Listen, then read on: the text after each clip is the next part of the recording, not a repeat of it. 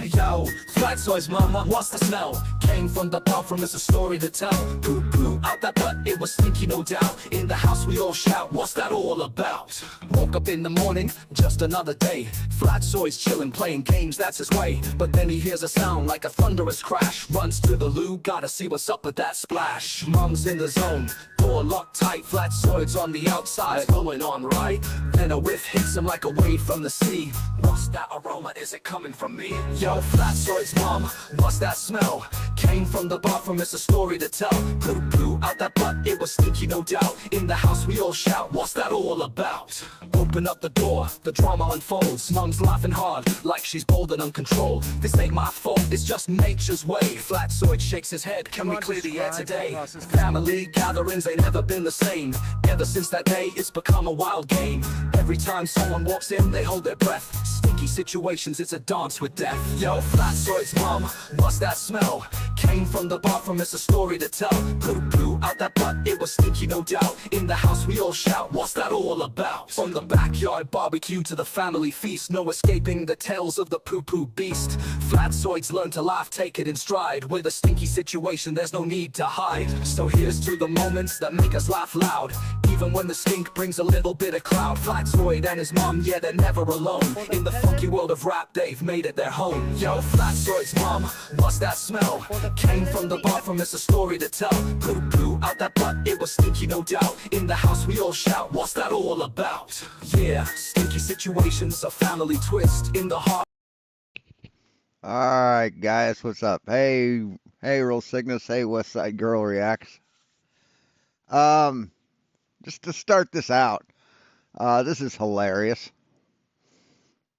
For the pillars of the earth. I normally don't get into religious discussions, but this one was sort of blatant and obvious.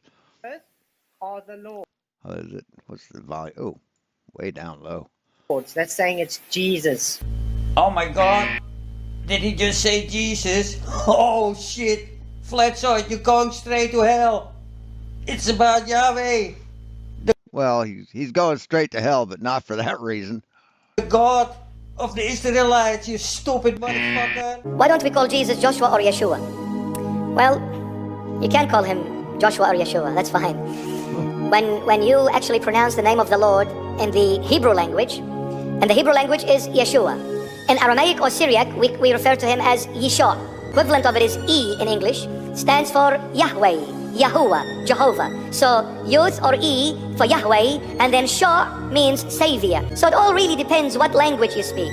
The name remains the same name. Whether it's Jesus or Jesus or Yeshua or Yeshua, we are all here talking about the same person. Absolutely 100%. Yes, absolutely. And a car can be called an automobile or a ride or something like that. But that only matters if cars have been invented. He's looking at 1 Samuel 2:8. He raises the poor from the dust, lifts his greedy need from the ash heaps. Foundations of the earth are the Lord's. See, the problem is, Flatzoid, you dumb fuck.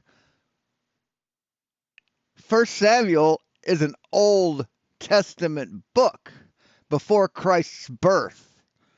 They couldn't have referred to Jesus as Lord if Jesus hadn't been born yet. Jesus, what a dumb motherfucker. But hey, he's the most devout of anybody, right? Need a link for that. Oh, okay. Where is it?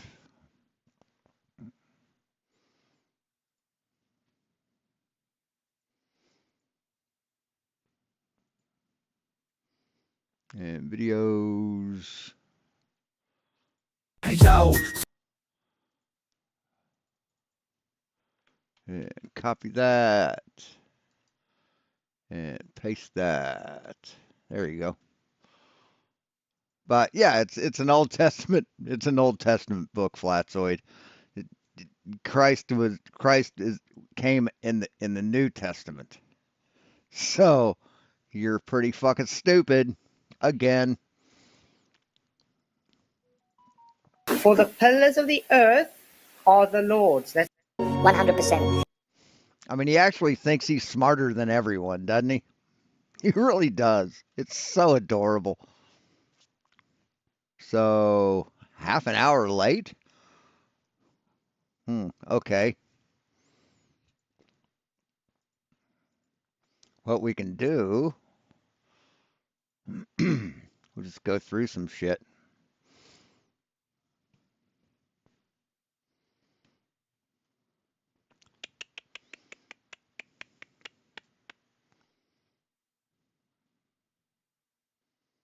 There's something I never got into that I wanted to. Glass blowing.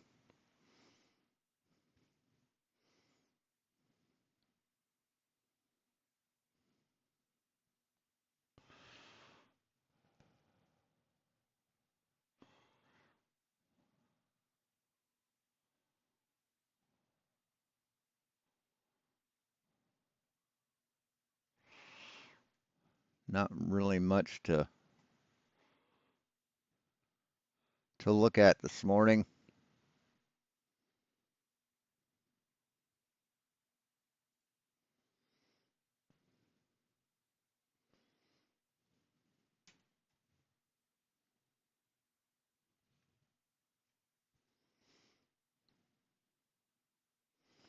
Actually,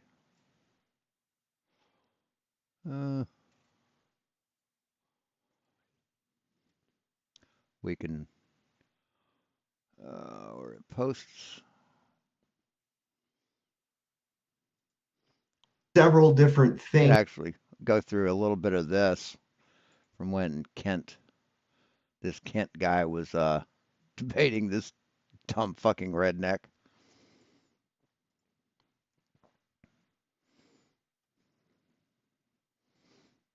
Yeah, absolutely, Cygnus.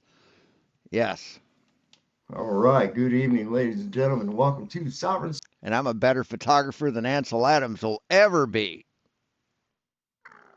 Or could be. Soul Unchained Mind coming to you 250 miles above your imagination from the international fake station, this IT nightmare we like to call home.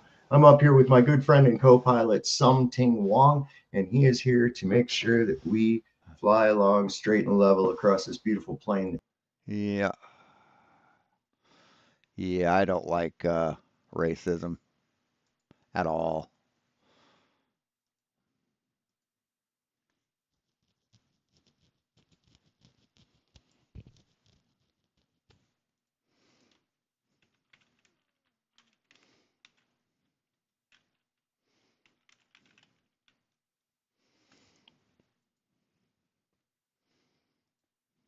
We live upon.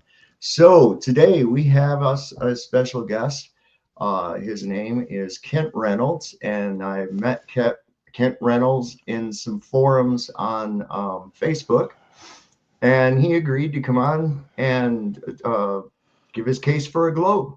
So I want to welcome. I'm assuming England.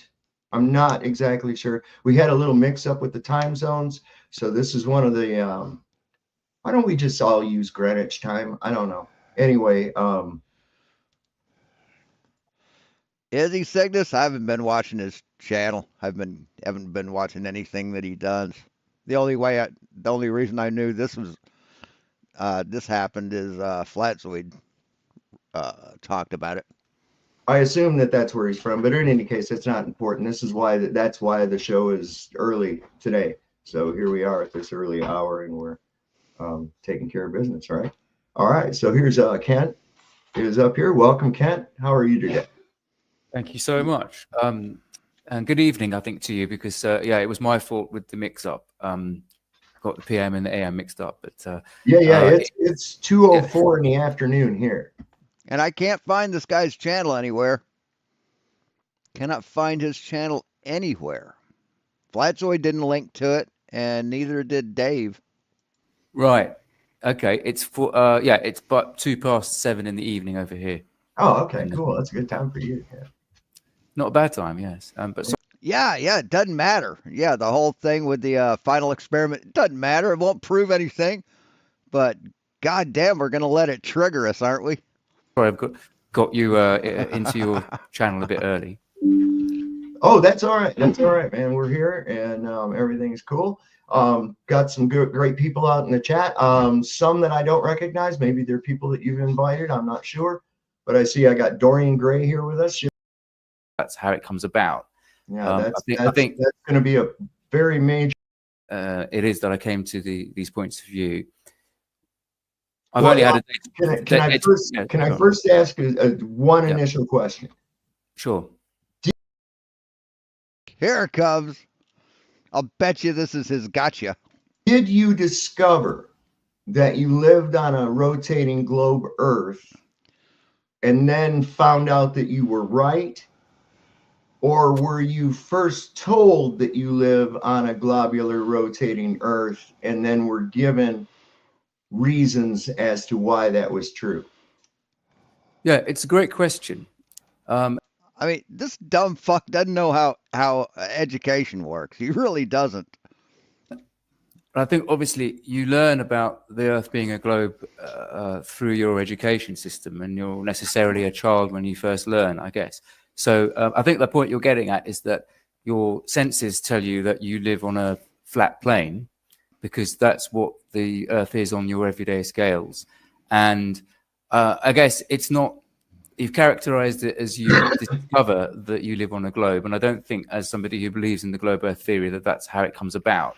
Yeah, I think that's going to be a very major point. Yeah. No, it won't be a very major point. It will become a very major point in this discussion. Sure. So I think, you get taught certain things, and then you. Yeah, I agree with some people when they say that this guy wasn't ready for a flat Earth discussion. He's a man of science and didn't expect what this dipshit would have to say. When you learn about other things and physical theories, and you observe other phenomena, and it all fits together, and it seems to be the only theory really that supports observation.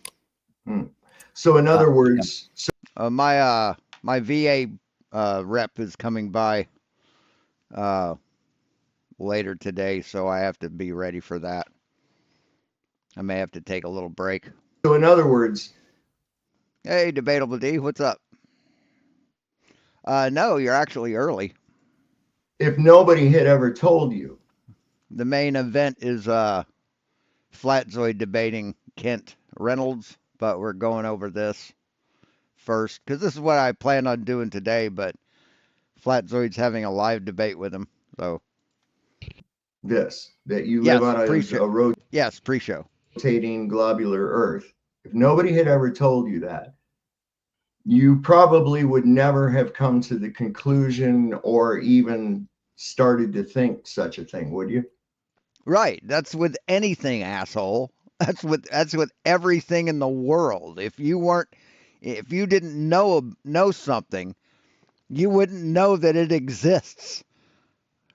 God, what a stupid fuck. He actually thinks that's a gotcha, like that's some sort of philosophical thing.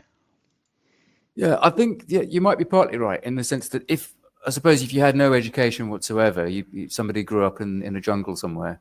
Well, see, then, that's where my point is they wouldn't who came to that idea in the first place? I mean, people who research shit, man. Smart people, not you. Somebody must have been bebopping along, doing their daily stuff, making observations as we all do throughout the day and the night, and then suddenly said to themselves, you know what? Based on everything I see, I must be on a ball. I must be on a globular, spherical Earth. Despite. Yeah. When you see a boat being blocked bottom up by the water, yeah. Not having any indication of such a thing. That's what I'm trying to get at. So an observation isn't an indicator? You think it is? You say, "Oh, it's flat." It must mean it's flat. So it's not an indicator. How would anybody ever come to think such a, I mean, really in its inception, if you really think about it, if you were to wait until somebody was, I don't know, say 15, 18 years old, okay, 18 years old, never been exposed to globe Earth or anything at all. They've reached a point where they now have at least a moniker of critical thinking. A moniker? You mean modicum? Right? Listen to him try and sound smart by using big words wrong. And then somebody comes to them and tells them this story, tells them that no, you actually, despite everything that you think, you actually live on a globe, a round ball, and it's rotating around. How do you think that person would respond to that? Well, if he's 15 and he's never heard of that, probably shocked. But seeing as we don't wait till we're 15 or 18 to fucking learn science, he would probably agree with you. Without the early indoctrination, because let's face it, they hit you with that at a very, very early age, before the critical thinking skills. But you could say the same thing about the sort of nano scale and the micro scale, and that if somebody tells you that things are made of atoms and then you've got protons and neutrons and electrons, right, which it's again, a similar thing, right? It's another theory, which again is another theoretical thing, because see, he keeps interrupting him. Because nobody's ever, right? I thought he was supposed to be real polite. Really witnessed any of this. Yeah. Well, anyway, shall we get into the arguments for? Sure. Well, by all means, these aren't necessarily exclusive or anything like that. And I dare say a lot of these arguments, you'll have heard them before. There won't be anything new in what I'm going to say. And I anticipate probably not an awful lot of new in what you'll say in response. So I want to start with a slightly controversial comment, which is to say that I think flat earthers are almost correct. I think you've actually touched upon some of all I was going to say anyway, which is that the earth is almost flat.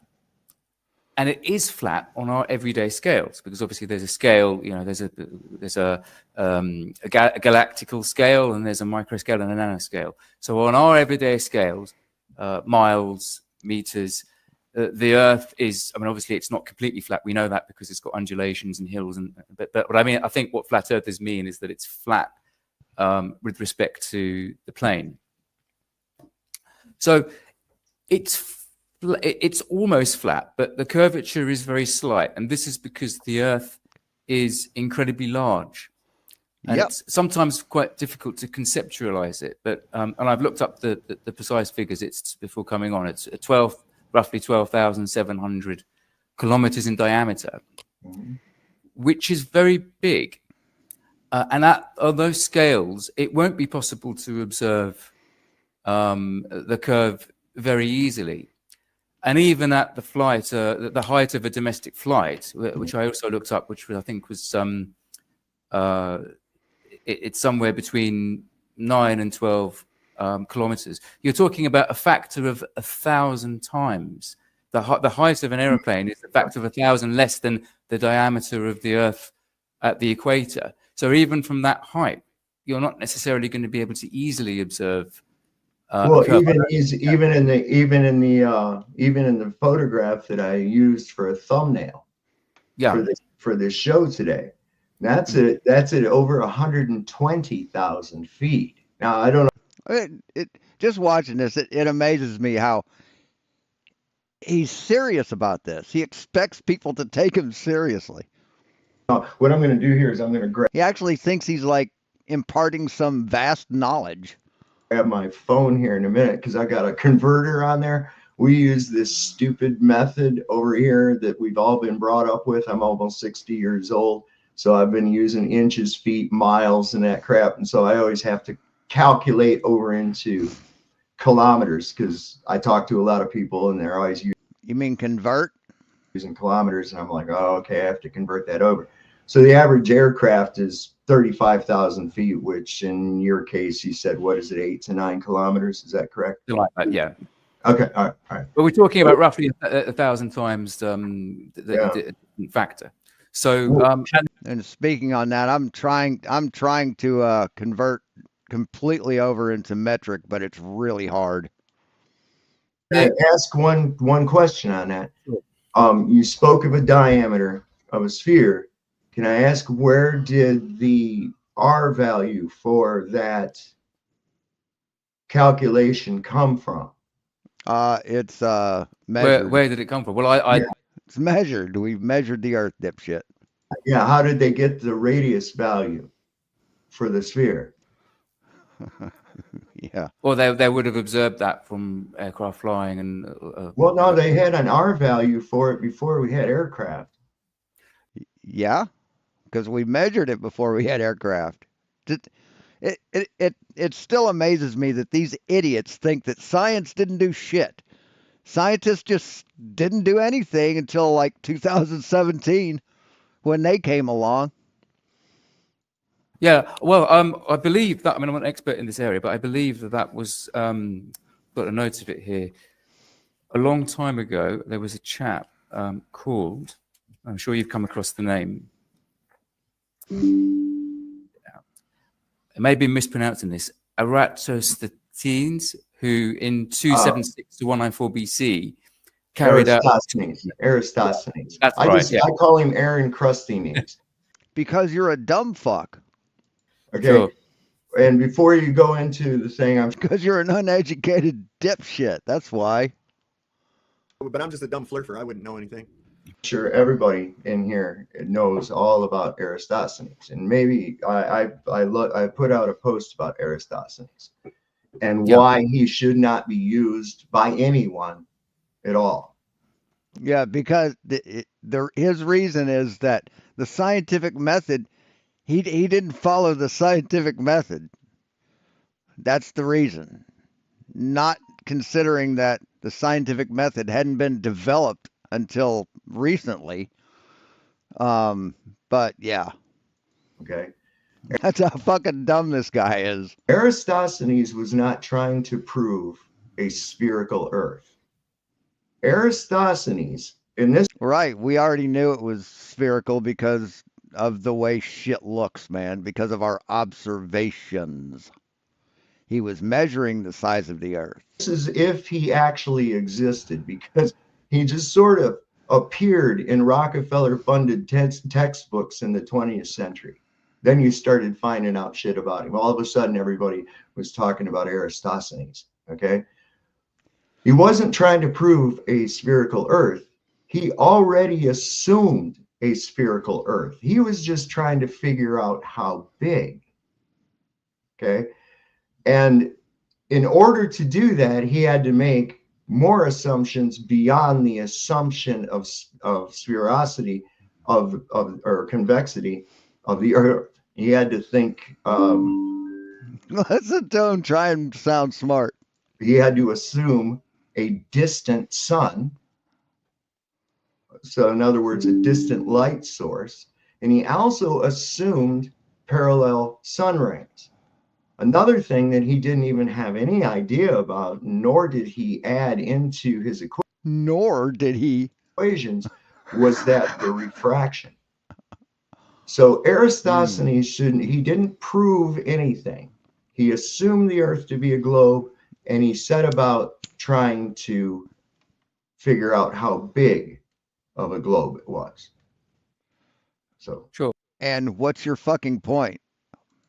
Well, I'm not saying that he proved it was a globe, but just to ask you, you accept that he came up with the answers that he did come up with, and how do you explain on a flat Earth model how he could have come to those angles and those observations? Easy. All you have to do is have a closer light source in a level plane. Okay, so what happens when you repeat the same experiment with hundreds of people all over the world? What happens then when their measurements show that the sun is not local? What happens then, dipshit? You can do it in your front room. I can set up a series of cans across the floor and use a flashlight or even the light in the ceiling. And each object will cast a different shadow. If I do spherical, Yes. And you know that if you tear up a whole bunch of money or burn a whole bunch of money, sniff talcum powder in your nose, rub the insides of your nostrils with very fine sandpaper, and take a lot of caffeine pills, it's just like doing cocaine. But it's not, though. math, if I try to do math to make it be a sphere to figure out how big of it, well, yeah, I'll come up with an answer. But that's on the assumption of my floor in my kitchen being convex. And as we all know, it's not convex because a Say what? level was used to construct it.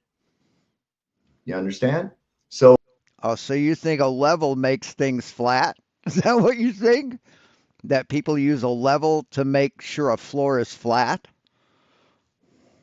Okay. Yeah. there again, either way, it wouldn't be proof of anything because it'll work on a ball with a distant light, and it'll also work on a flat surface with it. Right. But GeoGebra.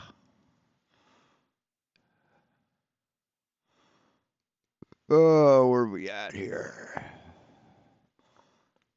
It's not what I want.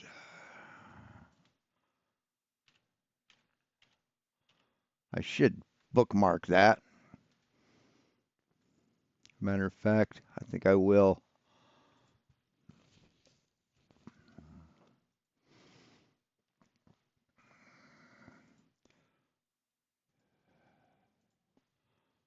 And show axes.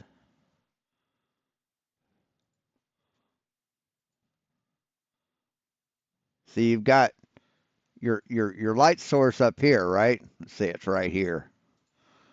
And you've got your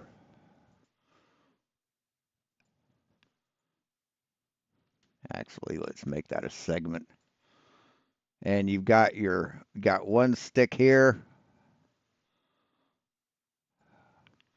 And you've got another stick here. Now you're going to have a shadow cast on this stick, but you aren't going to have a shadow on this stick because it's directly in line. Oops. There you go. See, you're going to have a shadow on this stick. Here's the shadow being cast. But you won't have it on this one because it's directly overhead, and everyone knows that you can't have a shadow when it's directly overhead. But what happens if we put more here?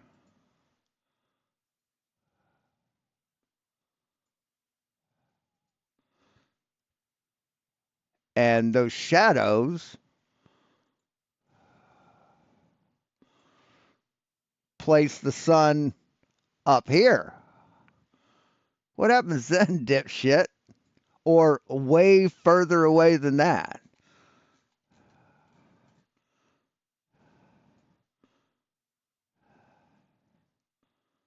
Try and make it as... So what happens when your shadow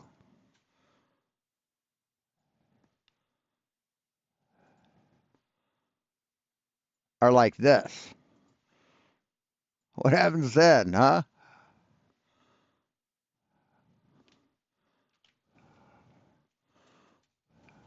What happens then? See, the problem is if you only have two points of reference, it could mean it's either flat or curved. But if you use more than 1 point, it eliminates the close and local sun. With a local light, so we're in the same boat. Yeah, but I think for me, there are lots of things that observationally they support the See, they like to quote Neil deGrasse Tyson on that when he says that, you know, if you have just 2 points, yes, it could be flat. And then they cut it short. They don't continue on with the quote. But if you have more than one or more than two, if you have 3 or more, then it eliminates that it's a close and local and flat Earth. Close and local sun and a flat Earth. Globe Earth theory. And you might be able to say, oh, well, there's another explanation for this and there's another explanation for that. But when you add it all up, they're all consistent with the globe Earth theory. Absolutely. Yes. You can take little individual things, right? Say, well, the flat Earth works here and the flat Earth works here. But when you put those things together, they don't coincide. They don't match. They conflict with each other. And then when you've got that many things that are consistent with it, you reach a conclusion that on balance, that is more likely to be the correct. Well, though, when you examine the so-called evidence, though, and you find out that it's merely circumstantial. What? Circumstantial? Math isn't circumstantial. And you've merely sung together a series of circumstantial evidences that have other explanations that are more logical, each and of them. Look at him trying to think of shit to say, like keeps looking up. Themselves, then you really don't have anything, because most of them are based on assumptions, these observations. No, they're not. Okay. And I know you're probably talking about long distance observations. Well, long distance observations have actually proved that it's not a sphere. No. At least not. No, they haven't. The size that we're ignorant people like you think they do, but they don't. Given, that's for sure.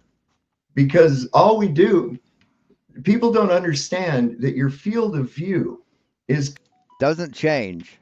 Compromised. No, your field of view is not compromised. At the horizon line.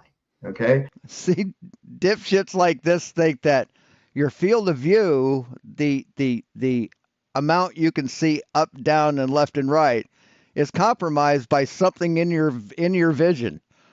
That's what this idiot thinks. So you see the ground, because he doesn't know what field of view is. Ground sloping up toward the horizon line. In your view, when you look straight ahead, we have hyperbolic vision. Everything goes in from top to down, from down to up, left to right, right to left. Everything is. That's not hyperbolic, man. That's not hyperbolic vision. He doesn't even know what that is. Kind of going like that. Now your field of view. That's not hyperbolic, dipshit, and your field of view doesn't get smaller. Your field of view doesn't get cut in half by the horizon, stupid. Jesus fucking Christ, what an idiot.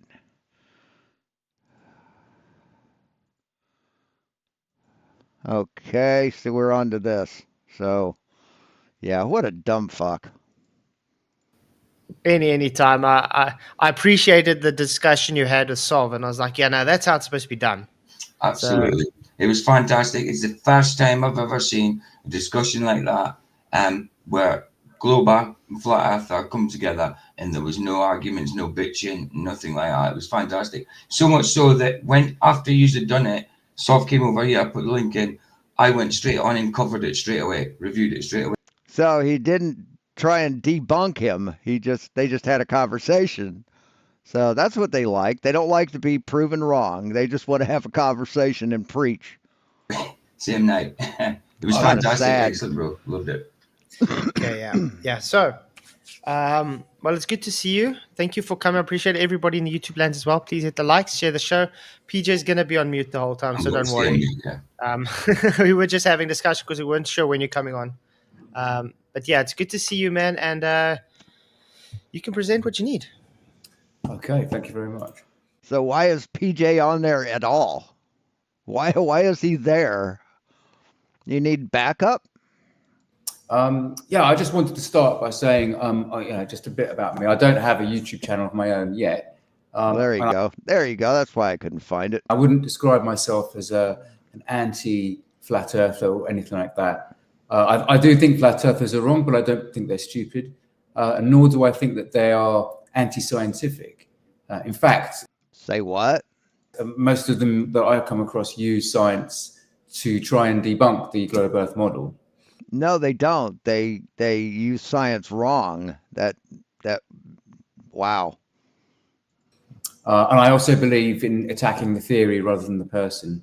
So you'll never find me insulting a flat earther, although I may robustly argue a particular point that gets raised. But everyone's in here for the truth, right? So No, they're not, man. No, you're the only one there looking for truth.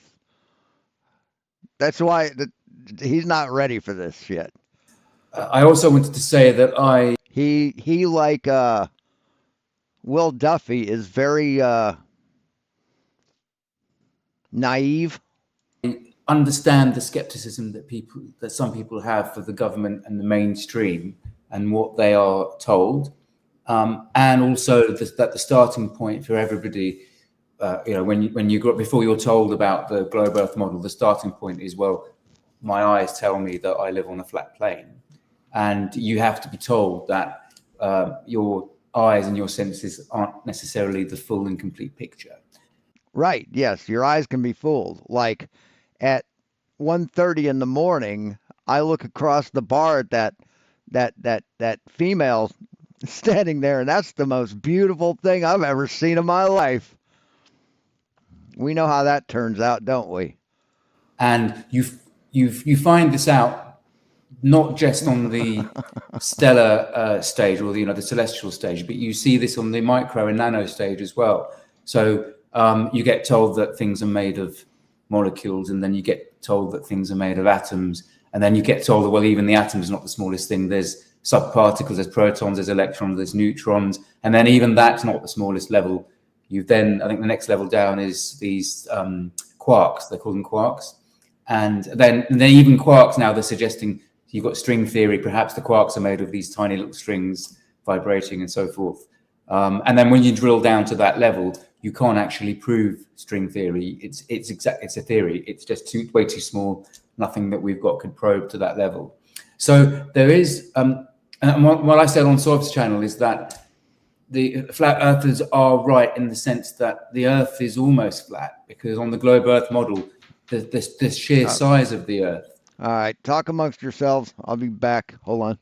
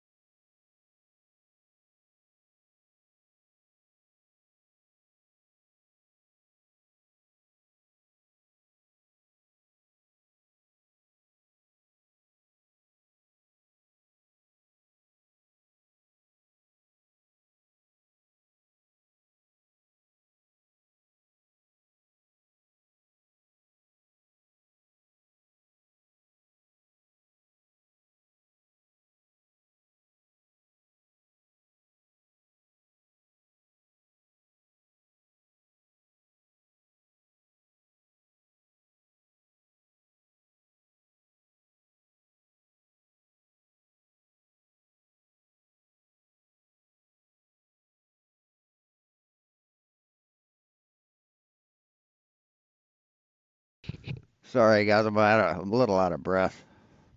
I get out of breath easy. Hey, Rachy, good to have you here. Hey, Binge Thinker. Hey, George. I miss anybody else? I think that's it. It's so large that on our scales, it is flat to all extent and purposes. Nobody ever thinks that they're going over a curve when they, commute to wherever they're going to or from one town to another. It's just that they're told this, and obviously there are photographs and other things. So where I'm coming from is that a lot of the things that I'm going to raise, they're not things that are new. They're things that people have argued over before. And probably each one on their own wouldn't be conclusive, but it's just that my approach is that taken as a whole, it's more plausible on a globe Earth, and it's more difficult on a flat Earth. And a lot of these points that get raised by people arguing in favor of the globe Earth, it's not that they don't work at all on Archie. on a flat Earth. Some of them do, or some of them do with a little bit of sort of explanation and further theory. But it's a lot more plausible and more difficult on a flat Earth. It's more plausible on a globe Earth. And so just for me, taking that as a whole, it's just overwhelming that it's more likely to be a globe than to be a flat Earth or a flat plane. But the Bible says it's flat. And our senses, the other thing I wanted to say, our senses, they've evolved for the purposes of survival of the species. They haven't evolved to inform you scientifically of the complete theory of everything. So, you can't see atoms, you can't see molecules, you can't, go into space and see the Earth from space.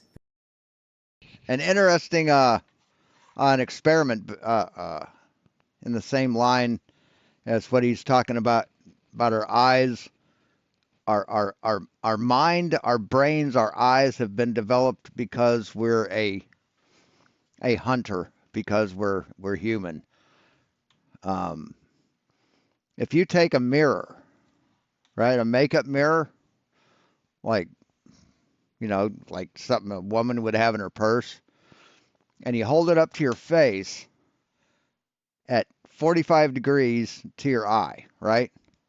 So that you can look off to the side, right? So your eye's looking and hitting the mirror, and it's bouncing over off to the side. Have someone stand in front of you very still and smile, and then with your hand over here, wiggle your fingers so you can see your fingers. Don't look over there. Look straight ahead so that one eye is looking at your friend and the other eye is looking over there. And wiggle your fingers and see what happens to their face. It's called the Cheshire Cat effect, because all you'll see is their eyes and their smile. You won't see anything else. You'll see the movement, and you'll just see their smile and their eyes. You'll see the major features of their face, because the human brain has evolved to sense predators. And when you see movement, that could possibly be a predator, so your mind focuses on that. But the thing in front of you might be a predator too, so it focuses on the major features of a predator, which is eyes and teeth. It's fascinating. I mean, do it. You could do it in the mirror. You could do it with yourself in a mirror. Stand in front of like a door, like a full-length door mirror, or your bathroom mirror, and hold the pocket mirror in front of you, and then wiggle your fingers while you're looking at yourself in the mirror, and your face will fucking change. It's freaky. Because the atmosphere is uninhabitable up there. And so you have to question your set. You can't rely purely on your senses. That's why you have people that have done experiments, and that's why you get taught things in class, because other people have done things and you don't have to go away and prove each thing that's been done. So that's my sort of introduction to things. And then now, if that's okay, I'll launch into the individual points. Which 100%. Yeah, you'll have heard these before, I'm sure, Flatzoid. So I'll start with the obvious one, which is just that the consensus is that we live on a globe. That's what the people expect. Yeah, here it is. I think this is that the Cheshire Cat effect.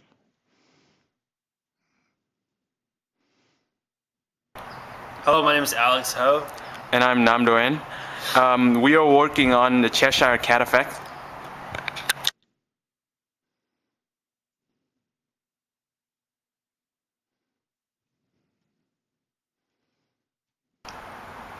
For the required materials, you need a white wall. Any white surface would do. Also, you need a handheld mirror, approximately the size of 4 to 6 inches, like that one.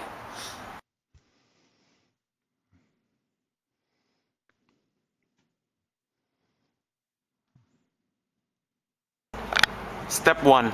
Place yourself so that the white surface or white wall is on your right side. Step 2.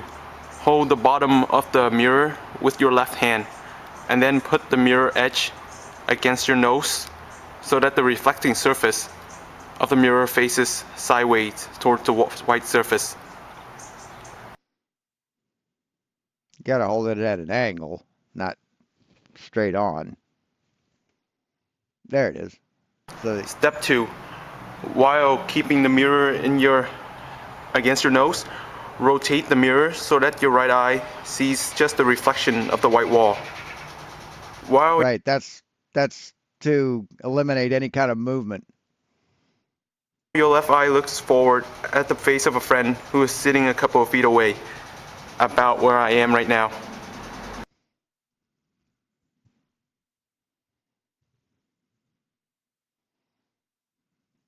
Yeah. Step 3. Move your hand in front of the white surface as if passing a blackboard or any other object, as part of your friend's face will disappear. And it'll freak you out when you do it. Experiments have supported, and astronomers and physicists and scientists have all said that it's a globe Earth. There are some people who are in a position to know that it's flat, if it is flat. And the level of conspiracy theory that would be necessary to maintain the globe Earth fiction is just simply implausible in my view. People, in my view, things leak. Something would leak somewhere. Yeah, you're not a mod anymore over there. This was a giant conspiracy theory. The other argument I wanted to make is just gravity in shape. The scientific explanation for why the Earth is a sphere is that when you have an amount of mass. Did they just take your wrench away? Over a certain volume and mass and density, it will pull in all directions equally towards the center to form the spherical shape. And that's why the other planets have a similar shape, or the other celestial objects, so stars. You can see this with the telescope. You can see the moon with the naked eye. That they're all the same shape. There are. Speaking of the moon, I like how they say, well, how come you can see the craters of the moon, but you can't see, but from the moon they couldn't see such and such, right? You can't see the craters of the moon with your bare eyes. You can't see those craters with your bare. You can resolve them, but you can't make it any detail. They're just blobs of black. They're just different blobs of color. You can't see each crater. You have to have a telescope or a camera for that. Some celestial objects that are not spherical and they're more of a rock shape. And if you look, for example, at the moons of Mars, I think they're called Deimos and Phobos. Very small objects. They're more rock. I mean, they're not flat, but they're. Oh, you're on his backup channel. Quite rocky, and that's where that's that because they just simply don't have enough mass to pull in all directions. you look at some planets or bodies like the moon, they've got no atmosphere. Mercury's got no atmosphere because they're small. But where you look at the larger planets like Jupiter, I mean, Jupiter's pretty much all atmosphere. Uranus has got a large atmosphere, Neptune, the Earth obviously. Phrasing. Venus has got a very large atmosphere. The objects that are over a certain size have gravity strong enough to keep an atmosphere. Some don't keep an atmosphere, even though they might be larger than the Earth or similar size. But that's more to do with the fact that they don't have the magnetic field that the Earth has, which repels the solar wind. The solar wind is a stream of charged particles, and being charged particles, they are deflected by the magnetic field. They tend to strip off gases and molecules from the atmosphere. So, yeah, the other point flowing from that is that if Earth were flat, we would observe something slightly different in that the gravity wouldn't be so uniform. There would be different parts with different levels of gravity. So that makes that a little bit more difficult without an explanation. Yeah, you must just say if you want me to. Sorry. Yeah, that is a really good point. Why are there different levels of gravity? Why do we measure gravity differently on different parts of the flat Earth? Should all be uniform, right? Go on. You must just say if you want me to interject or if you want to make more points or whatever. But No, I do. Yeah, I was going to say, jump in if there's a particular point. That Okay. Jump in. Yeah, let me start off with the thing is with the gravity, it's just actually an assumption. No, it's not an assumption, man. I would agree. Everybody does observe things falling, okay, and the assumption is that it's gravity that is the cause for that mass attracting mass, which causes ground. But that is Yes, but you're dumb, so you don't understand that. based on the assumption that the Earth is a large lump of mass, and the object has to be attracted to it, and that's what gives its direction. The thing that you just said about the gravity, that it would be different on all at different locations. Actually, there is differences in locations, even measured difference, even on your globe. It's not much, but right. But you shouldn't have any differences on a flat Earth, ever. It's based because the belief is it's an oblate spheroid. The only thing is, you're trying to bring in gravity onto a flat Earth, and that's why it's not compatible, because gravity. No, you're trying to bring flat Earth in on reality. That's why you don't think it's compatible. Is only made specific for the spheroid. It's not made for the flat Earth. I don't know if you heard. I think Sof spoke to you about relative density disequilibrium. Yep. So it's practically made up. The best I would take horse shit. It is if you heard Eric Verlinde. He's a Dutch theoretical physicist. His whole take on gravity is entropic. So it's based on the entropic laws, natural laws. And how we look at relative density. Like gravity is a natural law? It's explained based on that with a mixture of general relativity. Because it's just simply the object is displacing the medium around it. And if the medium can't support it, it has to go back to seek its equilibrium. So if I can explain in a very so then up, if its point of equilibrium was higher than you, then it would have to go up then, right? Very simple. Like if I took a rock down from Mount Everest and dropped it, it would go up to the top of Mount Everest, right? Manner. If I take this little spirit level, yeah, and I pick it up, I am actually inducing energy to pick this spirit level up. You would agree with that?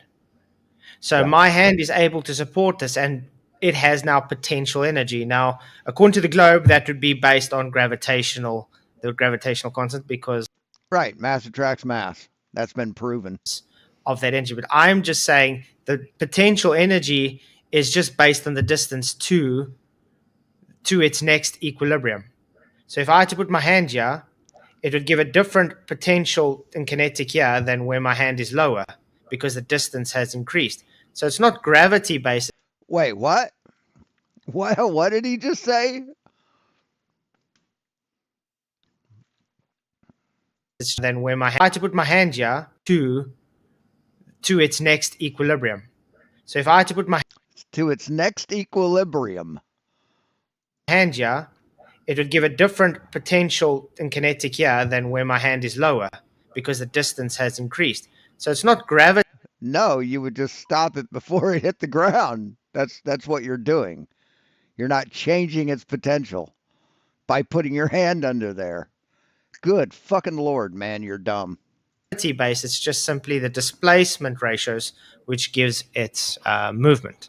Displacement ratios? Let's look that up. Displacement ratios. Displacement ratio is a calculation that compares a boat's weight to its water line and is used to indicate how easily the boat moves through the water. The displacement length ratio is calculated by dividing the displacement in pounds by 2,240, then dividing by the length of the water line in feet cubed multiplied by 0.01 or 0.01. So yeah, that's that's a boat term, dipshit. Thank you. Yeah, the only thing which relies on buoyancy, which is reliant on gravity. I would say about that is that how does it remember which direction it got pulled in to know which way is down without gravity? Absolutely. Right. So if I take something from up here and I bring it down here, according to Flatzoid, it should go back up there. It doesn't know which direction it came from. That's what I was saying. That's why what I was trying to explain is it's very subtle. There is no remembering. It's not sentient. So how does it know then, Flatzoid? If there's no directional vector, how does it know? It took energy to pick it up, just like a rock. Right. It took energy from where it was up here. It took energy to pull it down to here. How does it know to go down? Rock or anything, it took energy to pick it up. So because I had to pick it up and I had to use energy, it would be logically deduced that it would take more energy to make it go further up. No, it wouldn't. It wouldn't take more energy to go further up. See, it takes energy to go through the atmosphere. And if you have less resistance up, then it would want to go that way. Especially if you've taken it down from a higher place. So because I had to pick it up and I had to add energy to pick it up, the logical deduction is to use that energy, it has to go down. And objects tend to move in the same direction unless acted on by an opposite force. So if you're moving this thing up and then let it go, it should keep going up. So it's not going to carry on going up because why not up? Because it will take more energy to go up. So it's a naturally based. And that's just a lie. You're just lying, Flatzoid. You made shit up and you're trying to cover. Law, just like entropy. Yeah, but then if I've got this right, if you've used work to counter gravity by lifting it up, then it must be gravity that's then pulling it down because you've got a force that's pulling it down that you're working against by pulling it up. So not actually. What do you say is the force that's actually pulling it back down again? Not actually. Even on your gravity model. Yes, actually. It's not a force. Yes, it is. Newtonian gravity is a force. Because the whole paradigm in the globe at the moment is Einsteinian gravity, which is general relativity. So it's not a force at all. It's only an apparent fictitious force. Just like what I was saying, it was a mixture of that. This object is displacing the air around it. It can't support it. So it's warping the medium, and it has to have that acceleration because it has an unbalanced force. Yeah. So now, yeah. I've just seen someone in the comment make a point, which is, Well, why does when you move it sideways, why doesn't it come back to the middle? It only comes back. It only regulates up down. It doesn't regulate. Yeah, we don't use Einsteinian physics on Earth, Flatzoid. He still can't understand that.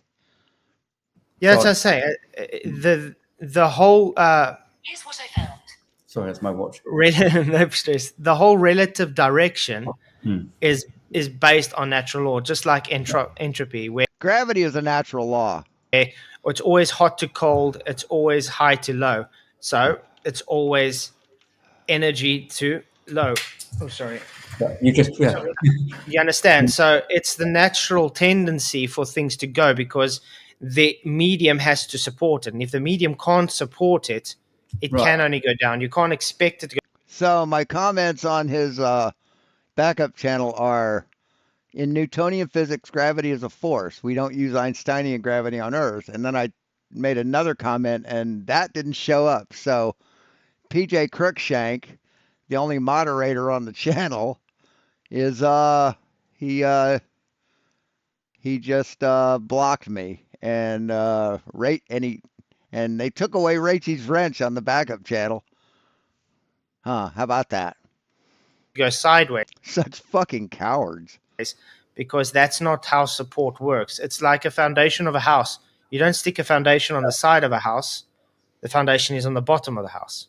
Right. So, what about the vacuum tube then? So, when you suck out the air, things still fall down in the same.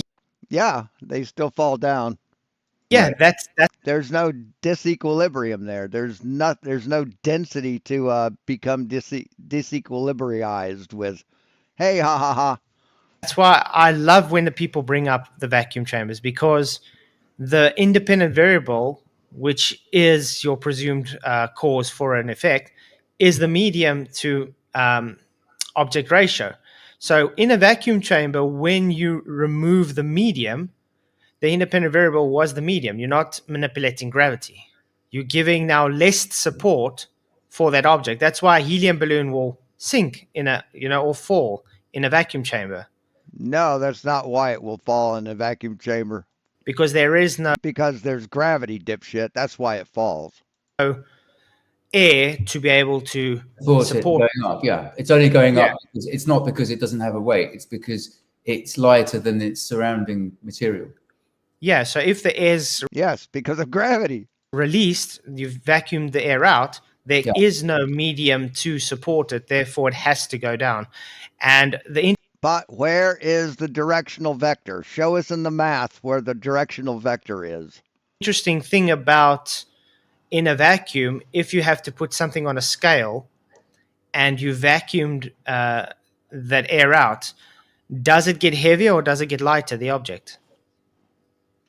Sorry, so can you repeat that? It gets its weight changes because the buoyant force is taken away. Because you still have gravity, but it's no longer buoyant. If you put a object on a scale, Yeah, and you stick in And this is his gotcha. He thinks it's a gotcha. He thinks he's clever when he says this. a vacuum, Hmm. when you release the air in the vacuum, does the object get heavier or lighter? If it's in a vacuum, I don't, and it's resting on the scale, I don't see that the air would make any difference to the weight. It actually does. It changes by like 5 grams. A human body, or something as heavy as a human body, when put on a scale and weighed, and then the air evacuated from the vacuum chamber, will weigh about 5 grams more. And it won't increase its weight the more air you take out. The object actually gets heavier. Well, it depends what it is. I suppose if it's a helium balloon, then it would be lighter on the scale. But if it was in air, because it would have a force pushing upwards on it.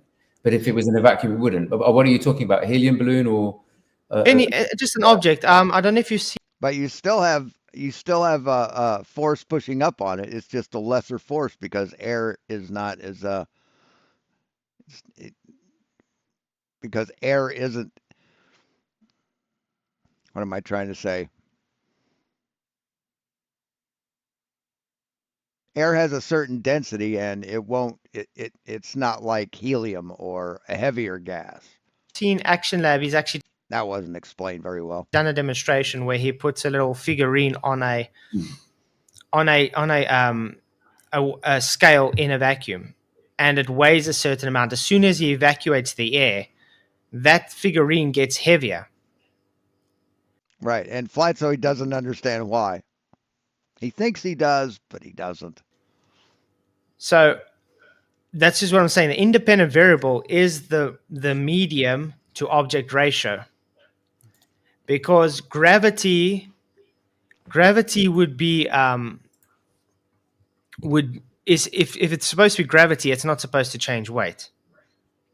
Yeah, no, I would agree with that, but I'm not aware of that experiment. That's I've actually shown it quite a few times. If you want, I can go and look for it, and we can see through it if you want to.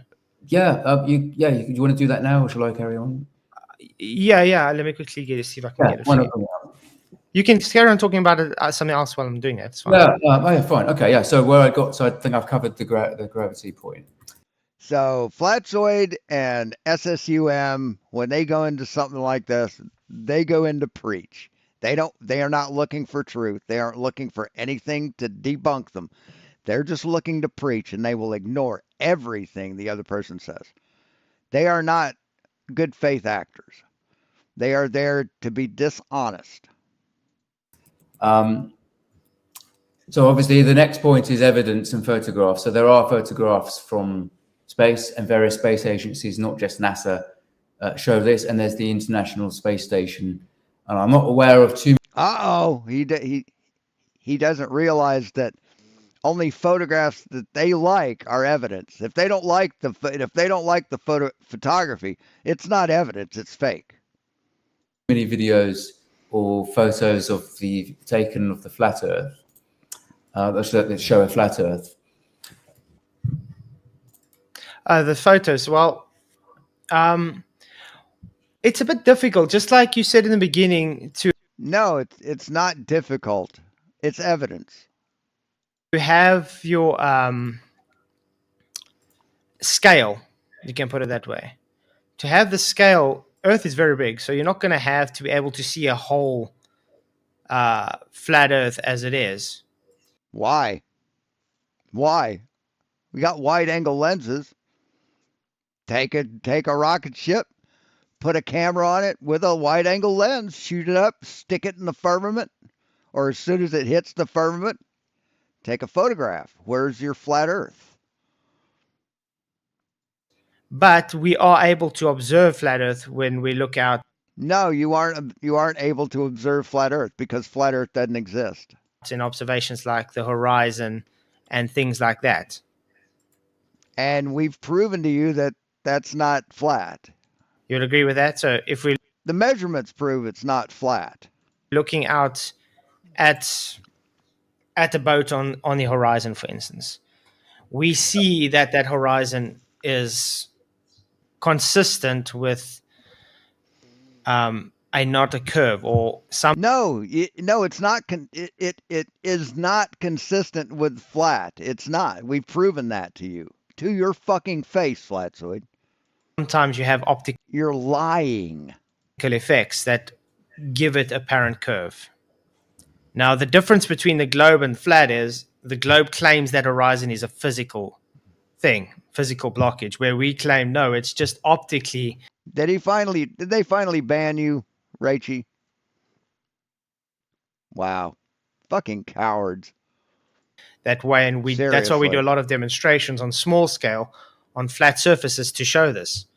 So we can explain it using diffraction, refraction, and limited angles and things like that.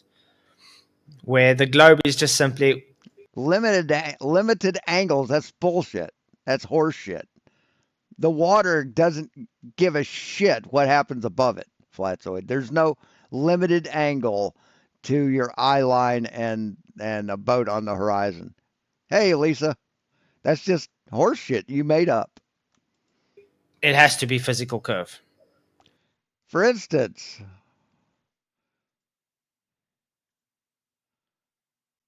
GeoGebra. Jesus Christ.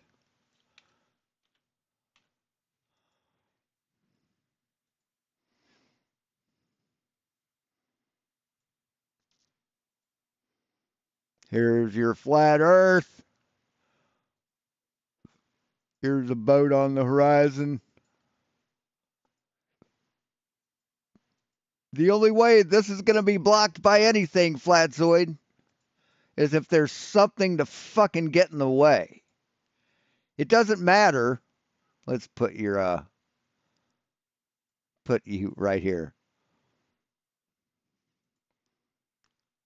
This is your field of view to the boat.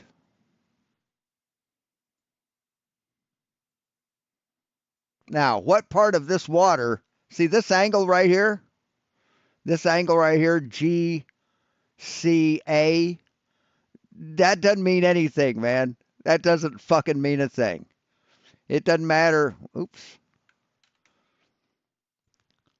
Doesn't matter where you are. Your eye, the cone of vision to that boat is not going to be obstructed. No matter where you are here, buddy. Unless you go under here, then it'll be obstructed. You know, kind of like a coin on a table. But if it's anywhere above A, it's not going to block anything, asshole. What part of the water is within this cone of vision? What part? Now they think that because this angle is narrow, then it will block part of the bottom, which is fucking insane. Absolute fucking insanity. I mean, seriously, man, you fucking believe this shit? You seriously believe that something that's above a flat surface can be blocked by that flat surface? Tell me, at what point? We'll even put a little wave there. Hold on, let's put a little wave here. Let's put a wave here. Put one there.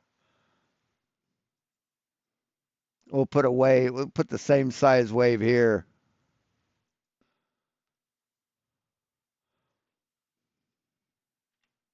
Up. Put the same size wave here. About like that.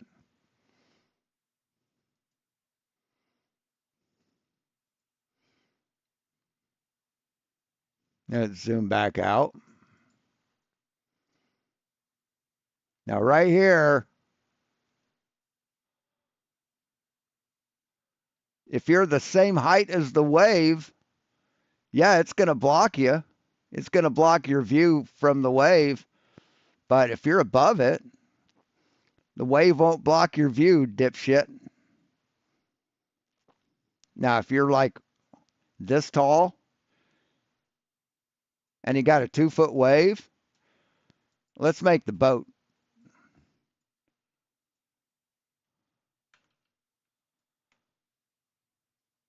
Let's make the boat the size of that a boat is. Let's make the boat the size that a boat is. At what point is this wave, HIJ, gonna fucking block the boat, man? At what point is that gonna happen?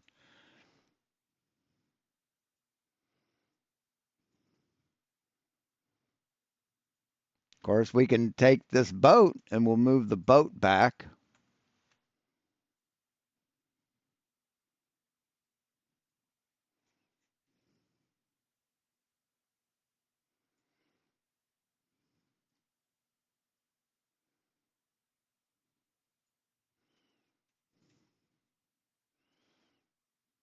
At what point? Now let's move this.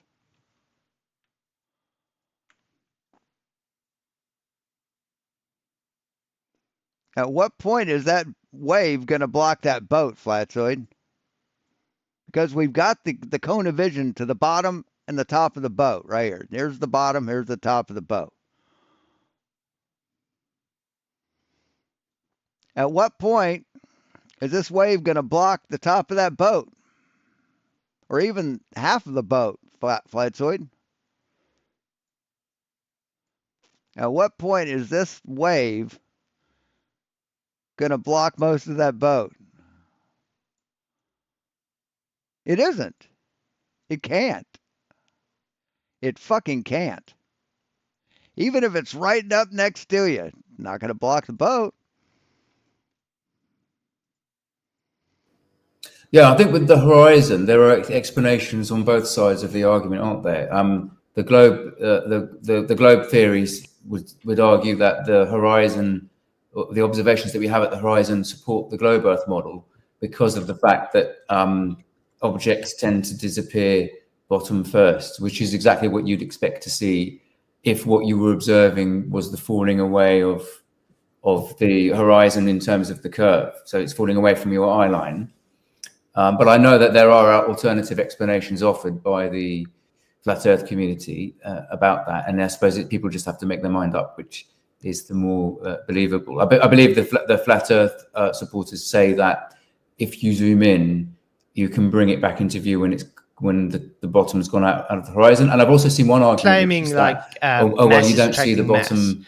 Would it not be, for instance, Mount Everest because it's part of there's Earth's waves map? and the water's not even. Right, and those people don't understand perspective or angular resolution and all that sort of thing, and wind.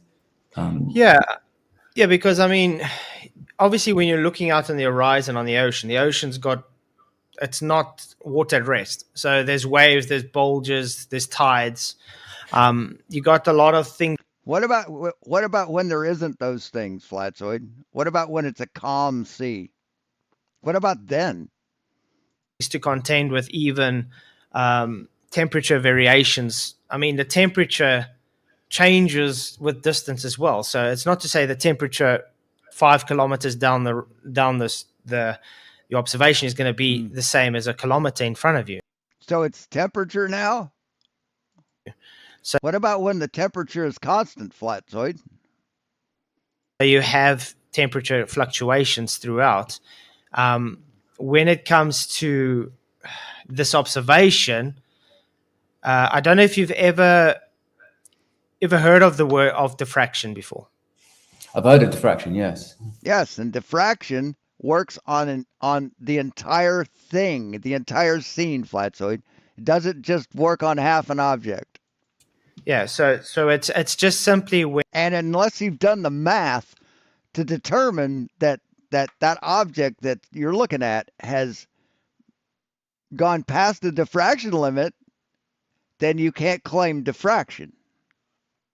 And you, because obviously you've heard of, for instance, a 300-foot tall boat, like a shipping container vessel, that's 300 foot tall. You should be able to see it at 500 miles out. You should be able to resolve it at 500 miles out. But yet we can't see them past 30. Why is that, Flatzoid? Why is it that we can read the writing on a ship, meaning we can still resolve the ship, but we can only resolve half of it? How does that work? Please explain the math. With diffraction that tells us that only half of it will be seen. The Aries disk, where in simple terms, if you got two resolvable. Exactly, Rachie, because he heard diffraction and he thinks it sounds intellectual but cannot calculate or understand it at all. Abso-fucking-lutely. Patterns of light, and they get too close to each other, the largest resolvable object is going to be resolved.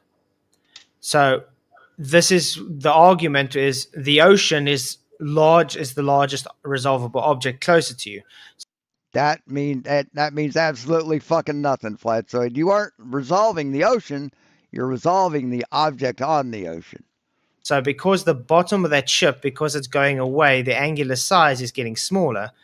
The whole ship is getting smaller, but yet we can still resolve the ship when we can only see half of it. It's getting less resolved bottom of the boat Therefore, the No, stupid. No, that's not how it works. resolve, the resolved object is the ocean. So No, the resolved object is the fucking boat, dummy. that's why a lot of the times they are able to zoom in, and then at the bottom of the ship comes back into view. No, because the whole every part of the ship that's not blocked by the horizon will come back into view. What happens when you zoom in on an object and it's still halfway cut off? And then you zoom in more and more and more, and no more of it comes back into view, Flatzoid. What happens to your fucking your theory then? But there are also points where you can zoom in and it doesn't come back into view. And that's Right, because it was already past the horizon. But how did you know that there was a boat there to resolve in the first place if you can't see it when you zoom it in? How do you know there was a boat there, Flatzoid? so we say a lot of the time, well, it could be in a swell. It could just be Oh, during calm water? based on foreshortening because the wave Foreshortening. See, when you look at foreshortening, you see curvature, Flatzoid. You see curvature when you use foreshortening. would be blocking your view based on limited angles. Just like my thumb is not as big as my head, but if I move it close enough, you see it's foreshortening. It's covering my face. Yeah, so zoom the sun back in. Oh, so that swell is that tall? Is that what you're saying, Flatzoid? The swell is that tall? Now, how could you see the boat at all? Ever? If the swell is taller than your eye, how could you possibly ever see the boat? Even when it's close, you would not be able to see the boat. Yeah. So it's all just optically observed. That, in other words, Optically observed. You don't have to have any other kind of observation. Yeah, and funny enough, horizon and curvature was going to be my next point, but you've now stolen it, so I'll have to skip to this. sorry. That's all right. I've got that video for you if you want to watch it. Oh, yeah, why not? This would be a good time. Put it on. Yeah, it's quickly. I enjoy Action Labs videos, by the way, even though it's a Globey, but I think it's really awesome stuff. So this video is actually in support of the globe, is it? Yeah. Yes, it's in support of the globe, of gravity. This supports gravity, Flatzoid. You don't know it, but this supports gravity. He was just trying to because buoyancy is part of gravity. Show you the differences, what happens in a vacuum chamber. Right. I'm not going to put the sound on, but you can see the weight in the corner there. Yeah. 19808, and he's going to put it on now. He's going to vacuum it. A lot of content creators are getting their whole body scanned at these places and using the model, the print they get in their videos. And you're going to see it's going to get heavier. Even there's a guy named El Jose Cooks. His name on the show on YouTube is El Jose. He's I don't know what country he's from. He's not Mexican. He's not Spanish. But he looks like Gomez Adams. You think I'm kidding?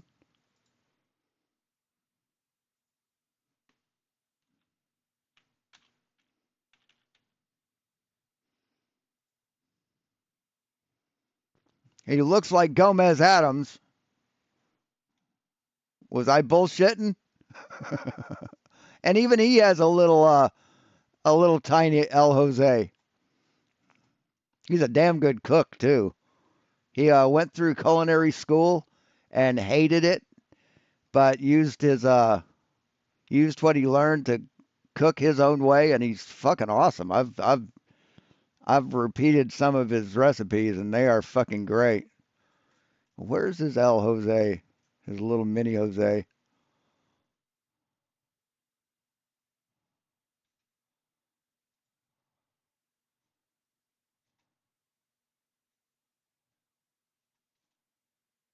See, shorts. He's in some of the shorts. He also does camera stuff, like double exposures and shit. He's pretty entertaining. Yeah, I can't find little Jose. Oh well.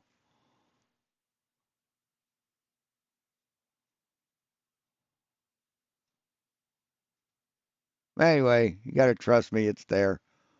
I'll put a link to his channel.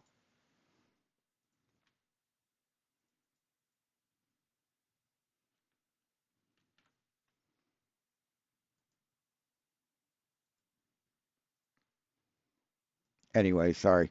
19810, 1981. You see, it's getting heavier. And I'm a 3D printer, and I don't have one of my own. They don't have one of those places around here. Well, it looks like it's going down. Oh, sorry. Yeah, on the dial, it's going down. If I had the fucking money, I would open a place like that and fucking make bank. Is that? Oh, sorry. The dial's the pressure. Yeah, the pressure gauge is going down because he's releasing the gas. Oh, I'm sorry. I was looking at the wrong thing. Yeah. So 192. So the pressure is going down because he's releasing the gas. Yes, that's exactly how a fucking vacuum chamber works, Flatzoid. You release the gas. That's the weight going Going up. Oh going my up. God. Right. Yeah. Holy So, shit. as you see, it's 19833. I'll be right back. 19837, 19840. So it's going up. Yeah, I would only be a bit skeptical about that because I don't know whether is the vacuum affecting the equipment, because the equipment would be designed to work in air, not in a vacuum. Yeah. Is it affecting the electronics in some way? Is the only thing I would be thinking Well, about. yeah, well, you people can argue that because of the load cell, but I've also had people arguing to say, well, the air is not able to give it buoyancy now because the air is taken out. You understand? So that's why. Yeah. But the argument is the gas is pulled down by gravity, which pushes down on the object, and that's why it gives it, why it's supposed to be heavy. But now it shows gas is not just pulling down. Yeah, actually, that would be the case, wouldn't it? So if it's low pressure inside, then you haven't got the weight of the air pushing down on the object. I would have thought that difference would be minuscule, but I'm not sure how accurate that weight measure is. If it's accurate enough, it could be measuring the. See, and Flatzoid confuses PSI, the pressure that the air puts upon us, with gravity. He can't separate the two. Difference in the pressure on the figurine, but I mean, it doesn't seem to prove anything one way or the other. I don't think it doesn't prove either case, because each side can argue that it fits their model. Yeah, exactly. But my argument is I don't think this shows gravity because it's showing the case for relative density disequilibrium. No, it's not. It's fucking not. Because it's changing the ratio between the medium and the object itself. Because I don't know if you've watched me ever debate when it comes to gravity. I usually ask them, why is the independent variable never gravity? Well, because it's constant. But yes, that's a constant variable. You stupid fuck. See, because gravity can't be manipulated, how can it be scientific? What do you mean? Because gravity can't be manipulated, because a constant can't be manipulated, how can it be an experiment? What the fuck are you talking about? Well, yeah, but it can't be manipulated on Earth because it's a constant. I mean, you're right. You were right to say at the beginning that there are some fluctuations in gravity, but they're to do with altitude. So if they manipulated on the ISS, they completely do away with it on the ISS. You manipulate it by going into free fall. So when you manipulate gravity by going into free fall, why don't density columns order themselves? Why do they stay mixed up, Flatzoid? When you've nulled out, zeroed out gravity, the downward acceleration by being in free fall, why doesn't density work? The further you are from the Earth, the weaker the gravity. Only by a minuscule amount on these scales. Obviously, if you. And still waiting for his Cavendish. Still waiting for that. His fishing swivel Cavendish. If you were like hundreds of miles away from the Earth, then there would be a significant difference, but not here. But I suppose it's measurable that, on the top of the Mount Everest, gravity would be very slightly less strong than on the surface. And again, like I was talking about during on the other conversation he was in with SSUM, why does gravity vary? Why does the pull of density disequilibrium change? Same medium, same object, but it's different. Why? Why is that? Also on Cavendish, why did the balls come together? Does density work sideways? Well, that's an interesting thing though, because if you're claiming like mass is attracting mass, would it Right. Nobody claims that. That's a fact, Flatzoid. Nobody is claiming that. not be, for instance, Mount Everest because it's part of Earth's mass? Yeah. If the air would be clumped together to Mount Everest, so How do you know it's not? let's say this is Mount Everest, and you just got you'll still have 14.7, yeah, but it's supposed to be, still it being attracted towards Mount Everest. Almost like I don't know if you've seen ferrofluid before. I haven't Right. That's magnets. seen that, no. It's a magnetic kind of fluid, so Yeah. it's magnetically attracted. Not relevant. Imagine like Venom. It's like climbing over his hand. Yeah, but Think of it like that. Imagine a movie. Why don't we see gas being attracted to Mount Everest in that way then? yeah, So there's a thing called gravity, which holds the air to the surface of the earth, which is a larger mass than the mountain. So it would have a larger impact upon the air, you stupid fucker. yeah, but we wouldn't, because the gravitational attraction between Mount Everest and the air would be minuscule, immeasurable, because gravity is only strong when you're dealing with large numbers, so large masses like the Earth, for example, or the Moon or another planet. But even a large mass of air, they wouldn't have enough mass to attract. Very good explanation. You think dipshit here will fucking accept that? I don't know if you know this, but if you jump up and land, because of Newton's third law, every force has an equal and opposite reaction force. The Earth actually very slightly moves as well. Because it has to be the same force. So you land on the Earth with the same force that the Earth lands on you, and the Earth actually does move towards you by a very tiny amount.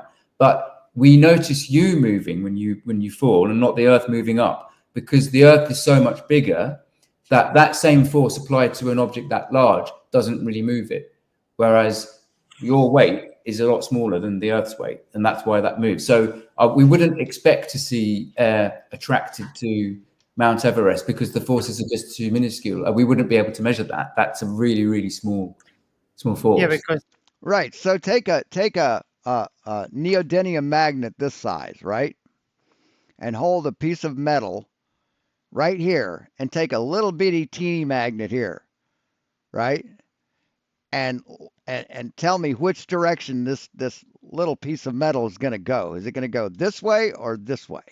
Which way do you think it'll be attracted to? To the big magnet or the little teeny magnet? Yeah, because it's seen as a weak force. I mean, even the electromagnetic forces are stronger, but yeah, still, that's all just based still on assumption. Right, that's something he heard that he doesn't understand.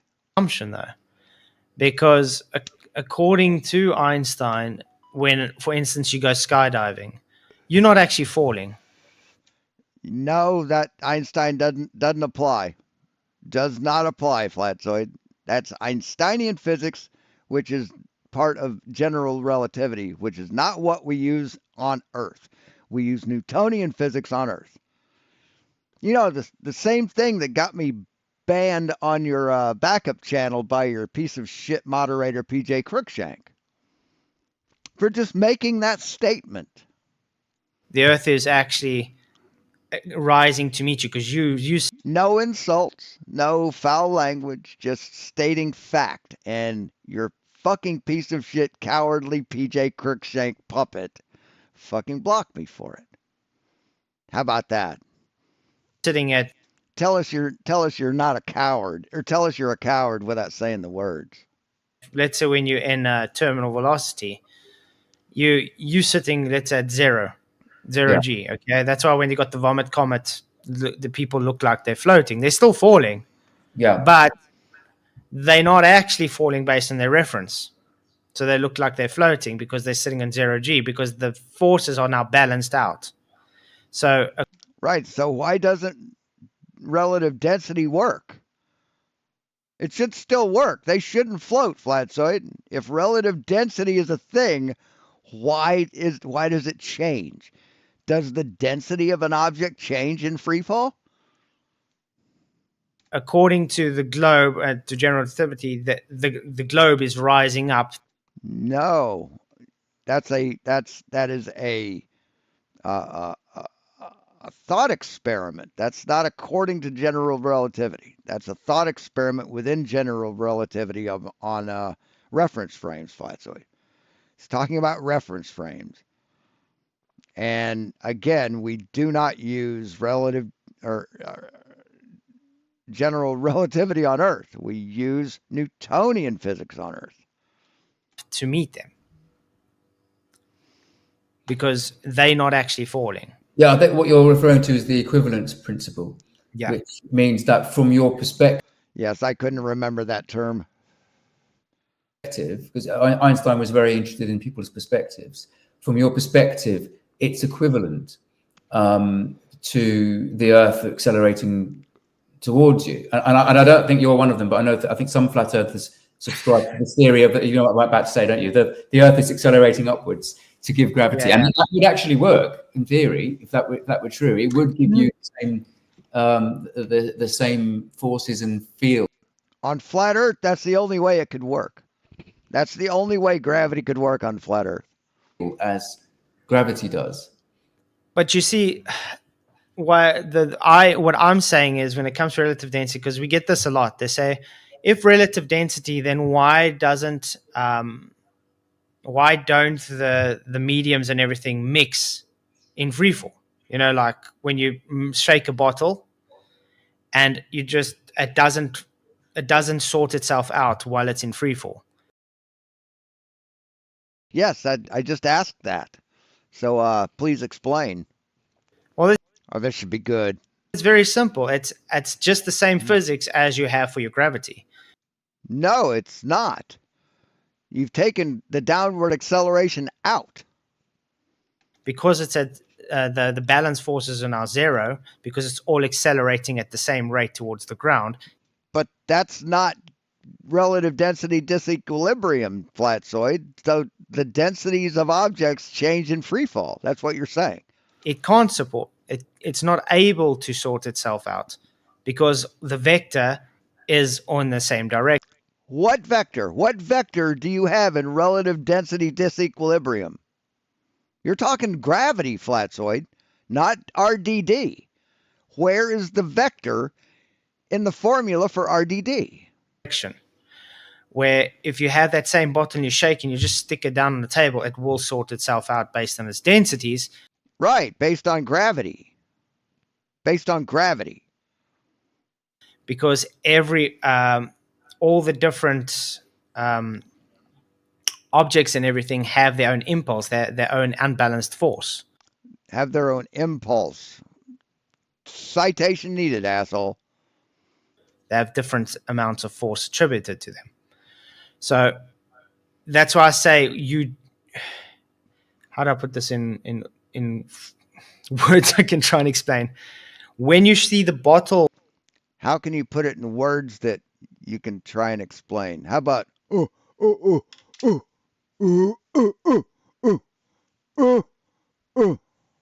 about that? Accelerating. Everything inside it doesn't mix because it's all accelerating at the same rate. So therefore it cancels those forces out. What forces? You don't have any forces other than density, dipshit.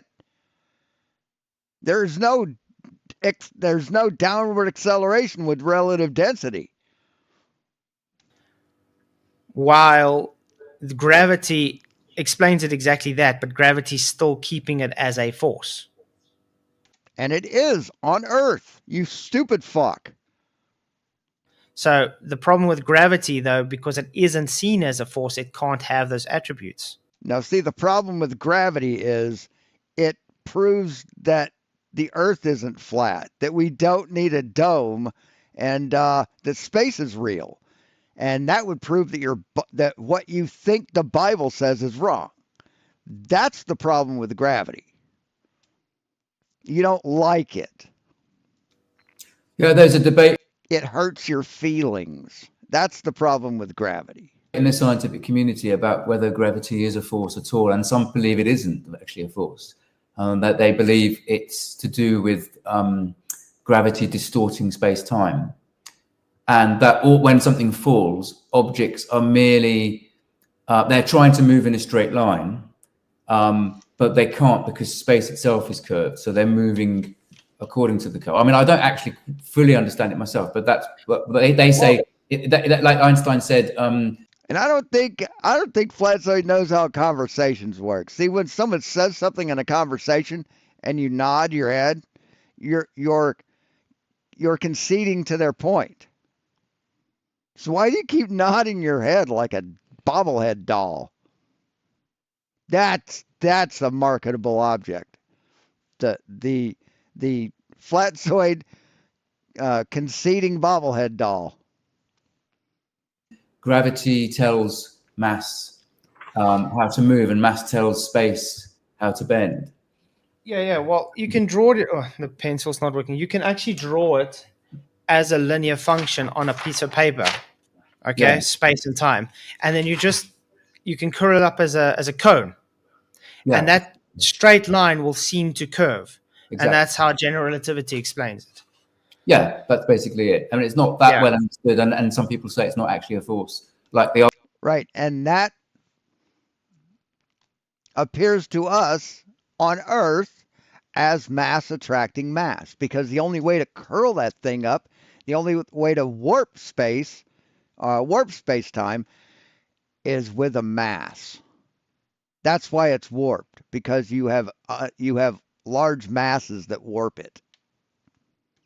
other force, because we've got these other forces, the electromagnetic force and the strong nuclear force keeping neutrons and protons together and all that sort of thing.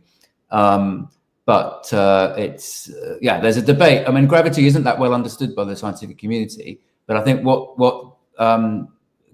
globe people are saying is that, well, you don't need to necessarily understand how it works to know that it's there, and it's pulling down in a certain direction, and it's doing it because it's a large piece of mass, and it explains why you've got the seas go around a curve, as it were. But you see, that's where I have the issue, though. Well, you're stupid. You're dumber than dog shit. Who gives a fuck if you have an issue with it? I mean, Jesus Christ. It'd be like an Amish guy say, "Oh, I have issues with your car." Because where's the tail? Where's the horse? I have issues with your car.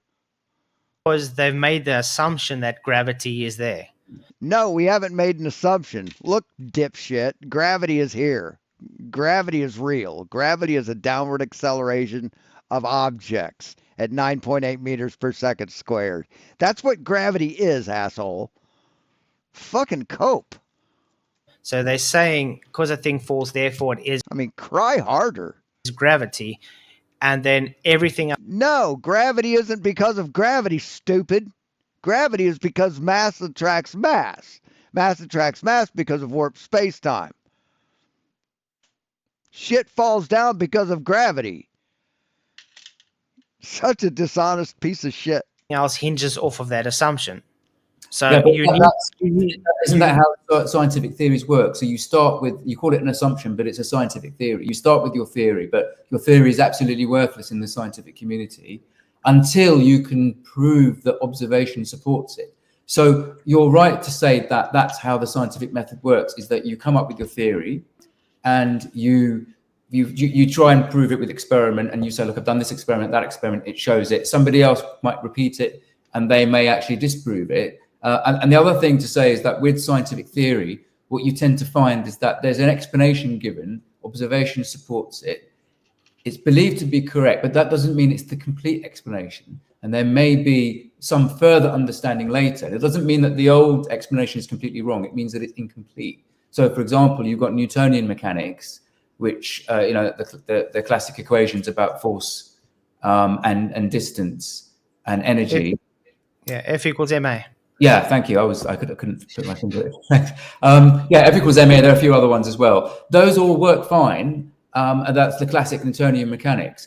But then you've got quantum theory comes along and says, well, it's actually not quite that on the small scales. That's not actually true. And then you've got on the global scales and intergalactic scales, it's also not true at certain speeds. So relativity predicts that if you're traveling at something like 90% of the speed of light, then you observe something slightly different.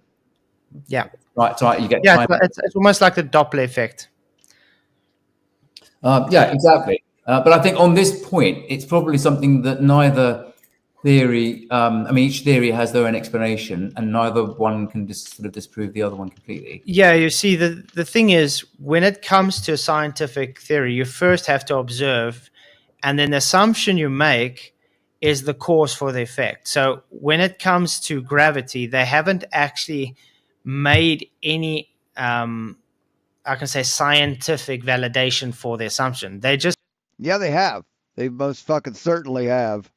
What the fuck are you lying about? They absolutely have made, run experiments, done tests, validated the assumption. Most fucking certainly have.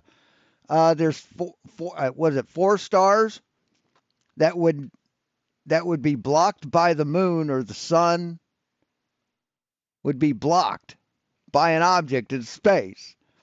But during an eclipse, the light is warped around those objects by gravity, and we can see those objects. They peek around the outside. Newton's ring, or Einstein's jewels, or something like that. But yeah, it's been quantified by that, by shit just measuring how fast shit falls everywhere on the earth. The Cavendish experiment, it most certainly has been fucking verified. Eddington experiment, light is bent during a eclipse. That's it. The Eddington experiment. Thank you. Just, for instance, see this object falling and say, well, I see this object falling, so therefore I assume it's gravity. No, we just know it's gravity, dipshit. We know it's gravity. There's no assumption. You would agree with that? The point is, now you have to take that assumption and you have to prove you have to validate that assumption based on hypothesis and experiment. Right. Cavendish does that. A small weight hung from a very accurate scale will weigh a certain amount.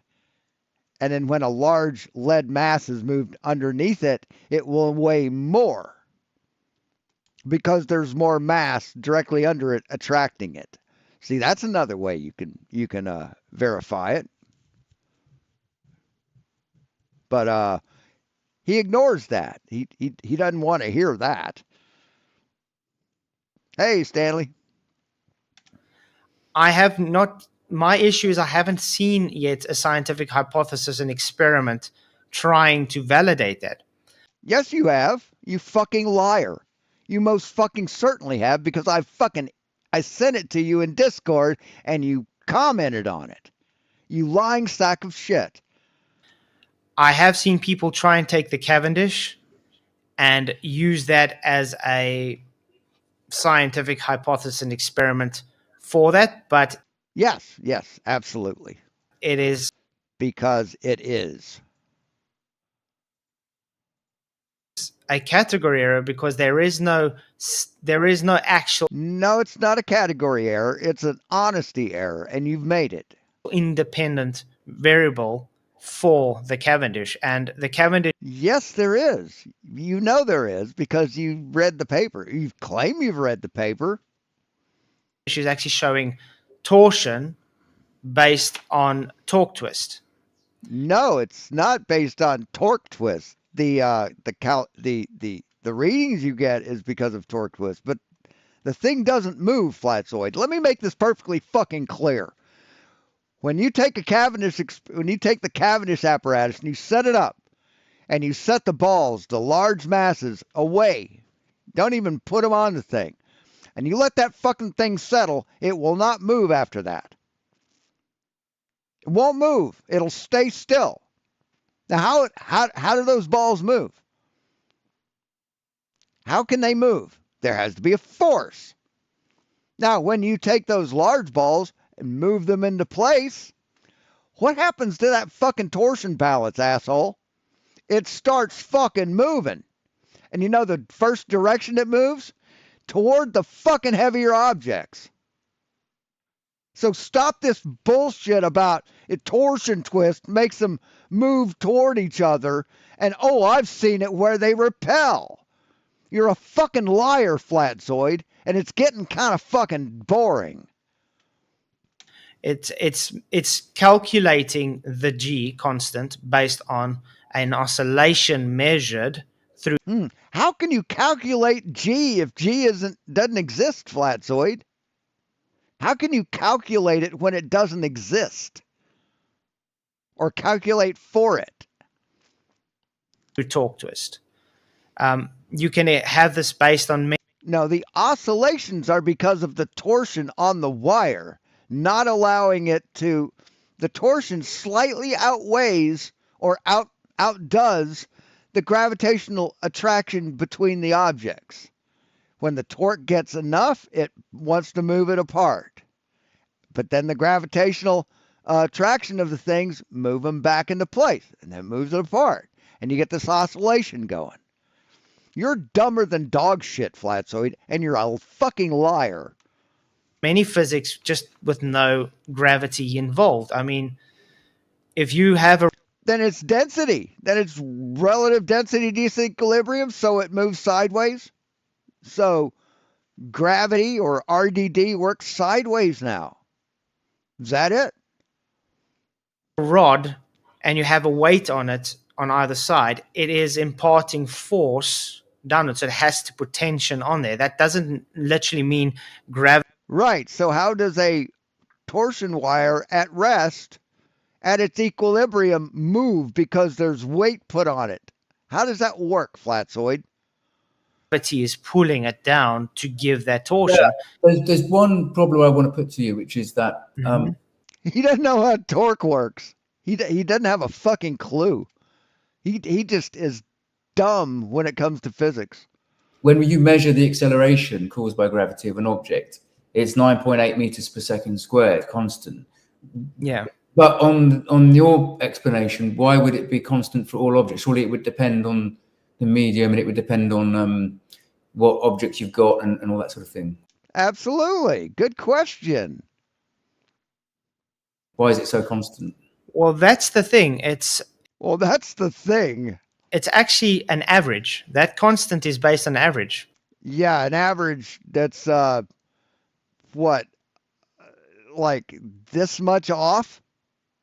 An average that doesn't vary very much? Like in one area it could be 9.756 meters per second, and another area could be 9.814 meters per second. Yeah, the variation is not that great, Flatzoid. Nice try, though. Thanks for playing. If you look at the Cavendish papers as well, all those measurements they give are oscillations of different time that they actually had to make the constant. So it's an average. Right, it's an average. And your constant That's how measurements are made. actually works in a vacuum. That's why they need to take Yes, it does work in a vacuum. Absolutely. What did he just say? of different time that they actually had to make the constant. So it's an average. And your constant actually works in a vacuum. Yeah, it does. Yes. And your point is? That's why they need to take the objects and drop them in a vacuum to get that 9.8 meters per second squared. No, they drop them in a vacuum chamber. They drop them in a vacuum to eliminate variables that conflict, like wind resistance, air currents. God, you're dumb. Holy shit, you're dishonest. If you have to do that in an atmospheric environment, you've got friction to contend with everything. And that's what I said, still making my point that it's the object to medium ratios. No, it's not. And the displacement that gives the value for that constant. No, it's not. Because even the shape determines how fast it would fall. It's like taking Right, because of wind resistance. a piece of paper. If I drop it like this, it's going to take long to get to the ground. But if I crumple it up and I let it fall, it's going to fall much quicker. Why? Why? Did its density change? You don't have the downward vector of gravity. You do not have the acceleration of gravity. You have density. Did the density of the object change? Did the density of that paper change when you wadded it up? No, it didn't. So how can it fall faster, Flatzoid? Same mass. Yeah, but we can explain that by the fact that there's a larger surface area when it's in paper form. Archimedes principle. Because it's in air, it's not in a vacuum. Archimedes principle? Really? Archimedes principle. According to Britannica, what is Archimedes' principle? A body at rest in a fluid is acted upon by a force pushing upward called the buoyant force, which is equal to the weight of the fluid that the body displaces. If the body is completely submerged, the volume of fluid displaced is equal to the volume of the body. So no, it's not the Archimedes principle. You stupid, fucking ignorant asshole. Yeah, but we can explain that by the fact that there's a larger surface area when it's in paper form. Archimedes principle. Because it's Archimedes principle. Oh my God, we got to clip that. Holy shit. Gives the value for that constant.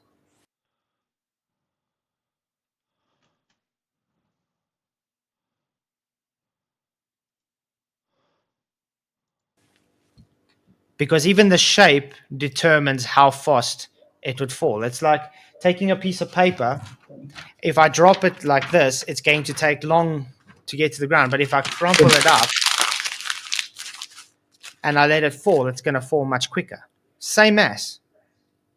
Yeah, but we can explain that by the fact that there's a larger surface area when it's in paper form. Archimedes principle. Because it's in air, it's not in a vacuum. You've got a force pushing upwards, slowing down the deceleration. Yeah, and that's my point. It's based on. No, it's not Archimedes principle. Oh my Jesus. Holy shit. On Archimedes principle. So it's relative density disequilibrium, as we call it. Interesting. I mean, as idiots call it? Thing though, I don't know if you know, Archimedes principle came out about 1,900 years before Newton postulated gravity. Okay. Yeah, but I don't think it's Archimedes' principle because... Did people float before Newton was born? Did people just hover in the air? God, you dumb fuck. Is it not just because you've got the force of gravity pulling... Well, he couldn't have measured anything because tape measures weren't invented then. The paper down. It couldn't have been science because the scientific method hadn't been invented. And it's moving against air. And obviously air has got some resistance. And that's pushing the piece of paper back up. Archimedes, well, isn't that about you get into a bath and the water moves up by the amount that you? It's displacement. Yeah. Archimedes' principle just literally talks about displacement. It's like that's why a ship with 1,000 tons can float on water, because it displaces the pressure, it displaces the weight around it. But that's what the paper does. When it's falling, it displaces the amount of water that weighs the same amount as the ship. Displacing based on surface area. That's why it falls slower. So, but of course, Flatzoid is the guy that said that a flat sheet of paper is a gas container because it has surface area. It's aerodynamics. I'm trying to think of another way to try and explain it, but it's just simply the displacement ratio is based on its surface area, how much it displaces. That's why the speed is falling the way it does. So you can take a bowling ball and drop it out of a helicopter.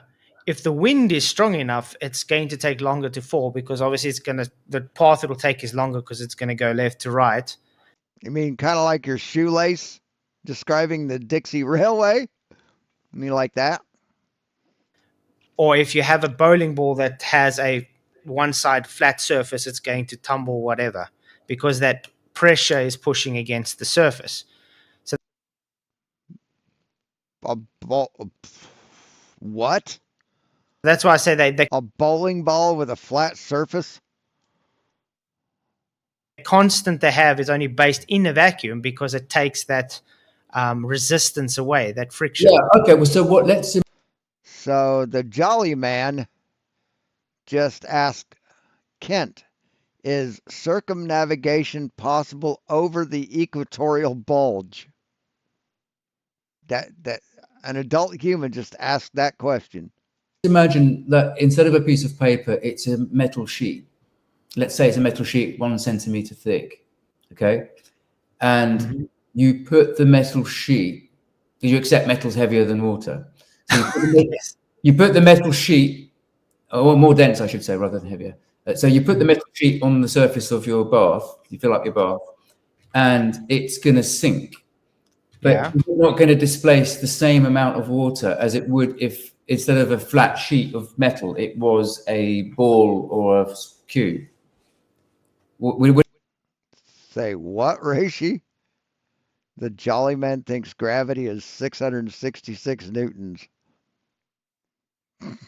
Okay. And so Archimedes' principle would predict that they would displace exactly the same amount of water, because they've got the same volume, haven't they? It's just different shape.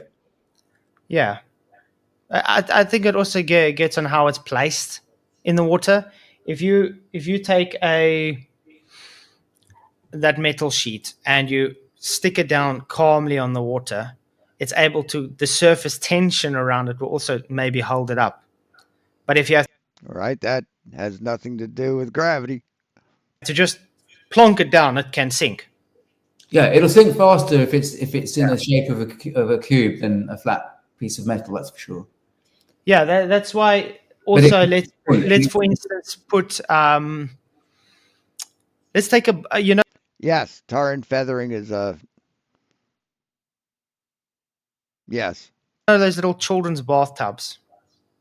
It's a little plastic tub. Okay, on its own, it can float in the water. As soon as you climb in, you're a bit too heavy for it, and it would sink. It can't displace the weight anymore, because now you're too heavy for that surface area to displace it. Sure. So that's why it sinks. But my point is the weight, because gravity. Why should it go into the water at all? It's heavier than the water, but now it's lighter than the water. Why should it go into the water at all, Flatzoid? Why should a ball that floats, something that floats that's lighter than water, why should it even go into the water at all? According to the globe, gravity is what gives weight. Because, I mean, if it's not gravity, if it's not mass attracting mass, it's just relative density disequilibrium, why should that lighter material even go into the water at all, right? because you always see a ball sitting on the water, but it's pushing into the water, right? There's not all of it just didn't sit in like that, right? It's in the water some. Why? Why? You'd agree with that? Yeah, because weight's actually not a measure of mass. Weight is the force that an object exerts. Yeah, it's a force that exerts Yeah. on a scale. You're weightless. You're weightless in Right, because of gravity. in zero gravity, but you're not massless. Exactly. So that's So why don't you have weight in 0G, Flatzoid? Why can't you weigh yourself in 0G? It's still the same density, right? that's why I said it's at the bottom line. It all hinges down to density, because everything has mass. Everything, has a substance Photons don't. per volume.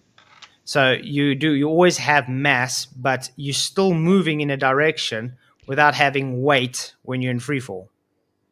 So therefore, I'm against saying gravity's pulling you down. Because you're stupid. That's why you're against saying that. Because you're a dishonest piece of shit. When it's just simply you're not able to displace the medium, so therefore you're falling through it. Okay. Well, anyway, shall I move on to the next point? Yeah. So I've got both of these under the same heading: time zones and seasons.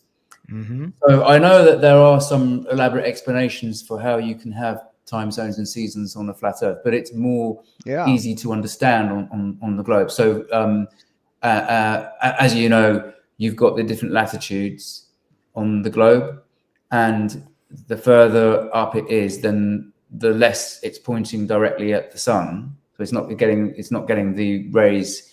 It's getting the rays obliquely rather than directly, and that explains why when you've got the extreme northern hemisphere and the extreme southern hemisphere have colder climates than at the equator, and with the axial tilt does explain the seasons very well, and it explains also why you've got the overhead sun at latitude, I think it's 23.5 or something.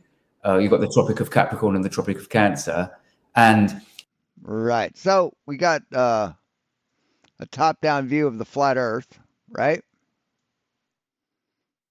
Now a side view of this would be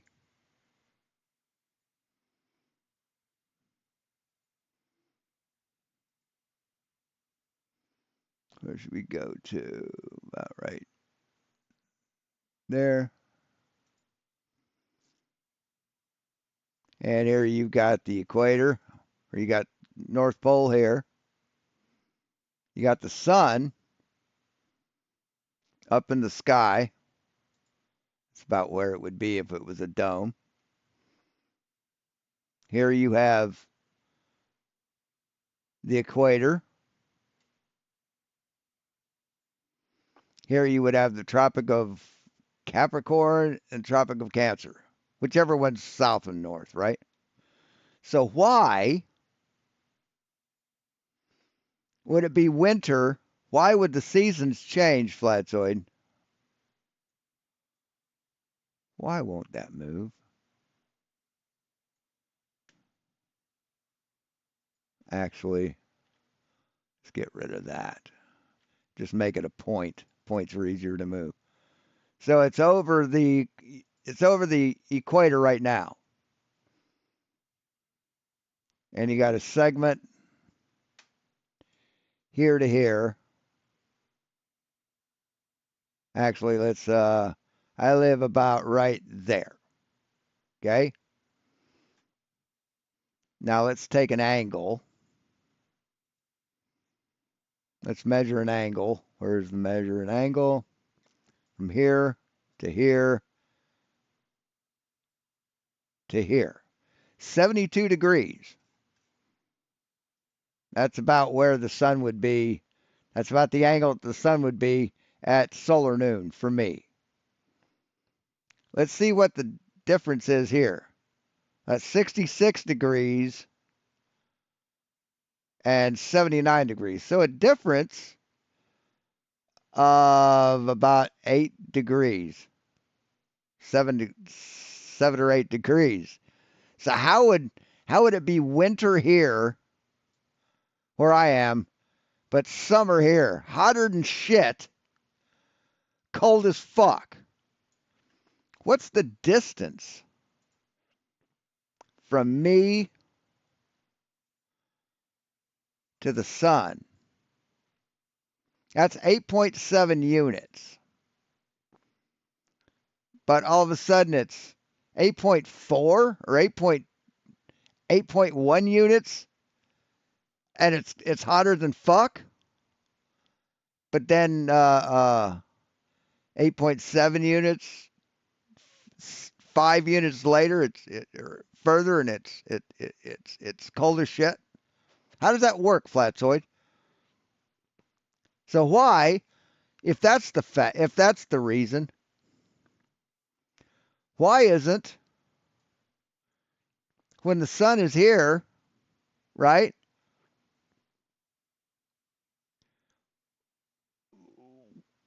When it moves over here, which would be a far greater angle, a lot further than from here to here, or here to here, or here to here. Why, when the sun it would be over here, why wouldn't it be fucking freezing cold in South America like at dusk? Why is it still hot as shit in some places of the world at like dusk or at night? You know, in Texas, it stays pretty hot at night. Some places. In Death Valley, shit, it's fucking hot all year round. So, I mean, why don't we experience seasons throughout the day, Flatzoid? If all it takes is for the sun to be this far away, this much further away. So your whole seasons don't make any sense on a flat Earth. The axial tilt is exactly that, to show that. So when it's summer for the northern hemisphere, then the Tropic of Cancer, if you're on the Tropic of Cancer on June the 21st or thereabouts, midday sun, or the zenith anyway, it might not be exactly midday, but the zenith will be directly overhead. I want to get a solar panel, like a small solar panel like this big. I'd probably get one for pretty cheap, and hold it up to the light, to the sun, perpendicular to the sun, and measure the amount of solar energy coming in, and then tilt it at 24 degrees to the sun and see what it reads. Just see what it reads. Kind of curious. Mm-hmm. That's just beautifully explained on the Globe Earth model. I'm hypothesizing that it will not put out as much energy as it would in its perpendicular state. And there are explanations with the flat Earth model, which I'm sure you will share, but they seem more sort of elaborate. It sounds like you're trying to. Well, you see, the thing is how it's just been observed for certain times and seasons throughout the years. I mean, I don't know if you've heard of the Saros cycle before. Yeah, Saros cycle is not sufficient enough to predict eclipses the way we predict them. We don't use a Saros cycle, dipshit. No, please explain. Okay, well, the Saros cycle just explains cycles that's been going on for like eclipses and stuff for centuries. It's observed. It's the same with the seasons. Now, the model of the globe has just taken all observations and the times and seasons and placed it onto a sphere to make it that if you... No, they don't just place things onto a sphere, stupid. Didn't have your 23.5 or 23.4, whatever, actual tilt. You play Black Ops? Do you play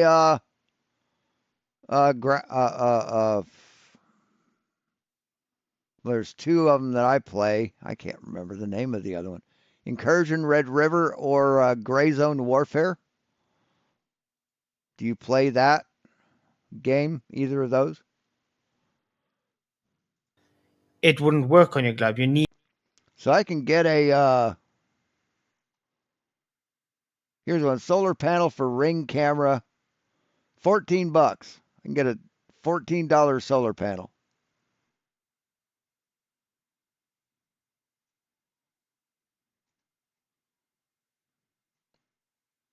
I might buy one just to run that little experiment. Because we keep telling them this, but unless they see it, I guess they won't care. Solar panels aren't that expensive for what they give you. They get more expensive the bigger you go. Here's a 25 watt, 12 volt, waterproof, $25. Huh. Need that specific tilt. And Yeah. interesting fact, it equals 2,666, as people like to make fun of it because of that. It's minus 90. Yeah. The mark of the beast isn't a number of an angle or a distance or a speed or a measurement. It's the mark of a man. It's the number of a man, namely Nero. So the number 6 is nothing to be afraid of, coward. But it works exactly the same on a flat Earth. The only difference is it's flattened out. Where a globe, it's over a sphere and it's wrapping around the sphere. You can take that same thing, you can just flatten it out, and the same takes the same path. No, it doesn't. No, it doesn't. If you flatten it out, it goes curvy. If you look at it on a sphere, it's a straight line. Right. So how do you explain the time zones and the seasons on the flat Earth model? Well, it's explained as the sun taking a circuit on the flat Earth model. So it's taking a circuit, and usually when it is, the sun changes in altitude. So you can. Sun changes in altitude. How does it change in altitude? No, it only moves between the tropics. It doesn't change in height. So you think the sun physically drops in altitude? Look at as. I mean, that's a new one. That's a new one on me. Never heard that before. Well, what makes it change altitude? What makes it? Yeah, what makes it change altitude? Change altitude on the flat Earth model. The sun. Look at it as a. I'm not going to say orbit, but I'm going to say look at the plate. Now say this is the sun, and it's when it's spinning, it's doing this kind of wobbly thing. No, it doesn't. No, what the fuck are you talking about? He's like saying it like the guy should agree with him. So when it's higher, it's winter, and when it's lower, it's summer. So it's when you spin. No, dipshit. That's not how anything works. Something, but then it spins like that's the thing. So on the flat Earth, it explains it when the sun is closer to the surface, it's summer, but when it's further away from the surface, it's winter. So why is it freezing cold on Mount Everest, Flatzoid? That's about as close to the sun as you can fucking get. Why isn't it freezing? Why is it not hot on Mount Everest? So right now I'm in the southern hemisphere. It's summertime, so I would say it is tilted this way, closer to me. So you're saying the sun. So what's the mechanism that makes it do that, Flatzoid? What is the physical mechanism that makes the fucking sun not only change its trajectory inward and outward, moving between tropics, but then it has to change its trajectory in altitude? The sun is what tilts. The sun follows a circuit. So you're saying the sun moves in like 4 different directions all at once? Is that what you're saying? Where I am here, the sun is closer, and let's say where you guys in the UK, because it's winter time by you guys, the sun is a bit higher by you guys in the north. It's just a very rudimentary explanation. It's like closer to oven, hotter; further away from oven, colder. Okay, then why is it cold as shit on Mount Everest?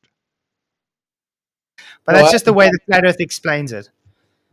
No, the flat earth doesn't explain it like that. You're the first person I've ever heard to explain it like that. The first person. I've never heard anybody say that it changes at an altitude.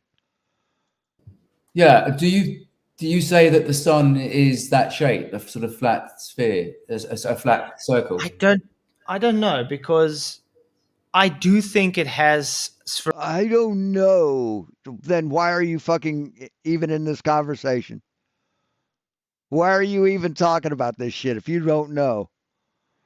sphericity to it because it's observed to have divergent rays.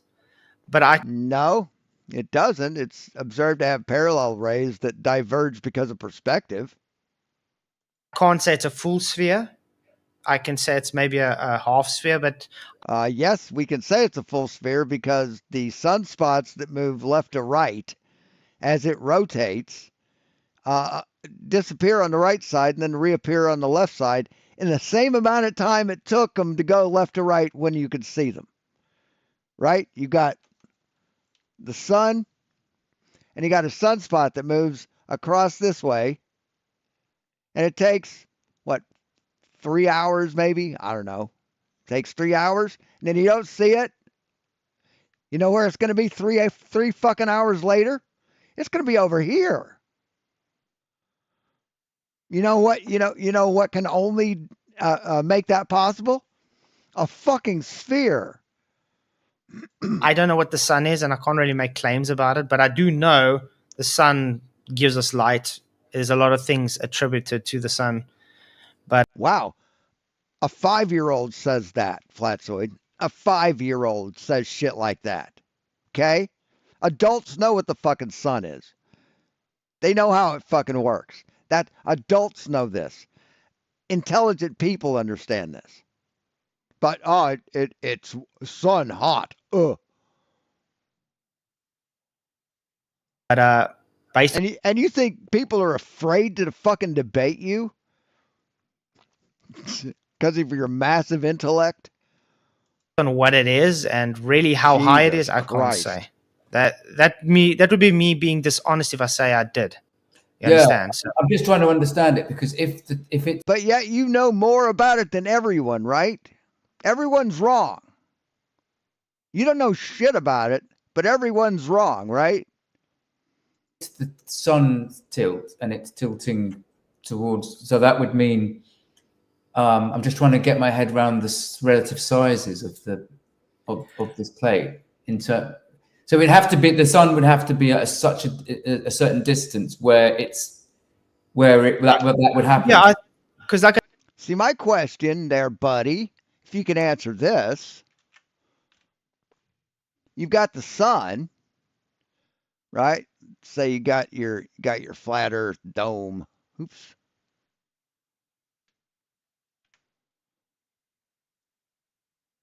Right? And you're down here standing on it. You're about right here. And you got your sun is about right there. I don't know, maybe right there.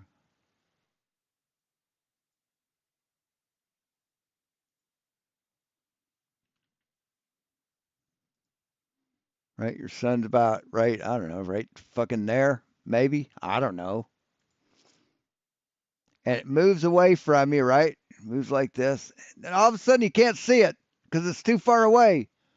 It's too fucking far away, although it's above the ground and it's way up here. But it's too far away. But you know what isn't too far away, Flatzoid? All these stars. All these stars, those aren't too far away, are they? You can still see those. And you know, when we look at the sun, it's like this. But the stars are like this. They're really teeny and small. So you can see from here to here.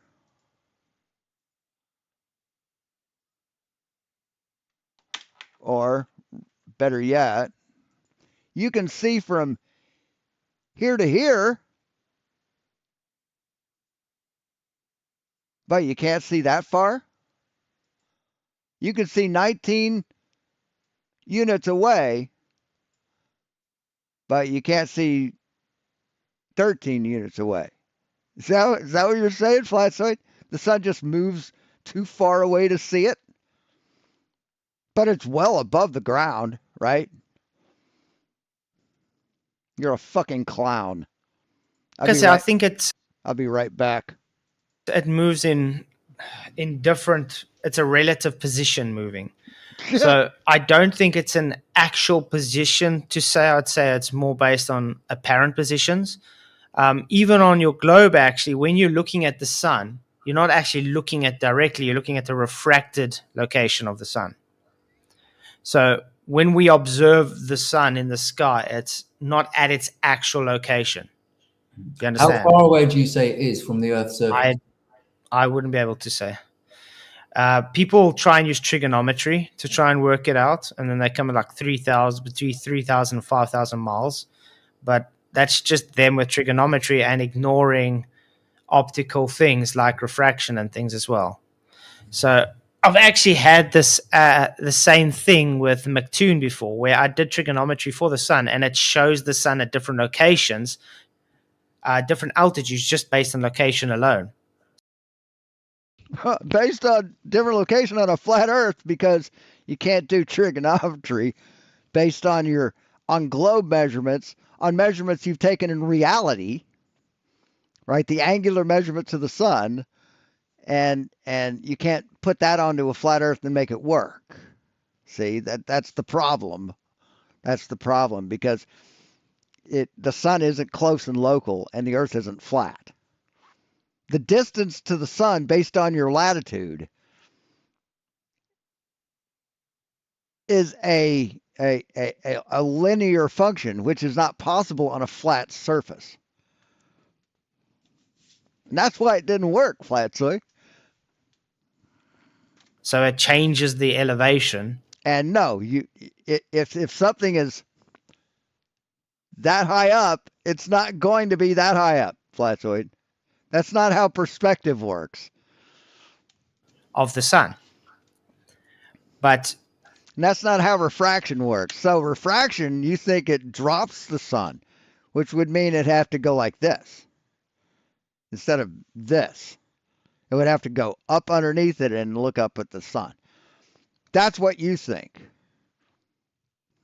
The only thing we can really do with the sun is observe it optically, which perspective comes into play. No, we measured the distance to it, dipshit. We've done that.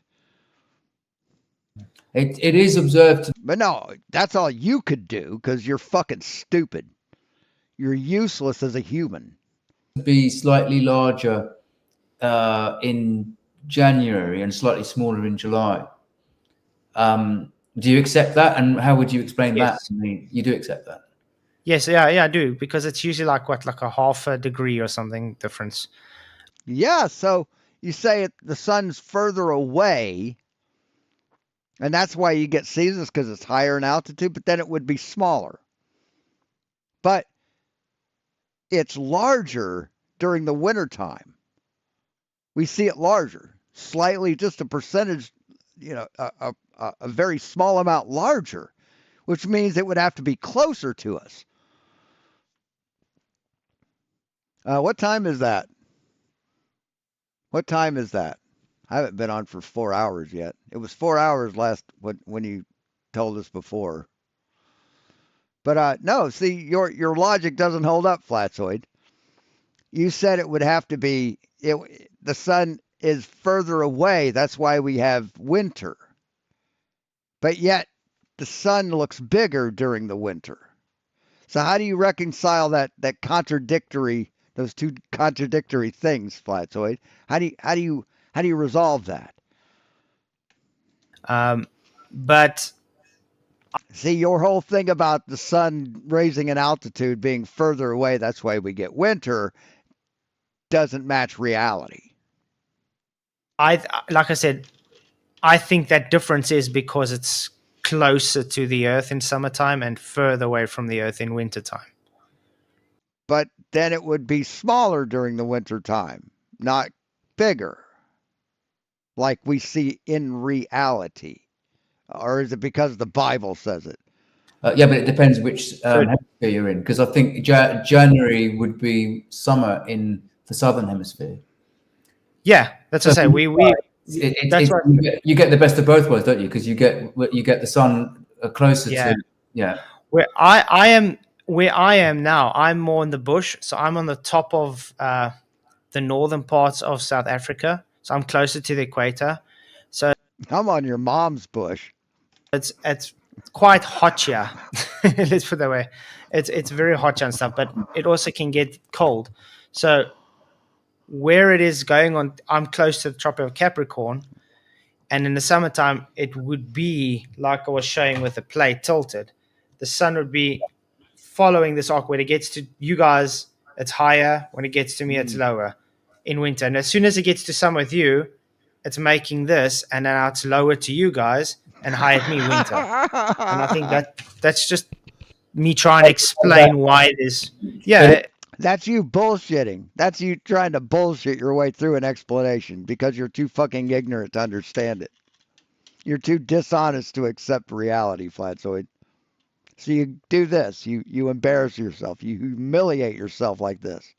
it also does that. Does it over the flat? Very it still good. takes Very its, good. It still takes its circuit, but it's taking a wobble, and that's why we see the analema. You know that figure 8? Yeah. No, it's not why. No, dude. Sorry, that's not why we see the analema. I understand. Yeah, I've seen that figure 8 over the course of the year. Yeah. So that's what I said. It's the same explaining as a globe. So he just made this up out of fucking whole cloth in his fucking tiny little pinhead on the right now. Right now, this is absolutely. We have not heard this from anybody ever.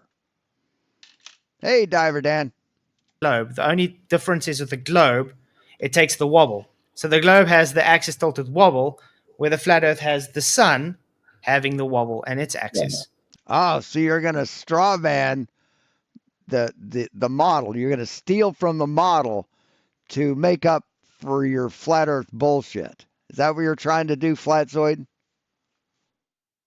Look at the smile. He thinks he's clever, doesn't he? There's going to have to be a wobble on both models to explain Yeah. it. Yeah. So it's the same on both. Yeah. Okay. My next point was circumnavigation. Mm-hmm. So sailors and aviators have traveled around the world continuously using compasses and arrived back where they started. And even I think Magellan did it some time ago, circumnavigated the globe. And the other point related to that is that that certain flight paths have been taken which would only be possible on a globe Earth. So, for example, if somebody's flying from New Zealand and going the other direction, not the classic direction westwards, but going eastwards, they can arrive at a point that is on a flat Earth would be considered extreme west. And the last point I wanted to make on that is that if you take a straight line between London and New York on a flat Earth, like a map, that should be the shortest distance. And you can work out at a certain speed how long that flight should take. Actually, the flight takes less, and it doesn't go that way. It goes up, skirts the southern tip of Greenland, and then down south to New York. And that is the fastest route, or one of the fastest routes on a globe curved. So that's yes, great circle paths do not work on a flat Earth. Another argument. And the great circle routes the airlines use only make sense on a spherical Earth. Well, I don't know if you've seen emergency landings by Banjo before. Yeah, Banjo is a fucking moron, man. Stop citing him. He's an idiot. It's 27 emergency landings. He shows quite a few where they done emergency landings and things where it only makes sense on a flat Earth. So, for instance, a pregnant woman. No, it doesn't make sense on a flat Earth. Was going into labor and they had to do emergency landing, and I think they went through Alaska or something to get there. But on a globe Earth, it's totally out of the way to get there. But a flat Earth, it was a straight path. So I would agree that on some cases it shows a globe for paths, and some cases it shows a flat Earth for path. But also have to understand the map being used is the Gleason's map usually. No, they don't. They don't use the Gleason's map for anything. No. Sorry, buddy. It is distorted, just as every other map is distorted. But the globe isn't distorted, is it? The distances are the same as every other distance.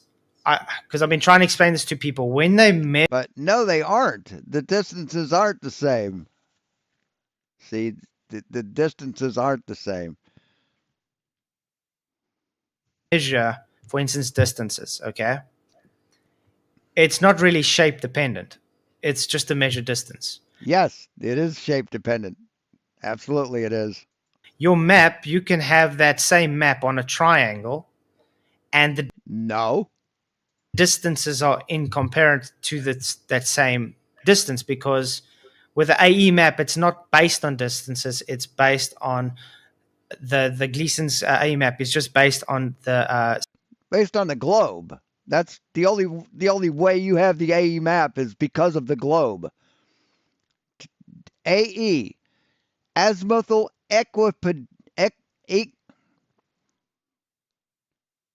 It's a projection. I'm not even going to try and pronounce it. It's a projection from the globe onto a flat surface, Flatzoid. That's why it's distorted. Why can't you get it through your fucking head that that's why it doesn't make fucking sense? sun and the sun's position and time.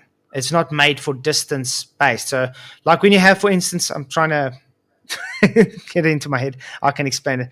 Like when you have a Mercator map, the continents aren't laid out perfect. They have distortions. You'd agree. So, like Greenland's different, and Africa's different sizes and all that, but the distances are correct. So it's the same as on the AE map. The map distortions are out of whack, but the distances are still the same. So when you're saying, okay, I just see this large body of water, therefore it can't work on a flat earth. No, the distance is still the same. It's just the continents, everything are moved to support that certain map. Yeah. No, they're moved and distorted because it's a projection. I think I see what you're saying. So what you're saying is that the map that we use assumes a globe, and therefore it's actually distorted versus what a flat Earth would really be. Yeah, it works in the grid. Oh, so the flat Earth is the original map, and the globe is a distortion of that. So then Australia is actually long like a sausage. It isn't like round like a rugby ball, right? It would be long and distorted, right? So that the length and the height, the width and the height that they measured is wrong, right? What a fucking liar. Oh my God, dude. You just said that the globe is a projection of the flat Earth. That's what you're saying. Grid system. So it works on your Cartesian system, which is latitude and longitude. Okay, then why do the latitudes and why do the grid squares south of the equator start coming together like this? Start looking like this. See, at the equator, they're like that. When you go north, they start coming together. When you get way north, they're like really a few degrees of an angle. But then you go south, and they become parallel, the lines of longitude. But then when you go south, they come together like this. They start going the opposite way. On a flat Earth, if you went south, they'd keep going out. And they wouldn't be parallel on a flat Earth. They'd always be angled out. So why doesn't that happen south of the equator, Flatzoid? Yeah, because I think on the globe Earth model, the traditional map that we see, the 2D map, is distorted. I think the size of Greenland is shown as it's actually a lot bigger than it is shown on the map, but necessarily it has to be. And I'm sure we've all seen that one where I mean, they can't get it through their fucking thick lying heads that any flat map is a distortion of a globe. The globe is where it came from. Antarctica is just like a huge, it goes all the way across, doesn't it? Because on a globe Earth, that's what you would get if you converted it into 2D. You'd have to distort the extremities. Yeah, that's the Mercator. That's the most widely. Yeah. So you're agreeing that the flat Earth is a distortion of reality, of a globe. You've just conceded to that, Flatzoid. Watch. Globe Earth, that's what you would get if you converted it into 2D. You'd have to distort the. Right. He nods. In concurrence. The extremities. Yeah, that's the Mercator. That's the. Yeah. And he agrees. So you've just debunked yourself on flat Earth. You've just agreed that the flat map is a distortion of a globe. You've just admitted that the Earth is a globe.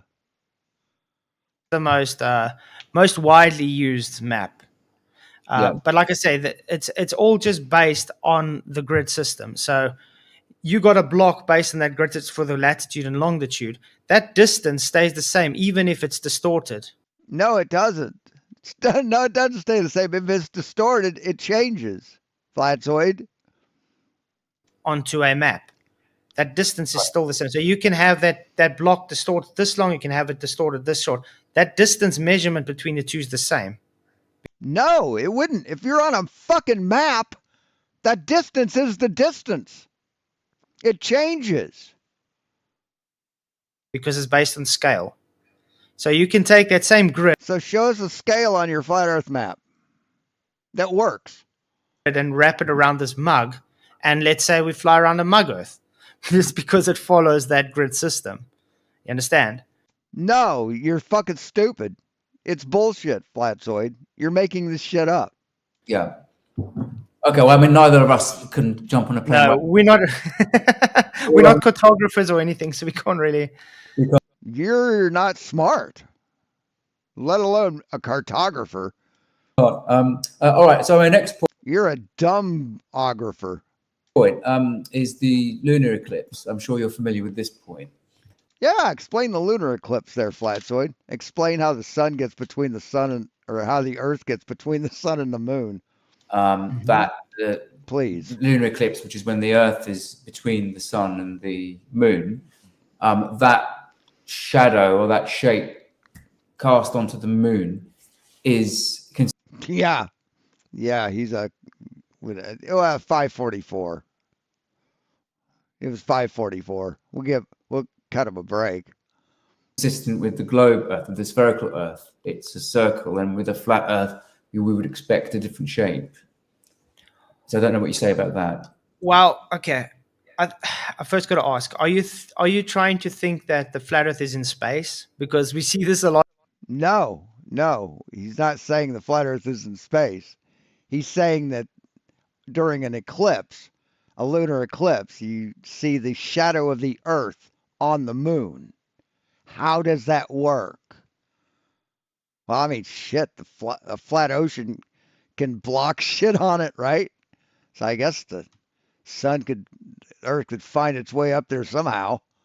Not like Neil deGrasse Tyson or something saying, "Oh, you see, you're supposed to see a flat pizza in space, so you'll see just a flat shape." Well, I don't know. So it's not my theory, so I don't know what is being said about. Yeah, that. I don't. Flat Earth doesn't claim we're in space, though, so that doesn't matter.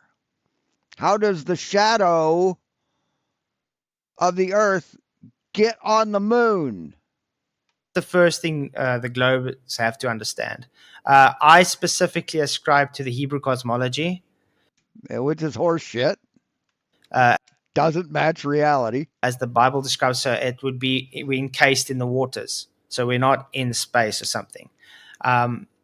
So when it comes to the eclipses, I don't know if you've heard of the impossible eclipse before. Yeah, that's because of refraction. You know the thing you brought up earlier? It's because of refraction. That's why we get the selenelian. No. What? The silly sea lion. Let me see if I can quickly get it. What happens is you have the sun and the moon at two different sides of the observation at the same. And does he think that we see the sun up there and the moon up there during the selenelian? Is that what he thinks? Dude, they're real close to the horizon, dude. Same time while it's eclipsing, and the shadow is a total 180 degrees opposite of what the Earth is showing. Right, but how does that work on a flat Earth, man? How does that work on a flat Earth? It's impossible. It's called the impossible eclipse because it's not possible on a globe. No, it's called the impossible eclipse because if it wasn't for refraction, you couldn't see it. It's a very rare occurrence. When the press says an impossible eclipse, they're over dramatizing it. And this has been observed. Yes, they observe it quite a lot. See, he's not ready for this. He's not done a lot of research. I think he's probably watched a few videos, but he most certainly isn't ready for this stupidity. Let me see if I can quickly get it. But see, they can't explain how it works on a flat Earth. They can't explain how the shadow gets up there. But the selenelian, because I don't understand physics, is wrong. They call That's it the impossible eclipse. But there's a certain name for it.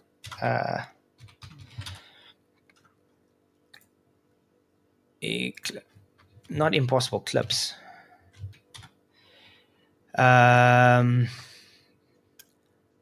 Because I think the argument they give for it is a very extreme refraction. Yes, extreme refraction. The same thing that you fucking glom onto when it helps you. You know, the same thing that you ignore when it debunks you.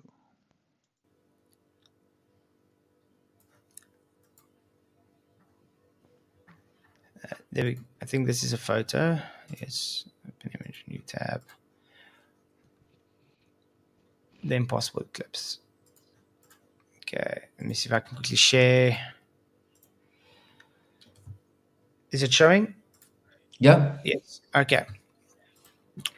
So what happens is you can see the shadow takes a very certain type of arc. Yeah. But you can see it's coming from the top. Yeah? Yeah. If the Earth is supposed to be the reason for the shadow, why is it coming from the top and not the bottom? This has been explained to you, asshole. Why didn't you listen? Well, I know that's what happens on a solar eclipse. You see the moon's shape. It comes. Because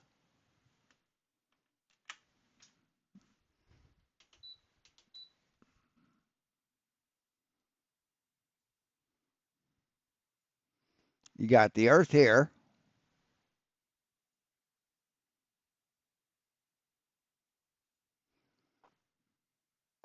You got the moon here.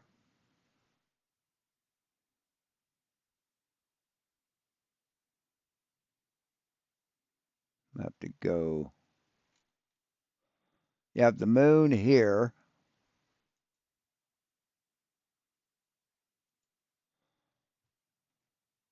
And then you have the sun.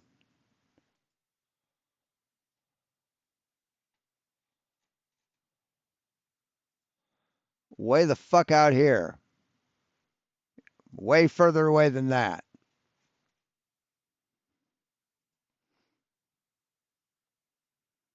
And the sun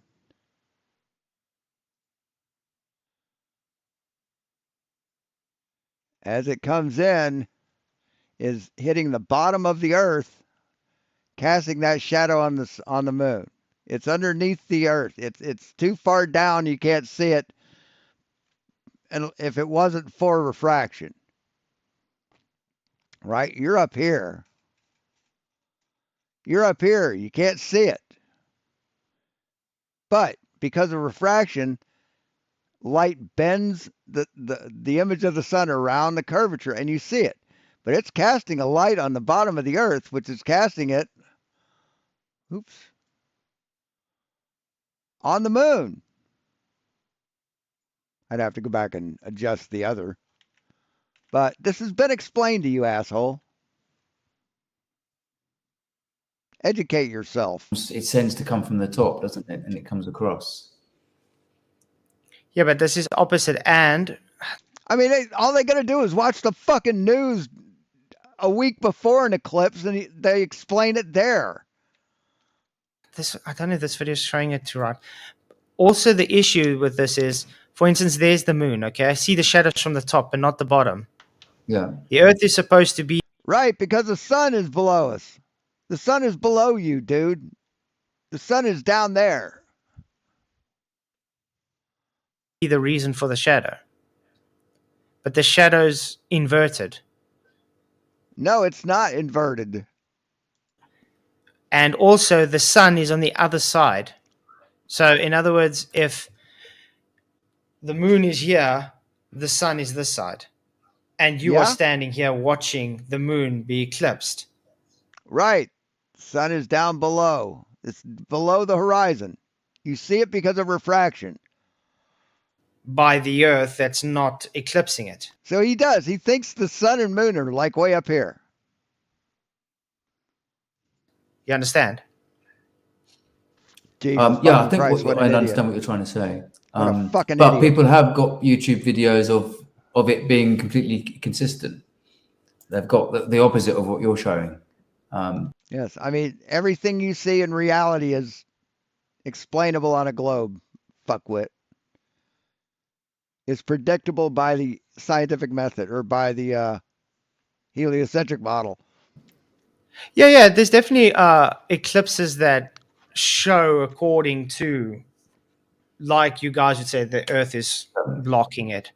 I can't That's a fight good against point that you've raised. I don't think I've seen an explanation for that. But why is always from? Hey, the Zorg. Glad you can make it. Did I say hello to URT96? I can't remember. If I missed you, let me know. The top, because when it's a solar eclipse, it does tend to be from the top. And there might well be an explanation for it. I don't know what that explanation is. But that was a lunar eclipse. Yeah, the only argument. So how does a lunar eclipse work, Flatzoid? I've ever got is refraction. Yeah. Very, very large amounts of refraction. But I mean, why is it inverting it? It's not supposed to invert it. It's not, stupid. But what do you mean inverted? I didn't quite understand that. How do I take it? So in other words, like I say, because the Earth is supposed to be blocking it from the bottom, so the shadow should be bottom. But the Earth has another half, dude. See, there's also on the bottom, and since the sun is below, is you got them here, and the sun is down here. It's gonna shine its light on the bottom limb of the Earth to hit the moon. I see what you mean. So you're. And again, you're not explaining how it works on a flat Earth, how that shadow gets there. And the shadow's coming from the top. See, all he can do is say, "Oh, I don't understand how the globe works," but he can't explain how it works on a flat Earth. So the Earth is not causing the shadow. But why couldn't the Earth? Why couldn't it be below? If the Earth was here relative to the, so if you've got the sun here, and the Earth here, and the moon here, then wouldn't that explain why it was at the top? Yeah, it would. Just like what I just said. Yeah, it's basic geometry. No, because if it's this way and you were standing here, the shadow of the Earth should be at the bottom. No, it shouldn't. Understand? Otherwise. Yeah, if the sun was up in the sky, but no, it's down low. You can't see it because it's below the horizon. So it's lower than the moon is to you as you're looking out. It's back there, down low, looking underneath the Earth to hit the moon. That would be the bottom of the Earth or the south of the Earth being showed on the moon. You fucking ignorant asshole. The Earth should be like this, and you can't see through the Earth to see the moon. And you see the sun and the moon. Actually, let me here, I'll make it. basically over exaggerate shit. So the Earth is here. The moon is here. The sun is down here.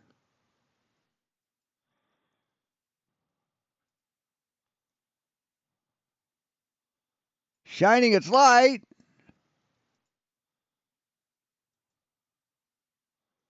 What the hell? Underneath. You dumb motherfucker. That's the bottom of the fucking Earth, asshole. You're up here. You don't see it. You don't see the sun because it's being blocked by the fucking horizon. But you see the shadow of the bottom of the fucking Earth being projected on the fucking moon.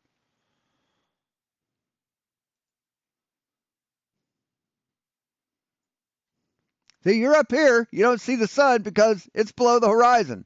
This fucking huge lump of Earth is blocking your view. But you see the light from the sun hitting the bottom of the Earth, projecting it onto the fucking moon, dumb fuck. God damn it, man. Moon both in the sky at the same time above the horizon. That's why it's impossible. Yeah, that I agree sounds impossible. No, it's not impossible. It's refraction. It's fucking refraction. If they're because if the Earth is blocking the light from the sun, then would you be able to see Selenelian eclipse?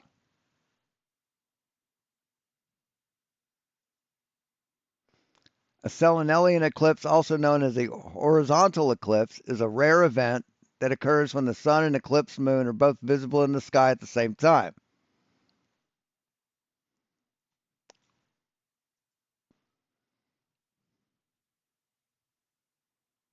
See if we can't find a...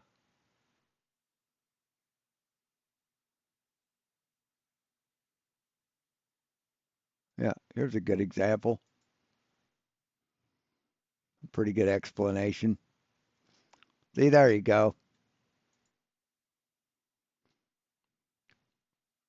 That's how it happens, dipshit. The sun is so fucking huge and so far the fuck away, you can see both of them at the same time.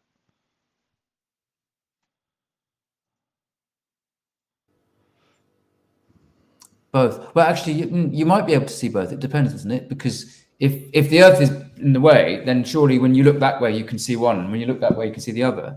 So why wouldn't you see both? Yeah, because according to the globe model, the Earth is supposed to be blocking the sunlight. It's casting a shadow.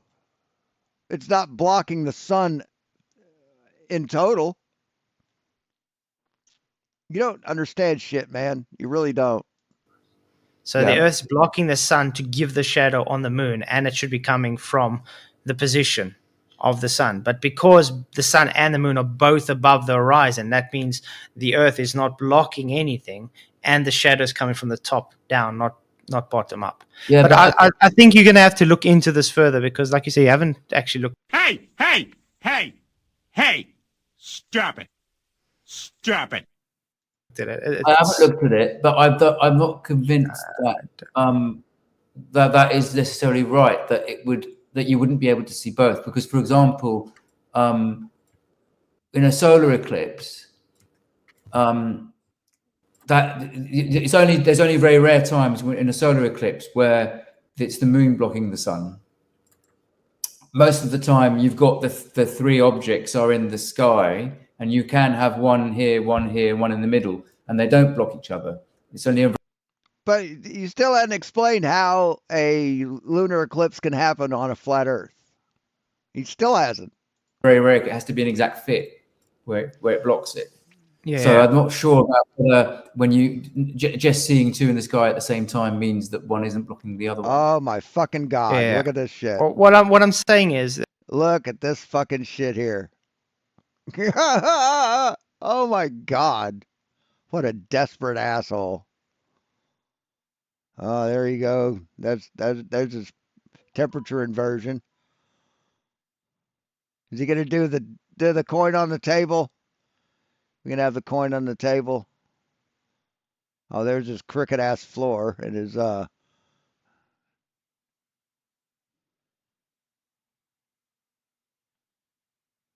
let's see, coin on the table. It's just, I'm going to try and explain it now. Okay. Let's say that. Seriously, you think this is what happens? You think this is at all to scale at all? The sun's light is going now, okay? So it's lighting up all this path. But no, that's not how it works, Flatzoid. Sorry, pal.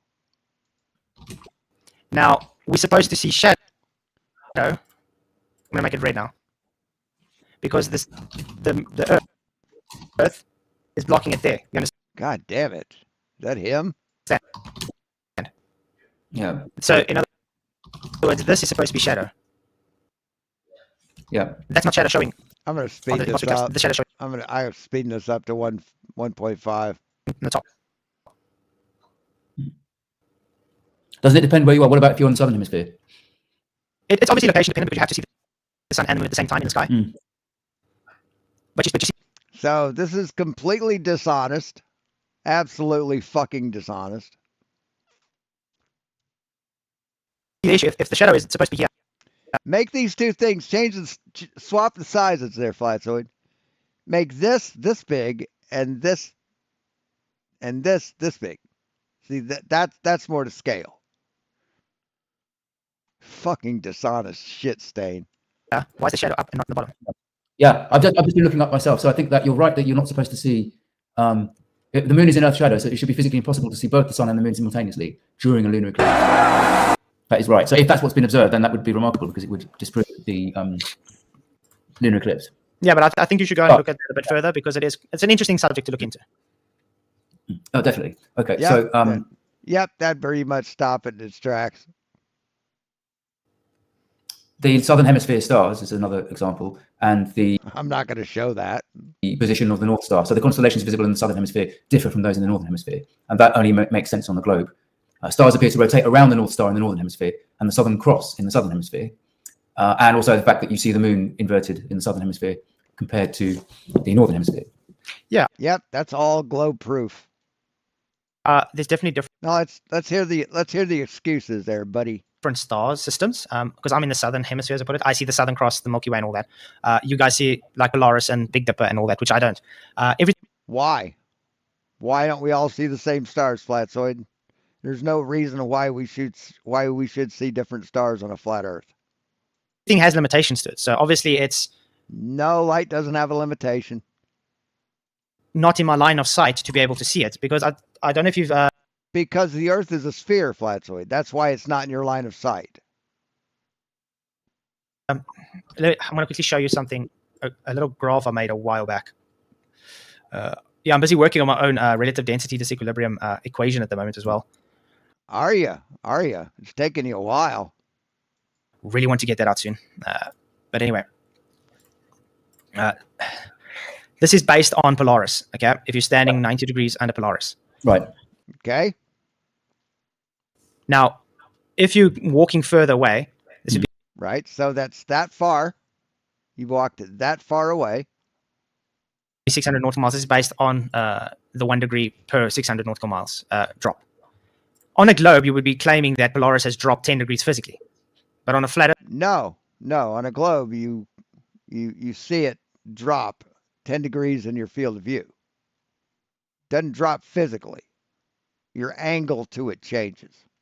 Earth, it's only apparent. But you think it changes physically because this is flat Earth, Flatzoid. You're saying that Polaris drops this much as you move away. Physically drops. Because you're not looking at Polaris here. You're looking at a point below it. Drop 10 degrees. So it's keeping with perspective. So the further you go towards... And these distances aren't equal, Flatzoid. Why aren't these equal? Why isn't this distance equal to this distance? It's the same amount of miles. Still 60 miles. Why is this mile shorter than this mile? Why is that? And why this isn't 10 degrees. These aren't 10 degree. These aren't 10-degree increments. So why Flatzoid? And you're standing here and you're looking at this guy. He's close to you, right? He's 60 miles away. So this guy that's at 120 miles away, the distance between this and this should be closer, right? Because that's how perspective works. It looks closer. But it gets further away the further you look. Towards the equator, when you finally do get to the equator, you see. So you're saying that that Polaris physically drops in altitude. That's what this is showing us, Flatzoid. Because if you're going to measure the angles to Polaris, you're going to measure that all at the same place in space. You don't drop your angle. And the relationship between distance from the GP and the angle is a linear relationship, which is impossible on a flat surface. See, it has dropped. So that Polaris has now, in your line of field, dropped. And what's this bullshit here? What's this arc? What's that, Flatzoid? Is that the dome? So you're right at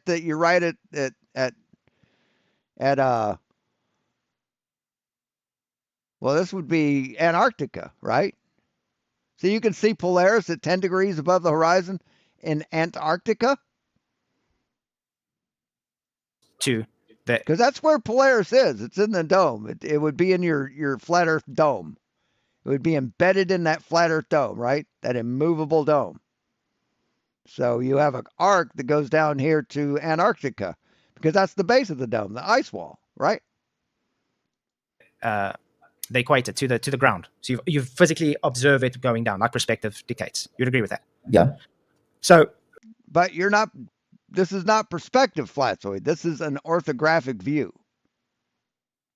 You're showing an orthographic view with perspective mixed into it, which is against the rules. See, Flatzoid doesn't think that an orthographic view represents what we see in perspective. But it most fucking certainly does.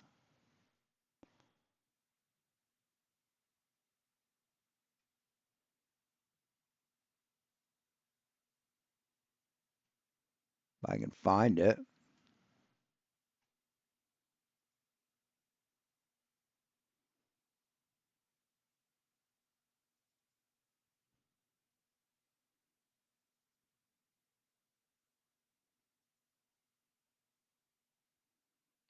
That's not it.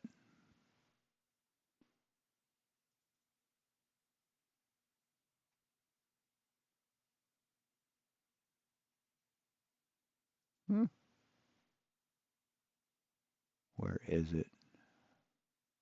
I've played it before. It's on my channel. Yeah, there it is.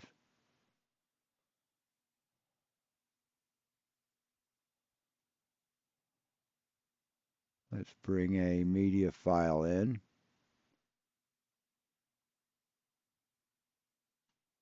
I think I'll bring that in permanently.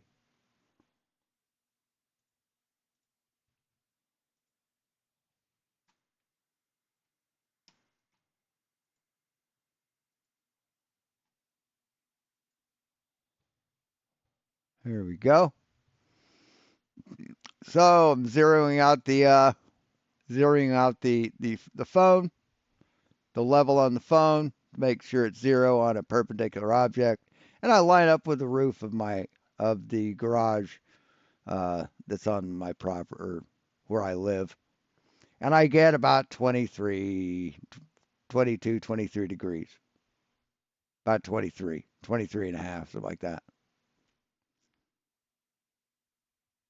And then I go out and I take a picture of the house.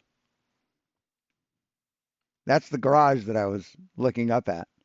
And I measure the angle to the roof, and I get 23 fucking degrees. That's what I get, Flatzoid. So this horse shit of Because it's of having to put perspective into orthographic view, that doesn't work, man. Doesn't work. It's being dishonest. This is a lie, Flatzoid. It's a lie that you're telling to try and affirm your consequent. that way, that's what a hemisphere is. Now, you can only see the northern stars take that path, just like I can only see the southern stars take that path. The further away I go from the point, the more it drops due to how perspective you would see a light pole, for instance, in the distance look like it's coming towards the horizon because it's But no, this is not how perspective works, Flatzoid. See, perspective works like this. This is how perspective works on a flat earth.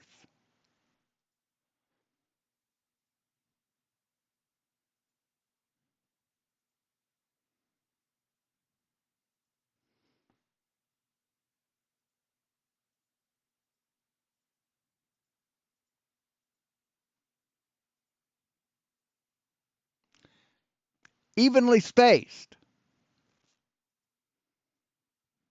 Evenly spaced, Flatzoid. See, they have to be evenly spaced.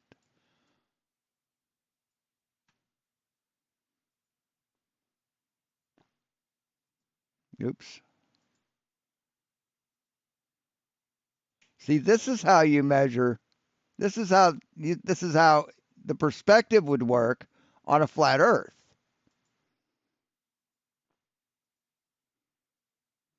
That's how it would work, Flatzoid.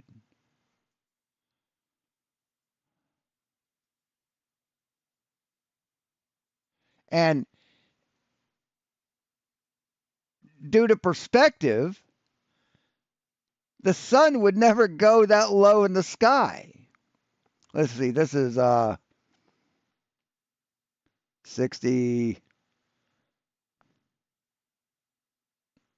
60 times 9 or 60, that's 600 miles away, or no, 60 times 10, I don't know. It's well, hold on, we can figure this out.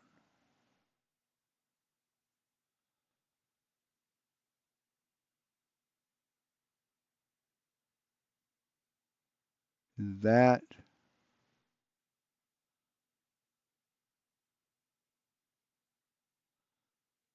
be at 45 degrees, right? Okay. I could have done that. What the fuck, Sean? You're an idiot. So this is how the perspective works on a flat Earth, Flatzoid. Because if you're here, if you're at the equator, the angle you'd measure the sun to would be 26 degrees above the horizon. That's the perspective angle you would see the sun at on a flat Earth, Flatzoid. converging. That's practically all that this describes. So what this dome here is based on what I would say your limitation to view. So no, you don't have a limitation to view, Flatzoid. Your light does not have a fucking limitation to it, asshole. If there's nothing in the way, you will see it. It just doesn't peter out. It doesn't die, just not become seen. Something has to be physically in the way for it to be blocked. Flatzoid, it just doesn't have a limit. Your eyesight doesn't have a limit. Fuck me. So like a field of view. See, if you say that, you don't understand how fucking optics work. You don't understand how physics works. Kind of bubble, you can say, because you got a radius value of limitation that you're able to see. I think you'd agree with me that everything has limitations. Even visually, you are able to only see as far as you can. Light has limitations as well. No, well, light has limitations by being blocked by something. But on a flat Earth, this isn't blocked. This can't be blocked on a flat Earth. You got clouds. But no, everyone on flat Earth should be able to see this. Without obstruction, light does not have a limit. If I like to explain it this way, you can take two people that have they're smoking, so they've got a cigarette butt, and there's two mountains 10 kilometers apart. They both go to the top of the mountains at night. They light the cigarettes. Would you expect them to see each other's cigarette butts 10 kilometers away? No. Yeah, and it still wouldn't be Earth curve blocking them. It's just the light. Let's see. How far can a candle be seen? The farthest distance the human eye can see a candle flame is about 1.6 miles on a clear day. However, several factors can affect how far you see a candle, including obstructions, trees, buildings, Earth's curvature. Earth's surface curves away at a distance of about 5 kilometers. Atmospheric conditions.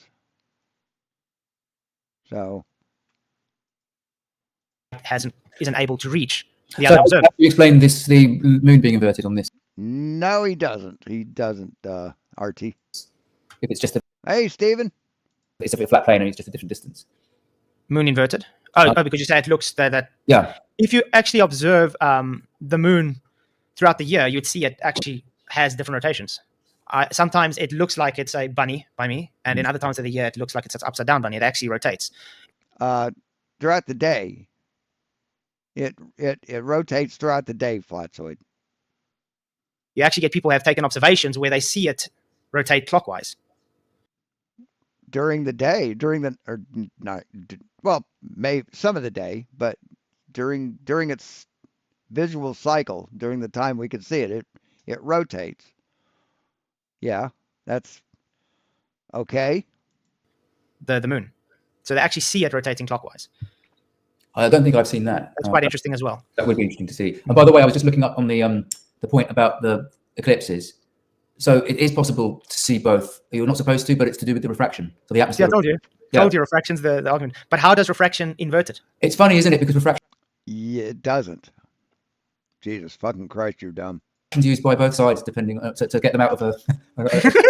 Yeah, exactly. Sometimes refraction works for the flat Earth, and sometimes it doesn't, and vice versa. Yeah. But yeah, I mean, it does explain. You're right. You're not supposed to on a pure theoretical basis, but then sometimes it's also used for the old Chicago. I don't know if you've seen the meme with the Chicago skyline. The Chicago skyline.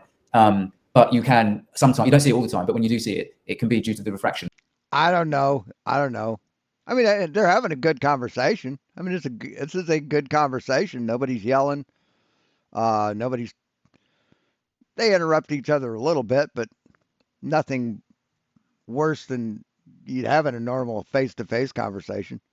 But they're doing pretty good. Going over. Well, you see, that's where we differ. We say due to refraction. I mean, Flatzoid's lying his ass off, proving how fucking ignorant he is, but they're having a pretty good conversation. Like, what the great Gazoo would have a conversation with Barney Rubble. You don't see it. So when it's a clear day, you do see it. Where you guys say it's opposite, it's due to refraction that you see it when it's not a clear day. But you don't always get the refraction. You only get it if you've got a certain weather pattern to allow. Yeah. Wait, what? You see it all the time, but when you do see it, it can be due to the refraction going over. Well, you see, that's where we differ. We say due to refraction, you don't see it. Because you're stupid. Because you think light bends up normally. That you're stupid. So when it's a clear day, you do see it. Where you guys say it's opposite, it's due to refraction that you see it when it's not a clear day. But you don't always get the refraction. You only get it if you've got a certain weather pattern. Right, that's exactly opposite of reality, Flatzoid. To allow. Yeah. That's what I agree. That's what I said. It makes it a clear day, and therefore it's taken some of the refractive away for you to be able to see it. So where you guys claim the refraction takes away the Earth curve, we claim the refraction gives the Earth curve. I can show you. No, dude, you're fucking ignorant. That's a complete straw man, and and another show of your ignorance. I want to actually show you. So, have you ever watched some Sky Freeze? Have you ever heard of Sky Free before? No. YouTube channel. I just want to quickly show you a demonstration quickly. So I'm going to quickly get it up. This channel does a lot of small scale demonstrations with refraction. Really, really awesome stuff. I want to see what's the right video. There's two of them actually. Let me first show this one. Oh yeah, great. It's Black Friday and I got no fucking money. I just remembered that. But I must say, I'm enjoying this chat, man. This is the kind of debates I like, because we can all actually understand what's going on. No one's talking over each other and fighting and going haywire. Yeah, and I don't know. Did he go on Nathan's anymore, or is he just fucking sulking? points being raised are interesting ones and good ones. But I'm enjoying this. I think we should do it again sometime. It'll be great.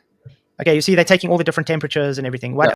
Right. Yes. Normally we can see things because light bends down toward the denser medium, which is an established fact in physics. And Flatzoid, they open up the door to bring cool air in to create a temperature reversion that reverses the refractive index, which forces the light to go up, so you don't see the things because then they drop down below this curved floor. And Flatzoid's saying, well, that's because that proves it's flat, because normally you'd see them, but with the right refraction you don't. He's just a fucking idiot. He's a fucking liar. What happens is they got buttons. Now, if this was like the first time I'd ever seen a video by him, I'd say he just misunderstood. He just doesn't understand stuff. But this is like the 1,000th video I've seen of him, and he's been educated on this shit. He's seen enough of my videos, just me, to be educated on this shit. But he just keeps repeating it. Says the same dishonest, debunked, wrong thing. So it's a fucking lie. I mean, I can't sugarcoat it. I can't give him the benefit of the doubt because he's been educated on this. Let's see if I can get where it shows the buttons. You know, if you go to another country and you break the law, some weird law, they can excuse it because, well, you know, you're from another country and this is sort of an obscure thing, and you know, not a lot of people, even from our country, are aware of it, so we'll let you off. You know, if you're from another state and you break the speed limit because you're used to going faster in your state, they can look at your tag and go, well, okay, you're from Oklahoma. You know, we get a lot of speeders coming from Oklahoma, so give you a warning. If you do it again, we're going to give you a ticket.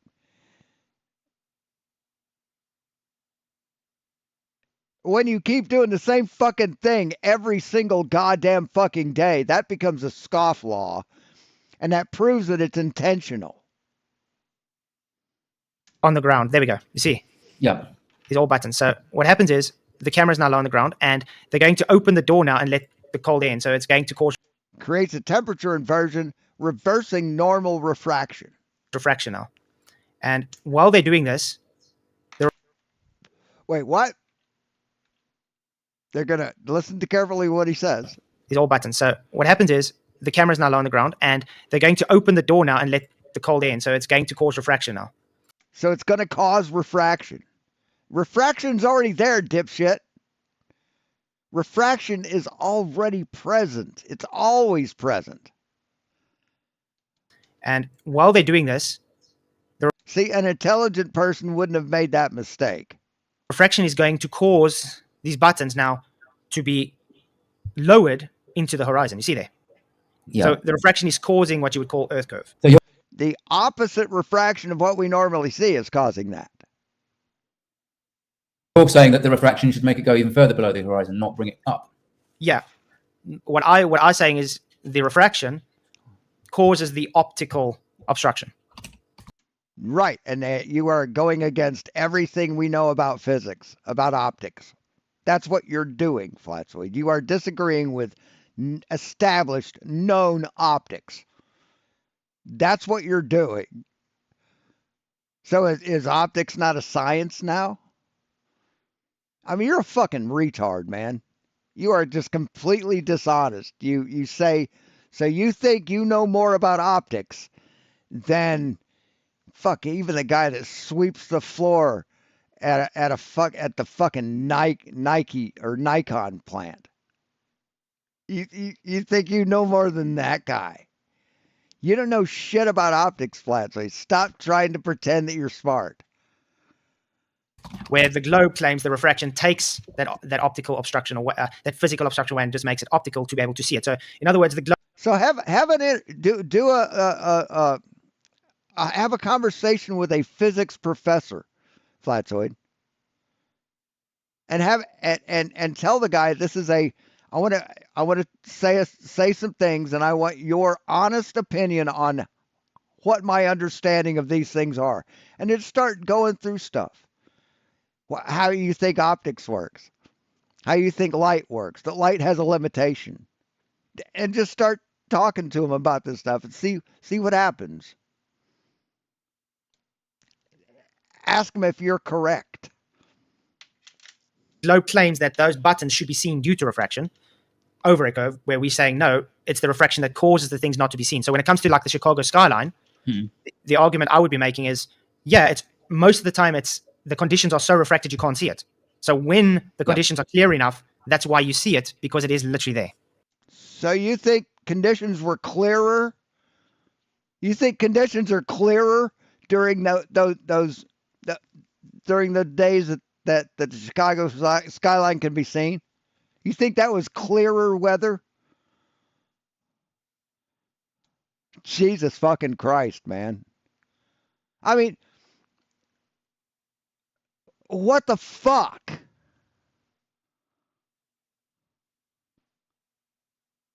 I mean, it takes a special kind of fucking loser to lie this much. Okay, so you're saying when you can't see it, it's because it's refracting. So you're actually using the same argument, but in your favor. It's in reverse, yeah. As it were, yeah. It's using an argument in your favor, lying to confirm a bias. So, Rumble.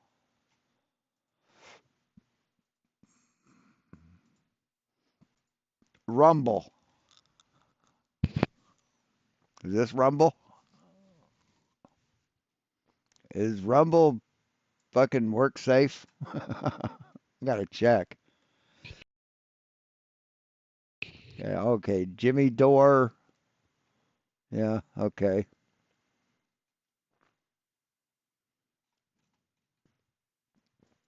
What's his name on there? Arwen? Is it just Arwen?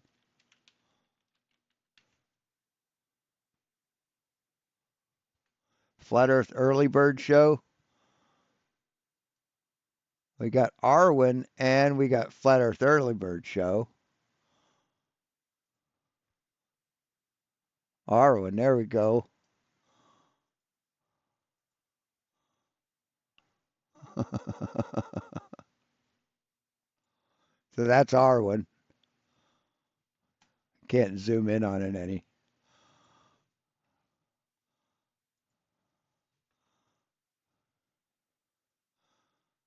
So, Flat Earth Early Bird Show doesn't have any uploads, but Arwen does. 8 hours ago. Flat Earth Early Bird 2137, Tartarian Speculations and Tartarian People.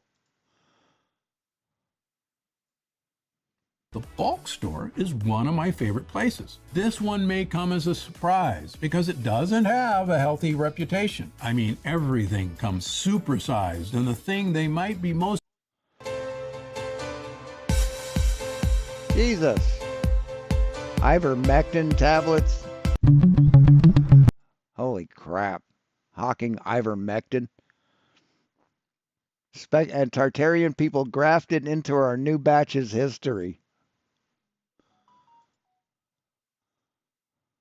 I transformed my... Fuck. Just fucking ads. Wow. I'll have to check that out. All right, fair enough. And this is another one which is really cool, where they use a laser Let's see where it gets to that. Is it this one? Yes. And the laser does a very interesting thing, because as soon as they introduce it, the laser also goes below that ground, but on the on this measuring thing, it goes up. You can see it's lifting up there while it's going below the horizon. So showing you the distortion of the light. So it's creating the effect of it going below the curve. That's all I want to show you. But I'm going to put these people's link for you as well. Like, I still think it's amazing how they can reproduce in an area of 10 feet what it takes a ship at sea like miles to do. you want to go watch them sometime. They've got a lot of observations. Please do. Yeah. So a similar point allied to this one is the Burj Khalifa. I'm sure you've seen this, where there's the tallest building. I think it might be the tallest building in the world, but it's in Dubai. And Dubai is blessed with having quite clear skies and very little cloud cover and rain. So you can go there and you can observe the sun setting across the horizon on the ground floor. You can get in one of their really speedy lifts, go to the top, and then watch it set again. And that is consistent with what you would expect on a spherical Earth. And a flat Earth. Yep. Yeah. So no, you would not expect that on a flat Earth. The sun would never set on flat Earth, dipshit, ever. Tell us why it also works on a flat Earth. Okay, I think Mr. Sensible did this thing as well when he went to Dubai and he did this. It's just because you're opening your field of view. If you don't open your field of view is the same everywhere you look, dipshit. If you opening your field of view are going higher, you'd understand the reason you can see further is because you're opening that angle. So remember when I said earlier about diffraction? No, that's not what. Jesus fucking Christ. And the graph. Hello, Gary I.O.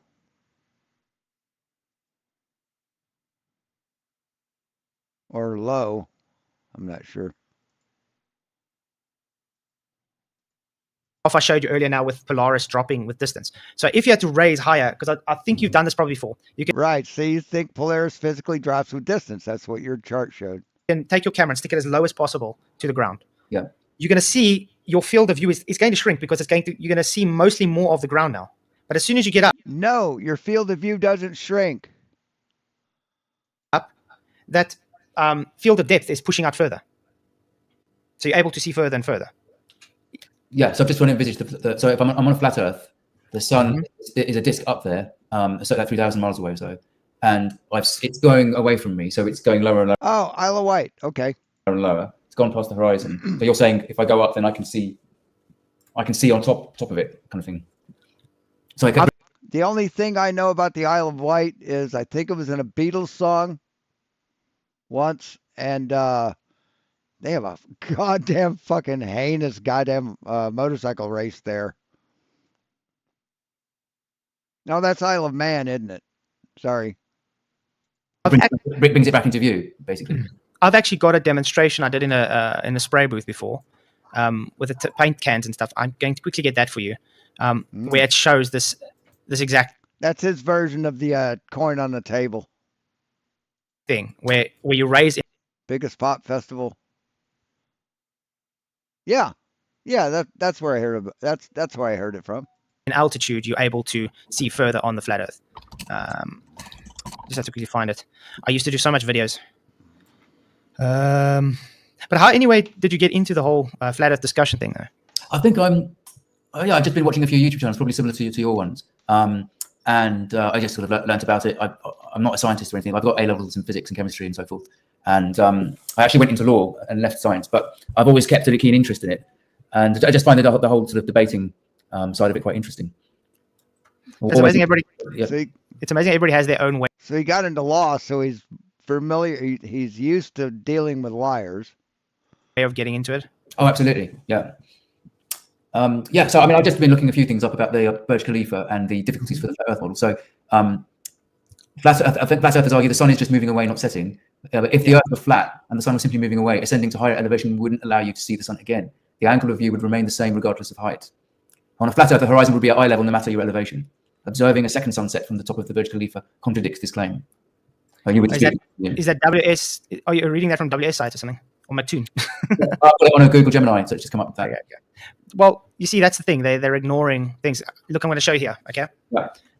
I got a torch here, and it's on paint tin cans. So all I'm doing here is just simply showing as it moves away, it's going to drop to your perspective. See, that's the closest position. For this position. Well, anyway, You can see it's behind the tin can now. Let's say that's like what you. Yeah, because you're physically dropping it.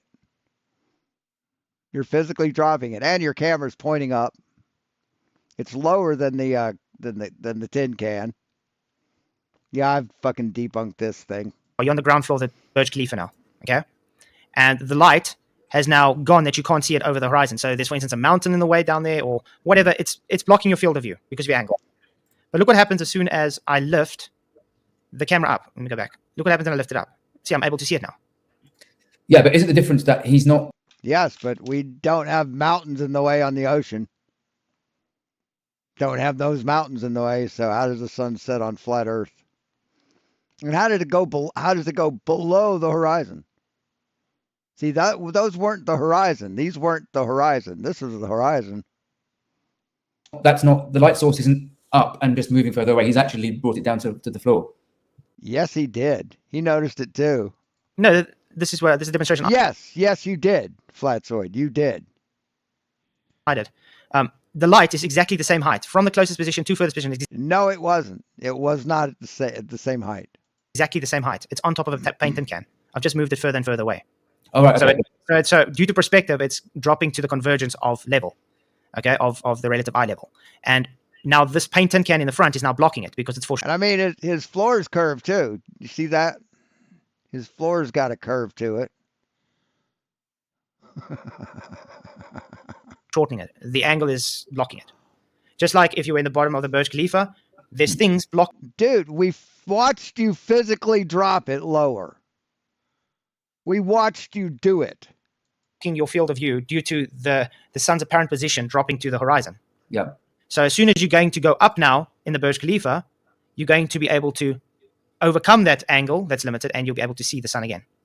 But there aren't these mountains or you're looking out over a goddamn desert, dude. Looking over a desert, a flat desert. See it again. So that you can do it on the seashore too. With a drone. Fly a drone up. The sun is not further away from the drone as it is from you. Same distance. But yet the drone can see it, but you can't. Geometrically, that can only work on a globe. It could not work on a flat Earth. That light was at the same height all along, was it? Same height the whole time. No, it wasn't. Okay. That's a lie, Flatzoid. We watched you lower it. Well, I have to accept that what you've done there does seem to show what you're saying. But obviously, it's consistent on both models then. Yeah, again, that's the issue with the whole globe. No, it's not consistent on both models. There's always answers on both sides. It comes up. No, we have answers, you have lies. There's not answers on both sides. We have answers, you have lies and excuses and rationalizations. To which are you going to be honest with yourself and just choose, to me, I haven't really seen anything. You be honest with yourself. Shut the fuck up. Based on the globe more than just assumption and people taking it for what you've been taught. The whole thing that actually got me more into flat earth and understand it because I actually studied art. I went to major in art and things. And no, you graduated high school. You graduated from a trade school, man. Perspective is one of my passions that I always wanted. And when I was down at the beach, I actually was able to understand and you don't understand perspective. That's your passion and you don't understand it. Jesus fucking Christ, man. What a wasted life. Explain that based on optical things with perspective and things. And that's what actually got me into the flat earth. Because I also first heard of it and I thought, oh, this is nonsense, rubbish, whatever. And later on, it just, I don't know, it was like a light bulb in my head. And that's when I looked into it further. And today I'm a flat earther. Yeah, it appealed to you, yeah. But one thing I wanted to bring up, I'm not sure if it's something that you argue, but I have seen these arguments about water not sticking to a ball. Yeah. And also the arguments that the earth is spinning. I've seen the one about the helicopter. How come the helicopter doesn't? Coriolis. Yeah. Yeah, with the water not sticking to a ball, that's more of a joke kind of thing because obviously it's a straw man because the globe would claim that water won't stick to because that ball is not a large mass as the earth. It will still be anyway attracted to the large earth mass. So it's a straw man anyway on physics. But the whole claim is, look, you can't see any water sticking to this ball, so how can you? So you agree that it's been dishonest the entire time to present that question. You've just said that It's dishonest. It's a straw man. Can you claim it speaks to the Earth? I understand Wow. that's just a straw man, but I see that more as a joke as anything. But when it comes to the Coriolis effect, I don't think we observe Coriolis effect. Well, you're dumb because we do. Ask anybody in Florida. The issue that you guys have with Coriolis is what we call globiolus. You have a you sit in a bit of a paradox because you need the Earth to keep, you need the atmosphere to be velcroed to the Earth to give that. No, that's a straw man. Nobody's ever fucking said Velcro to the Earth but you dumb motherfuckers. Momentum to move, but at the same time, you can't have the velcroed air to observe Coriolis. Understand? Yeah, but the Coriolis is one of the arguments in support of the globe Earth because you've got it in the same direction, and it's because the atmosphere moves with the Earth, yes, but not necessarily exactly at the same speed as the land. And the Coriolis effect never crosses the equator because it weakens at that point. But it's those ones where you can't say that on its own proves that the Earth is a globe. It's just another one of these factors. It is beautifully explained by the globe Earth model, and seems a little bit more tricky to explain on a flat Earth model. Not actually. I've done another. Yeah, actually, yeah. Demonstration as well, where I was explaining tides and stuff in a fish tank. I don't know if you know about the Mahelian currents. No. So it's just plainly based on. Right. That's water moving faster or in a certain direction because of thermals in the water. That doesn't affect the height or the doesn't affect tides, dumb fuck. Thermodynamic tendencies, so hot to cold, and that. So that's what moves the conveyor belt of the sea thermal currents. It's the same thing how storms and systems work. So because the Earth has topography, and we got Bernoulli's principle. Because it has topography. Also, if you, for instance, have a mountain, the air is rushing past. As it's rushing past, it's speeding up. So it's creating a low pressure system. So it's moving it in that direction. We got air. Oh, so that's air pressure without a container. The thing you mocked me for, right? You mocked me for that, for what you just fucking did, right? But now you're using it in an argument. Hey, Cygnus, you're using it in an argument, even though you mocked me for it, right? And you're not even using it right, man. Bernoulli's principle has absolutely nothing to fucking do with tides, or currents, or waves, or currents. And you've seen the air currents over Earth. On a flat Earth, it shows it more symmetrical, but on a globe, it kind of makes it go. All those eddy currents and stuff go in different directions and gyres and all that stuff. So what makes it move always in the same direction and in opposite directions, depending on which side of the hemisphere you are? It's the air currents. So because the air currents. So on a flat Earth that has no distinction, the air currents move in opposite directions automatically. Is that how it works? Right? The air wouldn't move across like that. It'd be different directions. Really? Because you've got air currents based on movements like storms and things. Just like, I mean, the hurricanes and stuff, for instance, okay? Listen, don't try and fucking talk intelligently.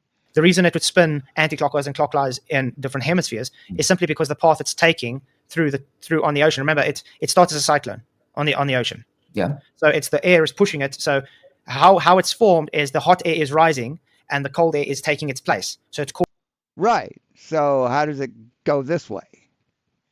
Causing a vortex. Why? Why does it cause a vortex? And because it's pushed in that direction, it can only spin that way. But it's not being pushed in a direction to spin. It's being pushed down.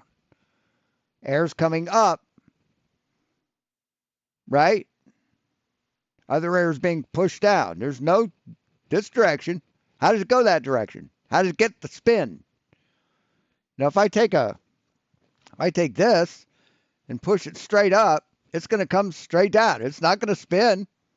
I have to impart spin on it. If I take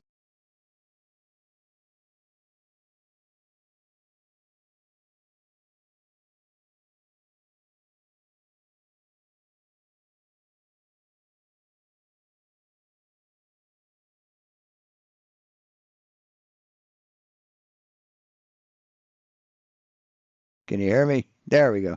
If I take a football and I throw it up in the air, is it going to spin? No, I have to spin it. Jesus, you're dumb. So that's why you don't get why you don't get any hurricanes. And in the north, and on the flat Earth, north, how does it spin in a different direction? There's no reason in the world why it should spin in an opposite direction. Say on a specific when it gets to the equator, it can't happen because I'm trying to. But what I'm struggling to understand is that how do the airflows know exactly where that boundary is between? Because I mean, it's just air current. It's just air current. It's just air current. Air current moving through the equator. On a flat How does it know where the equator is? How does it know? Earth model, there isn't such a thing as a boundary between the northern hemisphere and the southern hemisphere, is there? The tropic of Capricorn would be considered that boundary. Yeah. So, but on your model, one would that explains why there might be vortices, but you would expect the difference between one direction of vortex and another to be variable. How does it obey this line halfway between the two? It follows the jet streams. It follows the jet streams. No, it doesn't. It doesn't. I don't know how but the jet streams aren't going to be exact line. It'd be incredible to believe it was an exactly straight line at all times. No, it's not straight lines. Let me just see if I can find, because it's difficult to. But you're accepting that the vortex is in the opposite. How does a jet stream go in a circle, Flatzoid? How does a jet stream go in a circle? Wouldn't it go straight? How does that work on a flat Earth? The direction in the. Yes, I accept that, but It's funny. Newton's laws of motion. See. Newton's laws of motion. According to Britannica, in the first law, an object will not change its motion unless a force acts on it. In the second law, the force on an object is equal to its mass. Yeah, so how did the jet streams curve? How does the sun curve? How does shit curve into this circle, Flatzoid? That violates Newton's first law of motion. I don't think it's due to Earth curve. I say it's due to the physics of how the storms move the air. So just like you take your hand through water and you swip your hand and it makes a vortex this side, and the other side it makes a different clockwise vortex. That's because it's the movement of the current. So those the movement of what currents? The movement of what currents? I've heard some of them say it's the sun. When the sun and the moon move, that creates that vortex. That's how we get the Coriolis with the storms. What the fuck are you talking about? Jet streams that are pushing it that way through the topography, and because it's hot and cold air that's trying to make it onto the hurricane, it's forced into that direction. So it's almost funneled, you can say. Yeah, I completely listen to him. Understand that, but what I'm not quite clear on is that if that was true, maybe I'm not explaining it very well, but you might expect it to roughly be all in one bit and the opposite direction another bit, but you wouldn't expect it to be a perfect division where the Coriolis can never cross the equator. You can because it funnels out. Just like let's for instance, it funnels out. Let's look that up. Jet stream. Jet streams.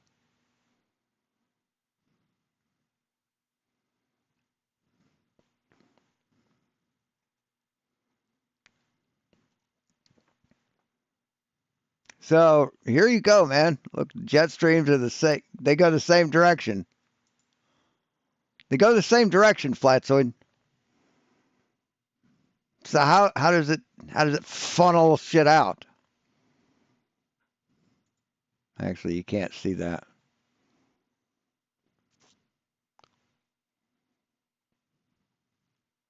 See, they're going the same direction, Flatzoid.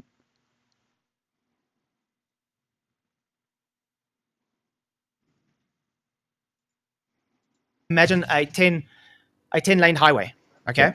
And you got the middle rows are all going straight, and the outer rows, as it's going, they're flaring out. Yeah. So they get. But these aren't. These aren't. They're concentric, Flatzoid. The fuck are you talking about? In the same direction, but the outer ones are flaring out. So that wind is pushing that way. So these flaring out ways have to spin that way. The flaring out that way has to spin that way. The equator is just that. Just like it's showing here on, you can see this is the jet streams. That follows the same paths on your globe. But they're all going the same direction, Flatzoid. And they're all, it's uniform. It's across the whole thing. You just didn't have one thing going up the middle. It's air going this direction. So how does that work, man? How does that fucking work? Yeah, I think it's just going to be under the category of it might be possible to explain it on a flat Earth, but it's more tricky. And on the globe Earth, it's just more, it's an easier explanation, I think. No, you see the globe Earth, that's the saying. The globe Earth uses it by saying Earth's moving. Yes, it is. The Earth spins. That's how it works, man. Again, this has been explained to you thousands of times. Where the flat Earth uses it by saying, no, the Earth's not moving. You choose to lie. See, this is a conscious choice that you've made to be dishonest and lie. It's the air that's moving due to physics. Sure. Yeah. Due to physics. Jesus fucking Christ, man.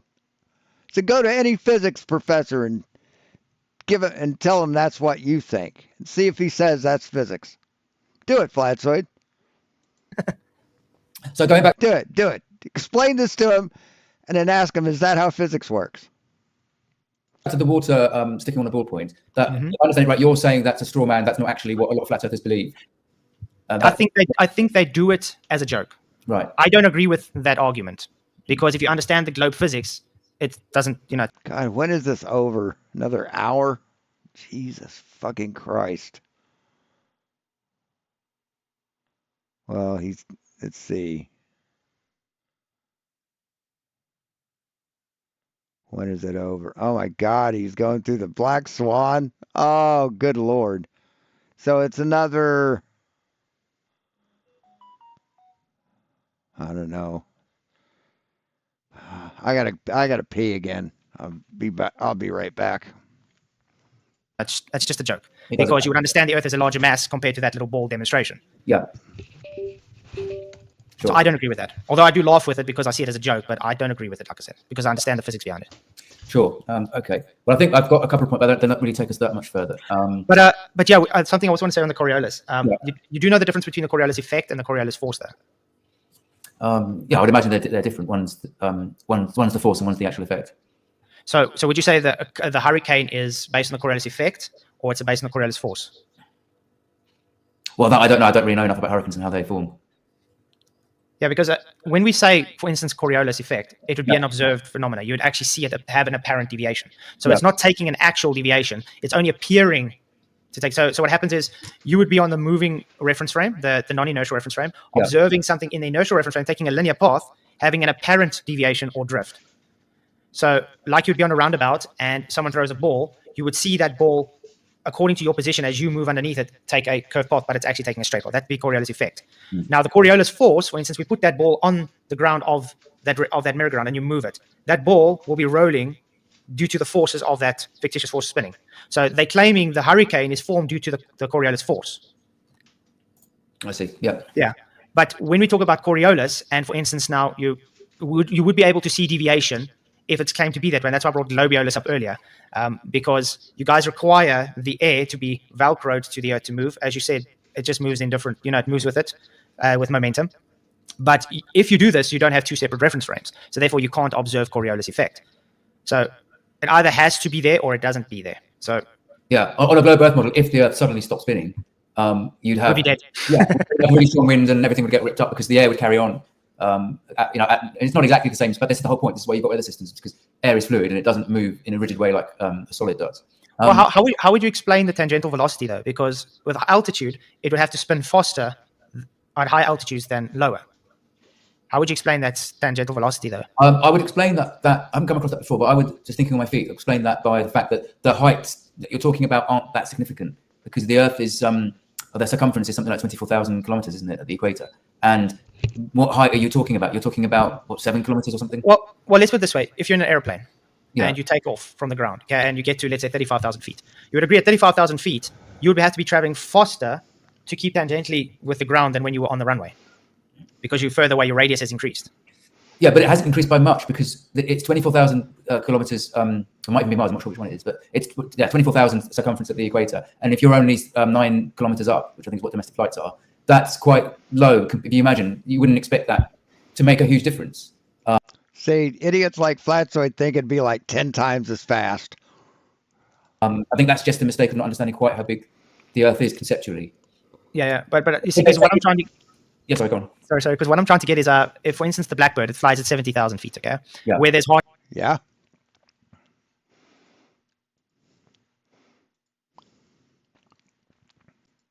Circle calculator. To find the area of a circle, first square the radius, then multiply that by pi.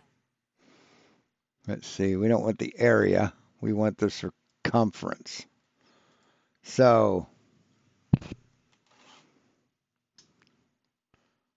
3959, is that it? Say 4,000. That's 40,000. So the circumference would be 25,132.74.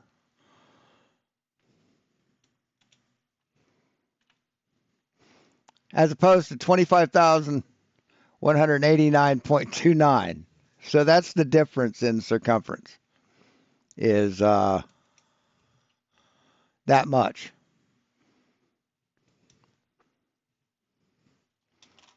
So let me see. Just do my due diligence.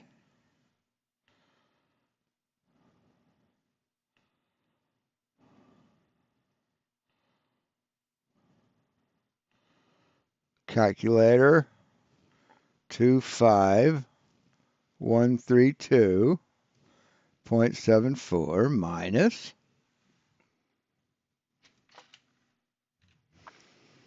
25189.29. That's a difference of 56 miles.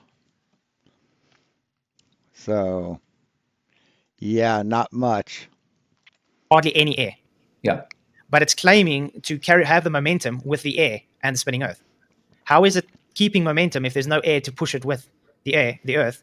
And how is it increasing tangential velocity, which actually goes against the first law of thermodynamics? Because you would have How does it increase tangential velocity, which violates the laws of thermodynamics? More energy into the system. Yeah, it doesn't need air because it's traveling not so much because it's pushing against air. It's traveling because it's pushing hot gases out of its engine, and that has an equal and opposite reaction on the plane, pushing it further forward. Now you notice this with the ISS that's rotating at a very, very fast speed, and obviously in orbit, the further you are away, the faster you have to travel to maintain the orbit. Yeah, but what I'm saying is now, let's say the Blackbird is going in the opposite direction out to Earth's rotation, so it's going against Earth's momentum, and now the Earth and the air is moving opposite towards him. So that momentum is now not stored with the plane. Why don't we see Coriolis effect with that plane? Oh my God. Holy fucking shit.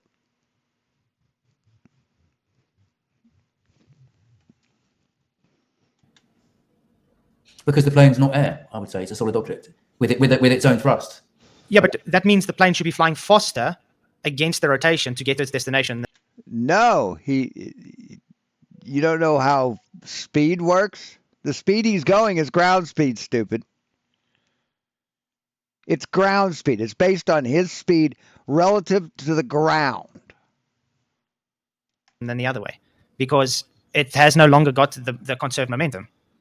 Oh my! Because he has attributed Lord. a force now. Because to conserve momentum, unless acted on by an equal or unequal another force. Now the plane has a force because it's going in the opposite direction. It is too high up for the air to keep it. Because people explain it in like a river.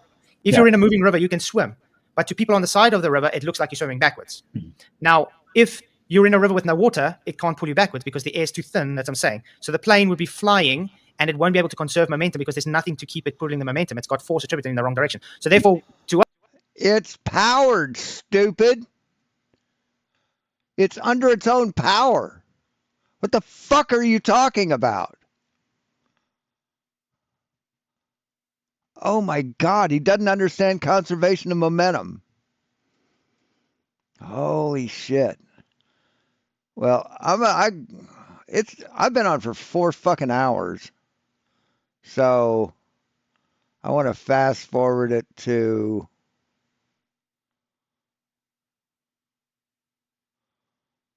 here. Fuck it. We got a super chat, so Brilliant. let's see what they said.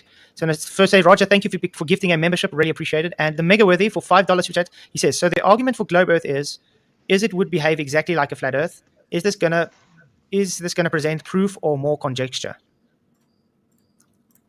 No, that isn't the argument for the globe. What the fuck are you talking about, Roger?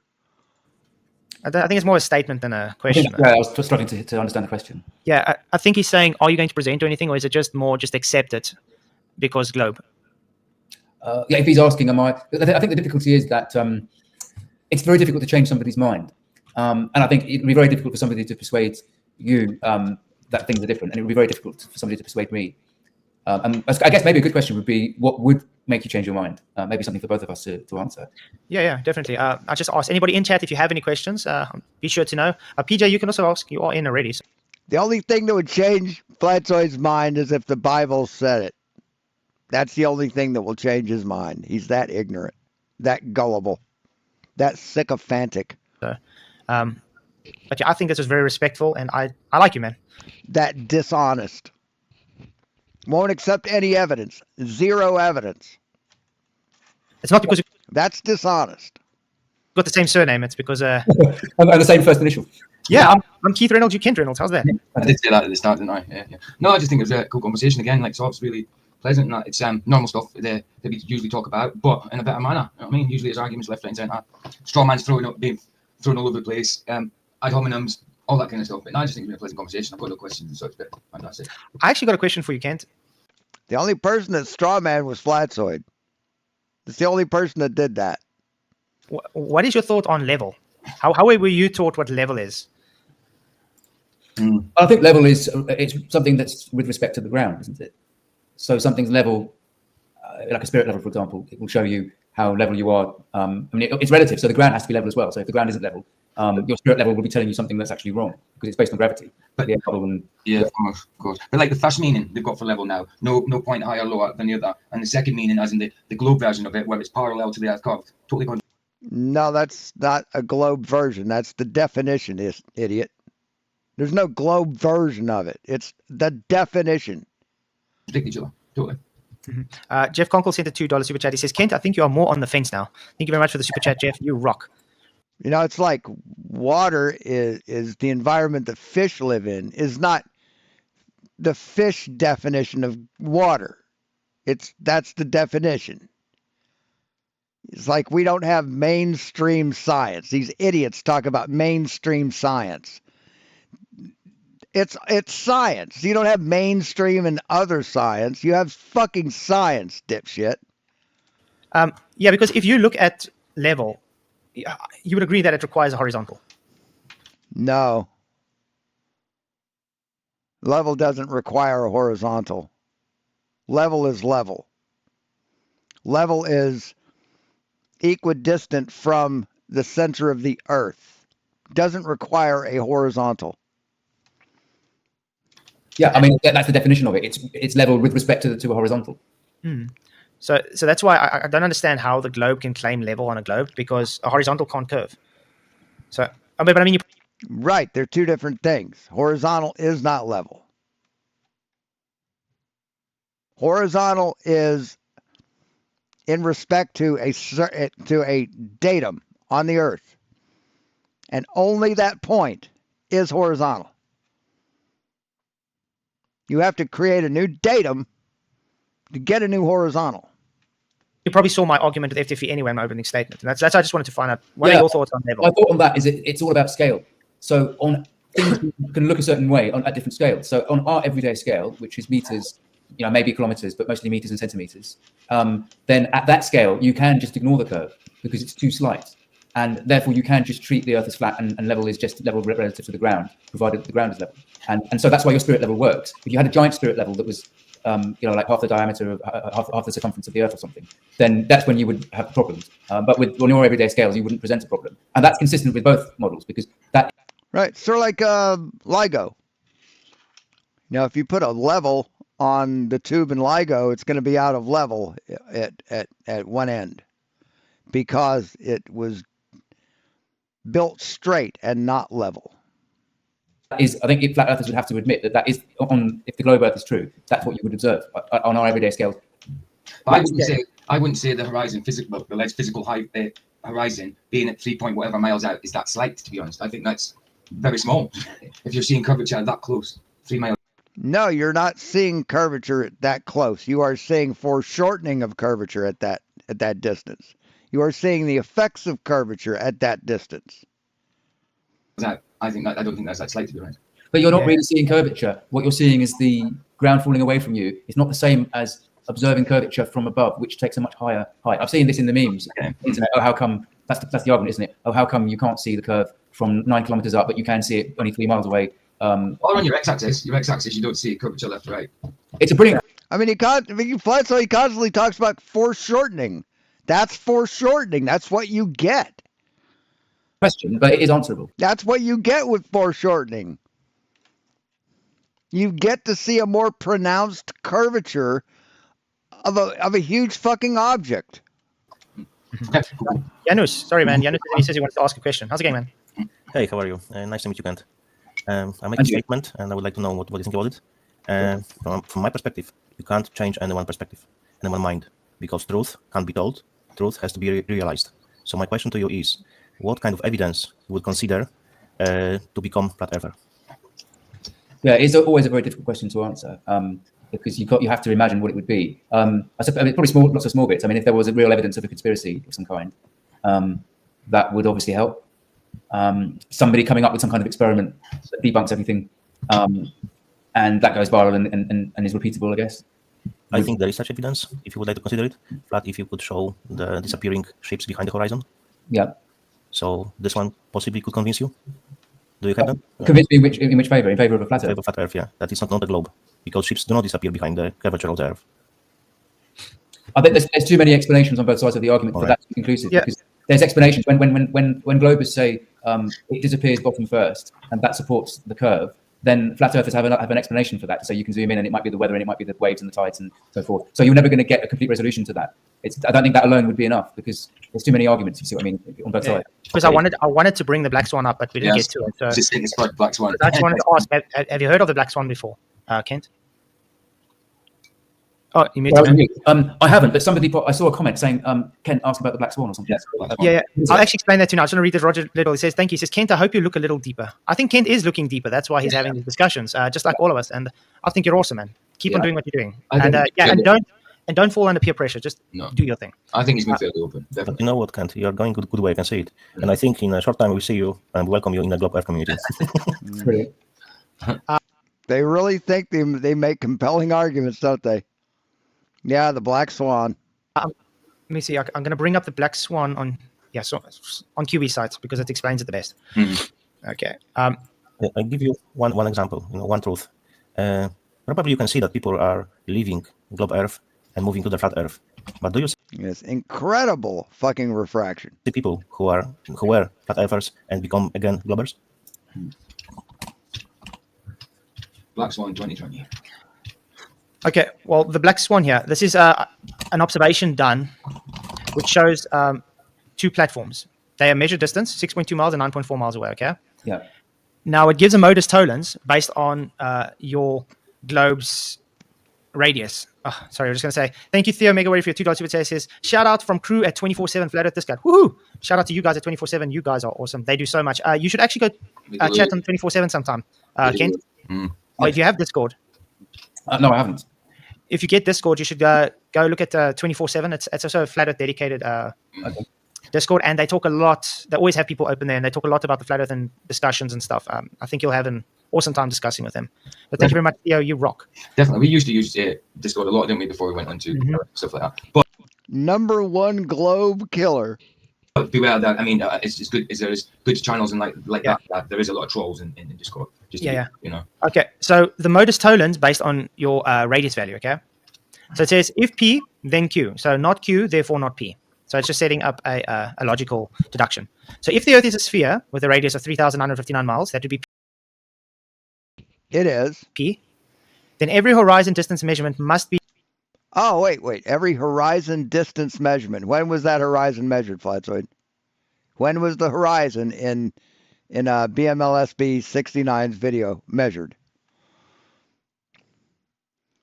How would you measure it? And no, not every horizon distance measurement would be no more than 1.225 times the square root of the observer's height in feet. That's without refraction. See, the horizon is not the location of the horizon. The visual location of the location of the visual horizon is not geometrically where it is.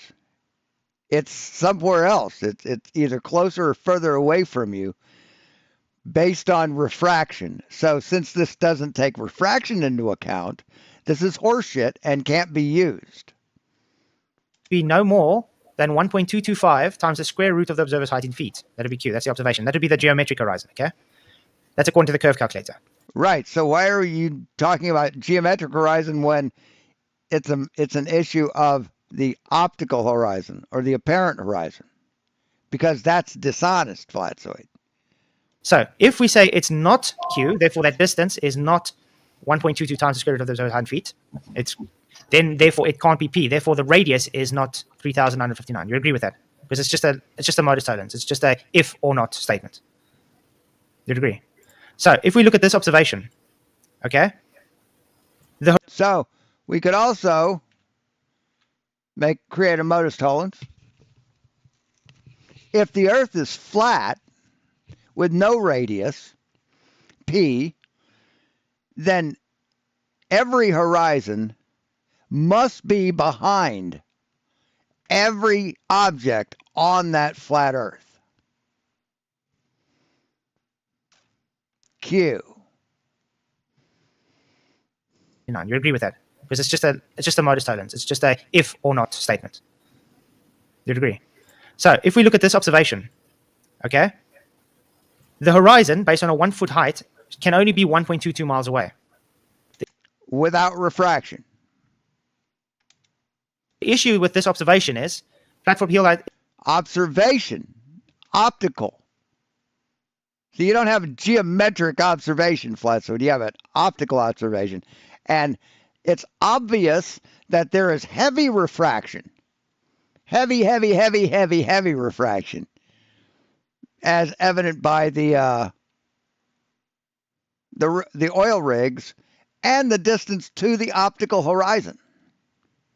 Is 6.21 miles away. Platform habitat is 9.41 miles away. The horizon is much further than that. But it was, number one, it wasn't measured. You didn't measure it. So it doesn't match the standards of your Black Swan modus tollens. Then another time, see where the horizon is. Yep. Right, because of refraction, Flatzoid.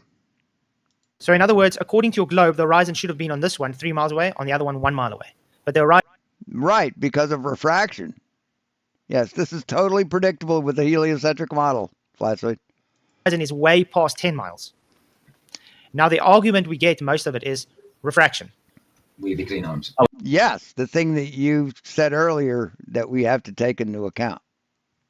I was about to say, wouldn't refraction answer it? But there's an issue with that, even with your terrestrial refraction. No, there isn't an issue with it. The issue is that your shit don't work. The Black Swan doesn't work with refraction. It's way too high for the globe. It pushes your radius. No, it isn't. No, it isn't, Flatzoid. Did you see how fucking distorted those goddamn beams were? Out something like to what did Adam work it out to 250,000 miles? No, that's not the size of the Earth, asshole. That doesn't change the radius of the Earth. That's a That's a refractive index, dipshit. Jesus fucking Christ, man. 10 times. Yeah, it pushes it out magnitude higher. I'm gonna actually. Right, pushes your eyesight out. You aren't seeing 240,000 miles away, asshole. You're seeing like 10 miles away, or 12 miles away, or whatever. That's where you're seeing the tangent of the Earth. Is that far away, right there. That's not 240,000 miles. And being able to see that far because of refraction doesn't change the radius of the Earth, asshole. It changes the refractive index. Actually put this link for you as well if you ever want to look into this. But I mean, they actually think that the size of the Earth changes with the weather. Isn't that weird? but that's what they call the black swan. In other words, we see the horizon too far. And Swan had been shot. No, that thing died in the shell, man. The black swan died in the shell. even observations we've seen, I don't know if you've seen not Behind the Curve, what's that other one where they try to show where they put Mark Sargent and they take the boat and then move away with the flag, and they say you see the horizon is blocking the boat. Can't remember the name of If it. you look on that video, the horizon is past that boat, Mhm. but yet it's getting blocked by the water. But the horizon's past. So if horizon is claimed to be Earth curve, how? So this is not a conversation. This is him preaching, because he denied everything that he presented, and he just preached the whole time. This is all he did.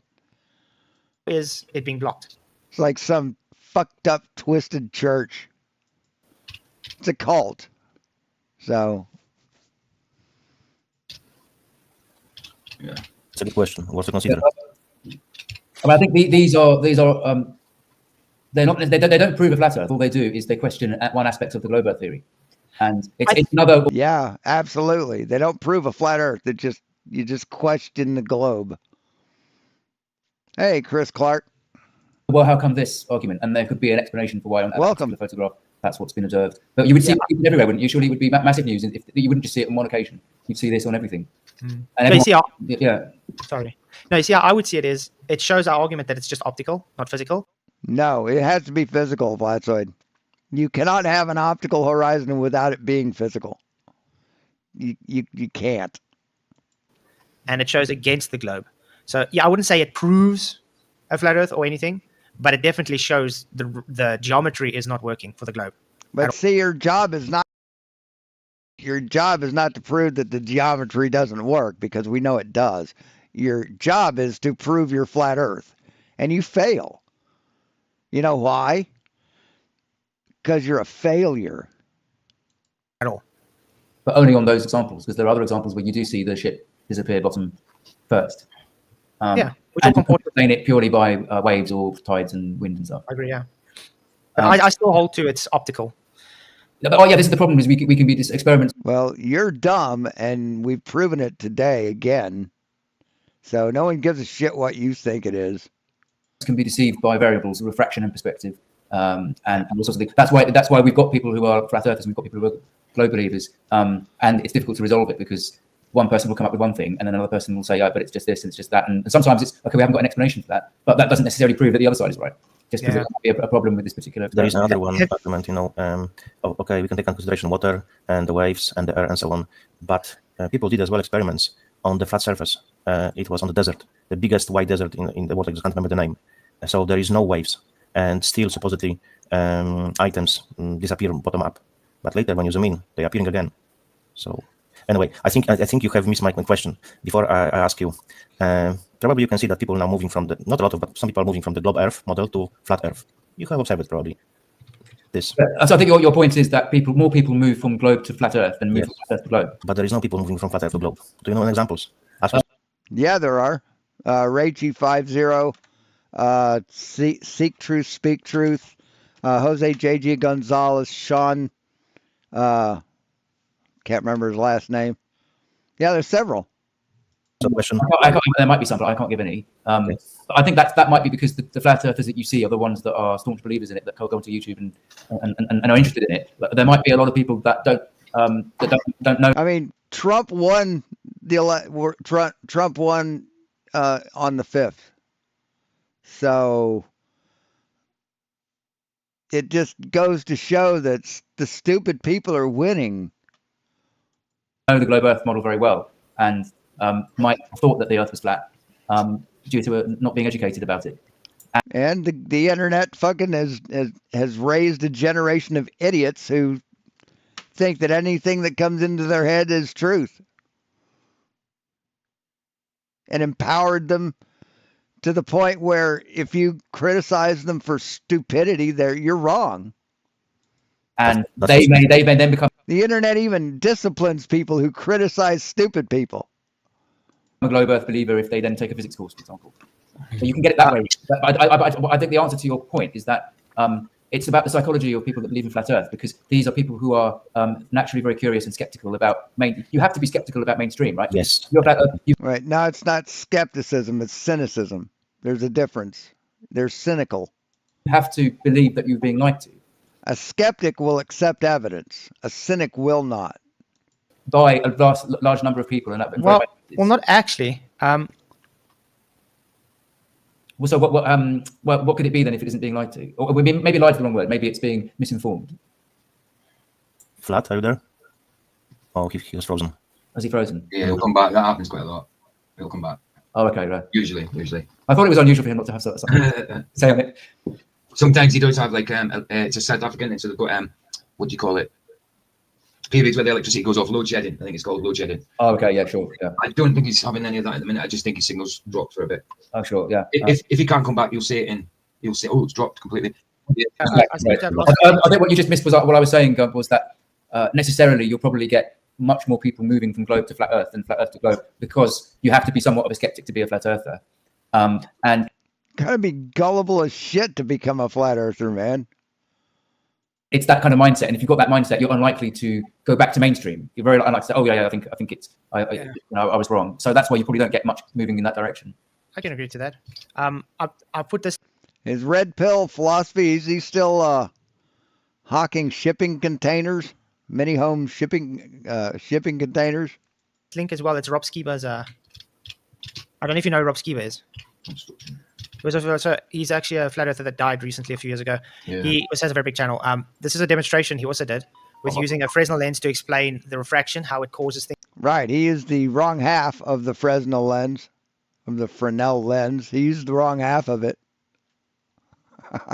Things to look like it's going down over a curve. See, he did what Flatzoid did. Claims that upward refraction is the standard. So that's what Rob Skiba did. Rob Skiba was a lying sack of shit and a deathmonger. Someone who promoted death and sickness, caused the sickness and death of other people. This is on a marble top, so it is flat. Watch out what happens when he moves it away.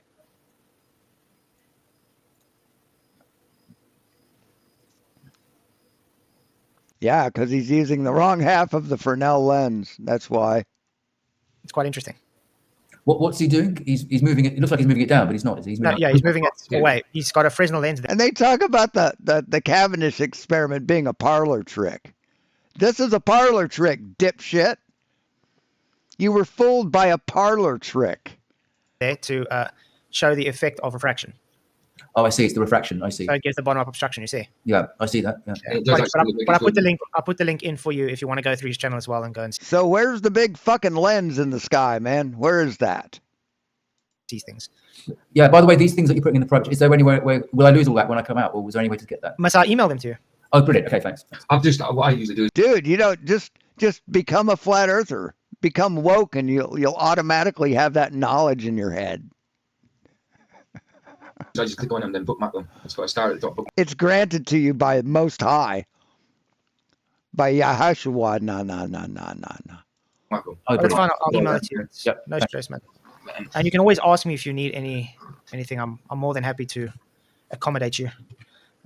It's like in one case they can create the effect over a 10-foot long table, but then they got to do it. You can do it over 10 feet, but they got to have a lens. And then they can, but they don't have to have a lens. They can go outside and do it on the water. So, whatever, right? think is Rob Spiegel phenomenal. was good. Yeah, he died young as well. He was in his 50s, wasn't he? Yeah. Died of COVID. Yeah, he was. Died of COVID because he refused to wear a mask and he refused to fucking get vaccinated. And his piece of shit family blames the hospital for killing him. He was a good representative of flat. Yes, he was a good representative. He was a lying sack of shit. He was an excellent representative of flat Earth. Is there any other questions you want, or? I have no fucking no fucking even humility for him. No empathy at all, or his family. I mean, think of how many people he infected. I'm good. Good. I can't. No, I think we've covered pretty much. All right, we're done. I can't watch any more of this. So hopefully Kent will have a YouTube channel in the future, and we can see what he's come up with. So thanks for watching, guys. We'll talk to you later. Drop some cash into Kitty, and click the like button. Subscribe if you haven't. Make sure the bell notification is where you need it. And as always, be seeing you.